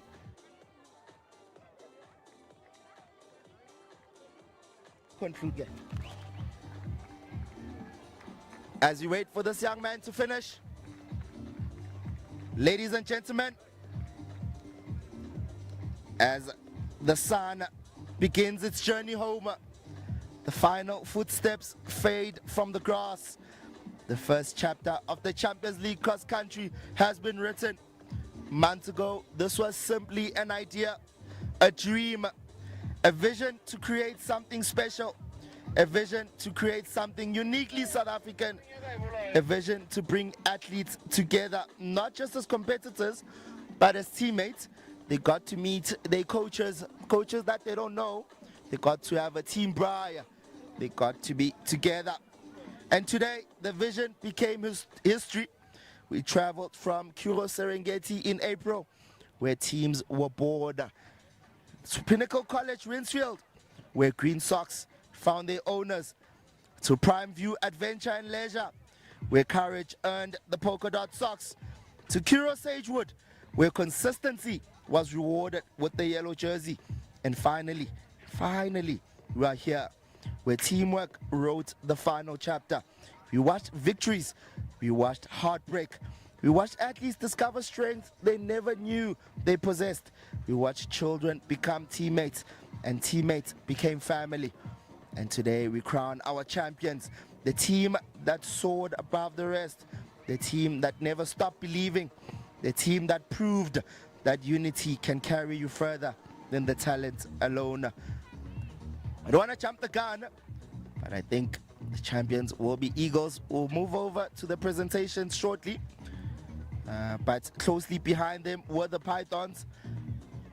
So it's going to be interesting to see who finished in the top two there.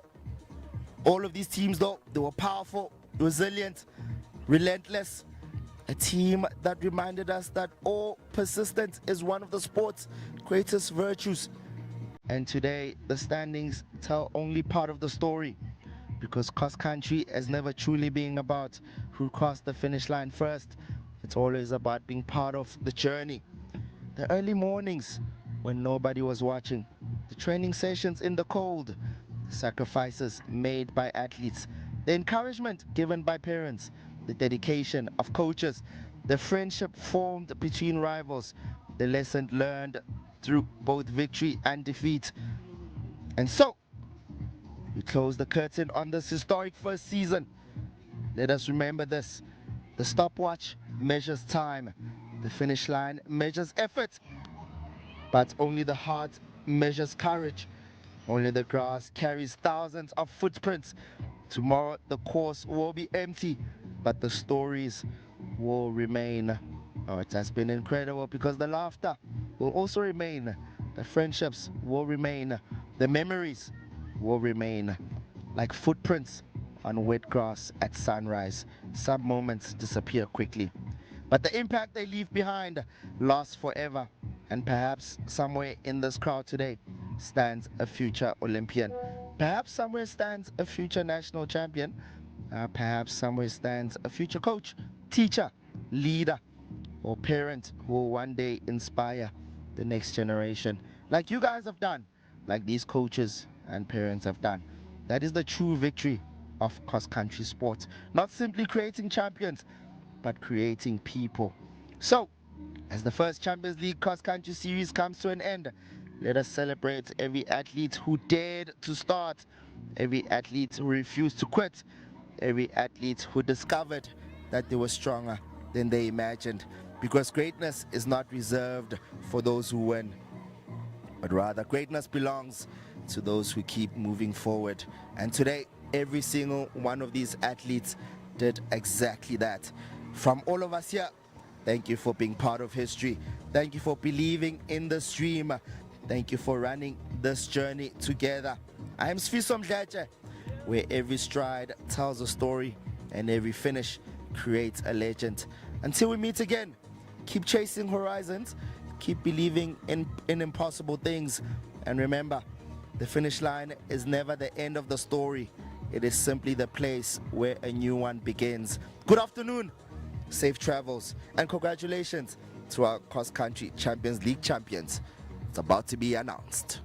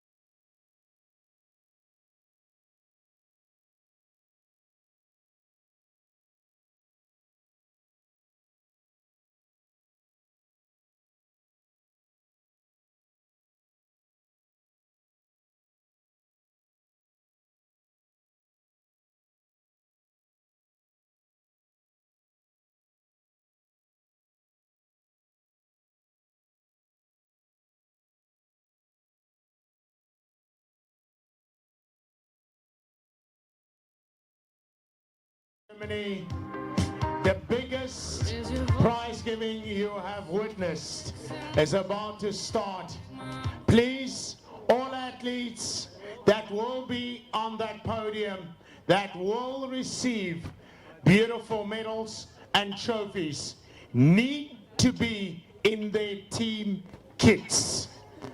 No team kit, just like at the national championship. No appearance on the... So, at the end of the day, Champions League, look at this. This is just spectacular.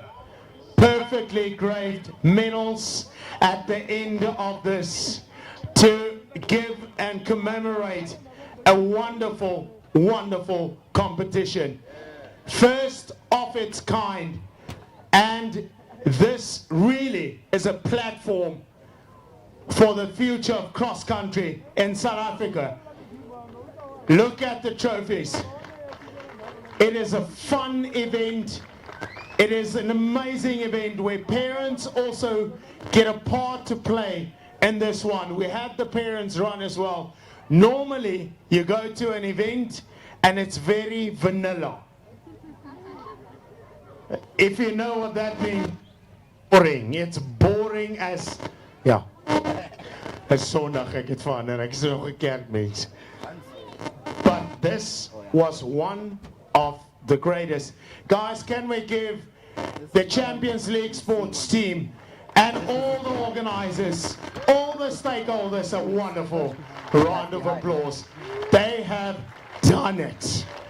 They've really talk about Botma there. He comes with me from rugby. Like it this way.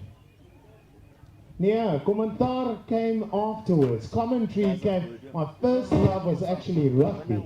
And then I ended up in athletics because I was coaching a school kid. And he changed my life into... And that's how the story of athletics commentary started. And to go above and beyond, to learn each athlete, what makes them them, what makes them the best in what they do, their craft. Yeah, you can say, baie mooi, Kempton Park, but wie van Kempton Park. So I had to go and learn the stories and form the stories behind every athlete. Basically, storytelling. Okay, that sound you hear, it's not that we've got bad sound. It's just because we are close to the airport and it's not good for radio frequencies. So where we are, please bear with us if we do get to go up and beyond. My energy is unmatched. It's the microphone's batteries that are going. As soon as we've got all the results, we will do all of that. But I promise I'm not going to do it too structured, but it's not going to be boring either. But it's going to be fast. Before you wipe your eyes, go pop, pop, pop. Klaar, hy's toe. Daar's 'n paar ijskoers wat ek ook nog moet gaan sien. Cokes. So as soon as Mike is done with the drum roll, we'll get all the results and then we'll get...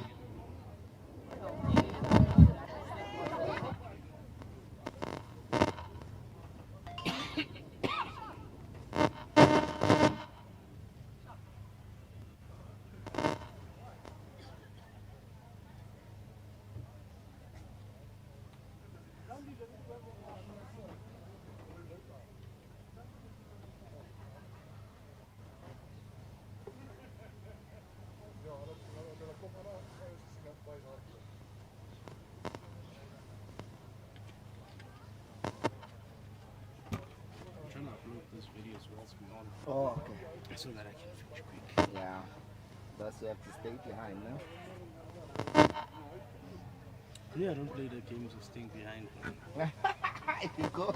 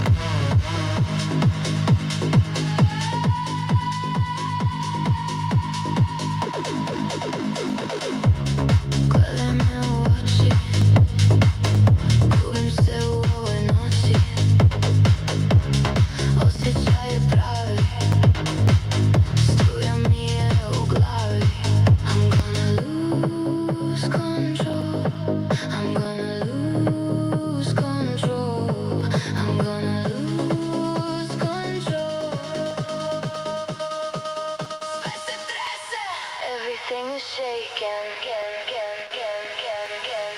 My heart is dripping in the wire. Catch myself falling in the fire. Don't wanna let you know. Don't wanna lose control. My heart is dripping on the wire. Catch myself falling in the fire. Don't wanna let you know. Don't wanna lose control.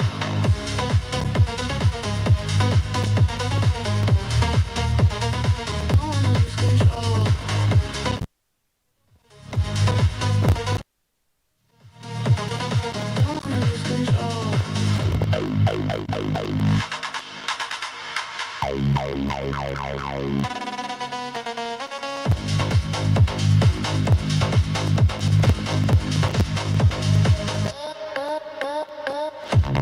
Moje srce gori, vatra me ne umori.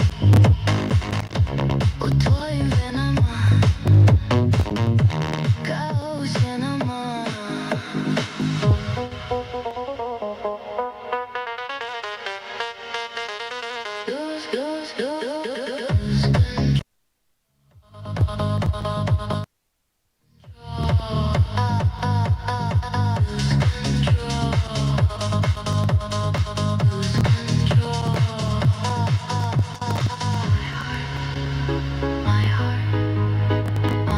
I want to get a place where I can stand. I think if I stand here, there'll be less interference and less bodies in between. Ladies and gentlemen, welcome to the official grand finale, grand closing. This is where it started, when the trial started at the beginning of this incredible Champions League championship. Series over 4 legs ends here with the relays having been completed. After yellow jerseys, polka dot socks and the green socks done and dusted, taken over. This came down to relays. Mums and dads took to the streets and they did their best. In the dads competition, bronze medal, Isak van die Kerk.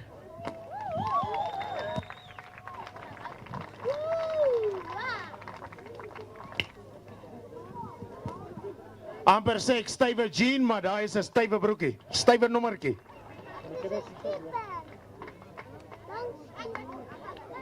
Silver medalist Michael Masuku. Comrades, Two Oceans, Yintonton, you name it. Michael Masuku has done it.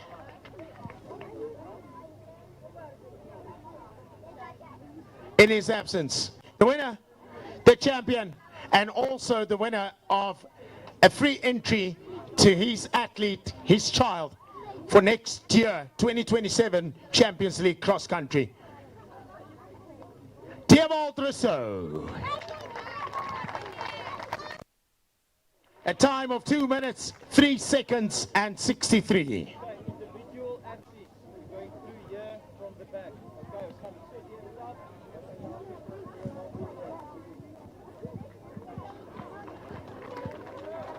Mums competition.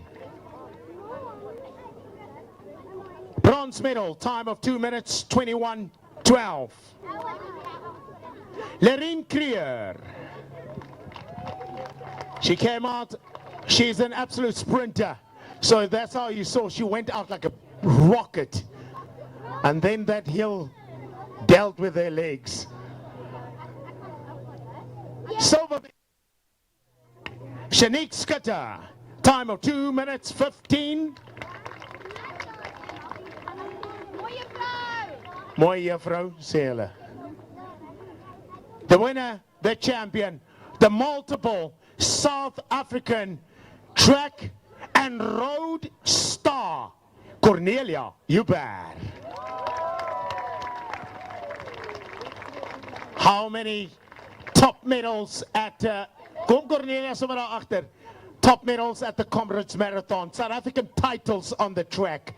Here she is, Cornelia Huber.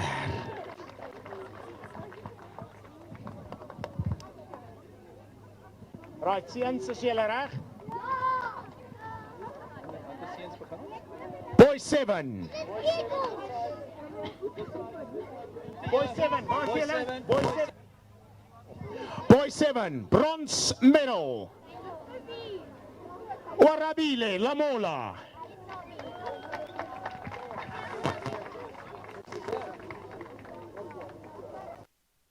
Silver medalist Thomas Foster, representing the Eagles. Yes! The winner, the champion, total time of 14 minutes 57.96. Luan Raifeljun.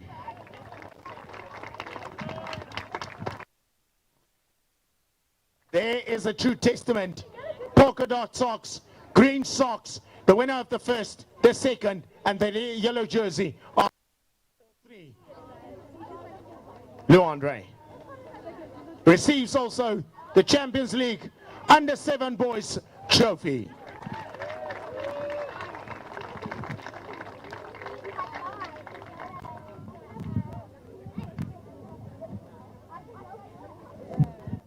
Boys 8, bronze medal, Declan Edwards.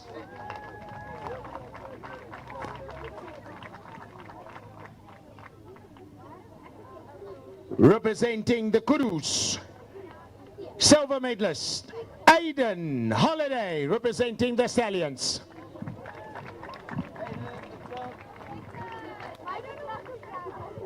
The winner, champion, time of total 14 minutes 10.40.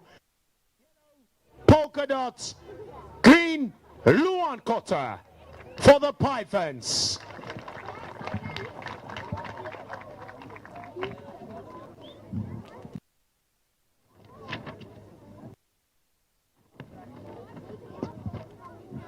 Boys 9, boys 9, boys 9, bronze medal, Leon van der Westhuizen, in the colors of the Rhinos. Silver medalist, Rylan Renier Olivier, representing the Mavericks in his absence. The winner, the champion, total time of 19.36.29. Kaiden Roots for the Kudus.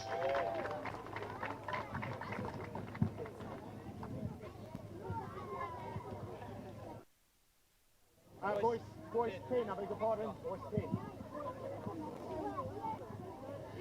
Boys 10. Bronze medalists representing the Rhinos, time of 21 minutes 06.02. Nikus Creer for the Rhinos. Silver medalists representing the Eagles, time of 19.23. Bjorn Portas.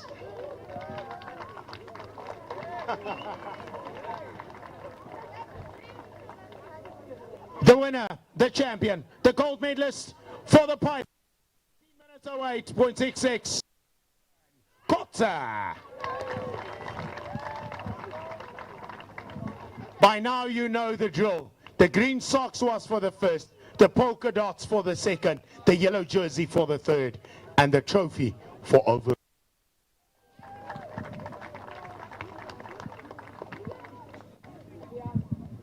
Boys 11. Boys 11. bronze medalist representing the Mavericks, 29 minutes 47, Bjorn van der Kerk.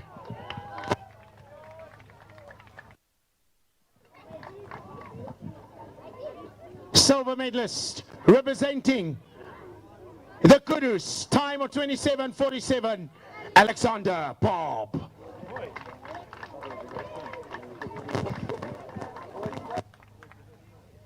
The winner, the champion, gold medalist, representing the Stallions, 27:20, Dion de Jager.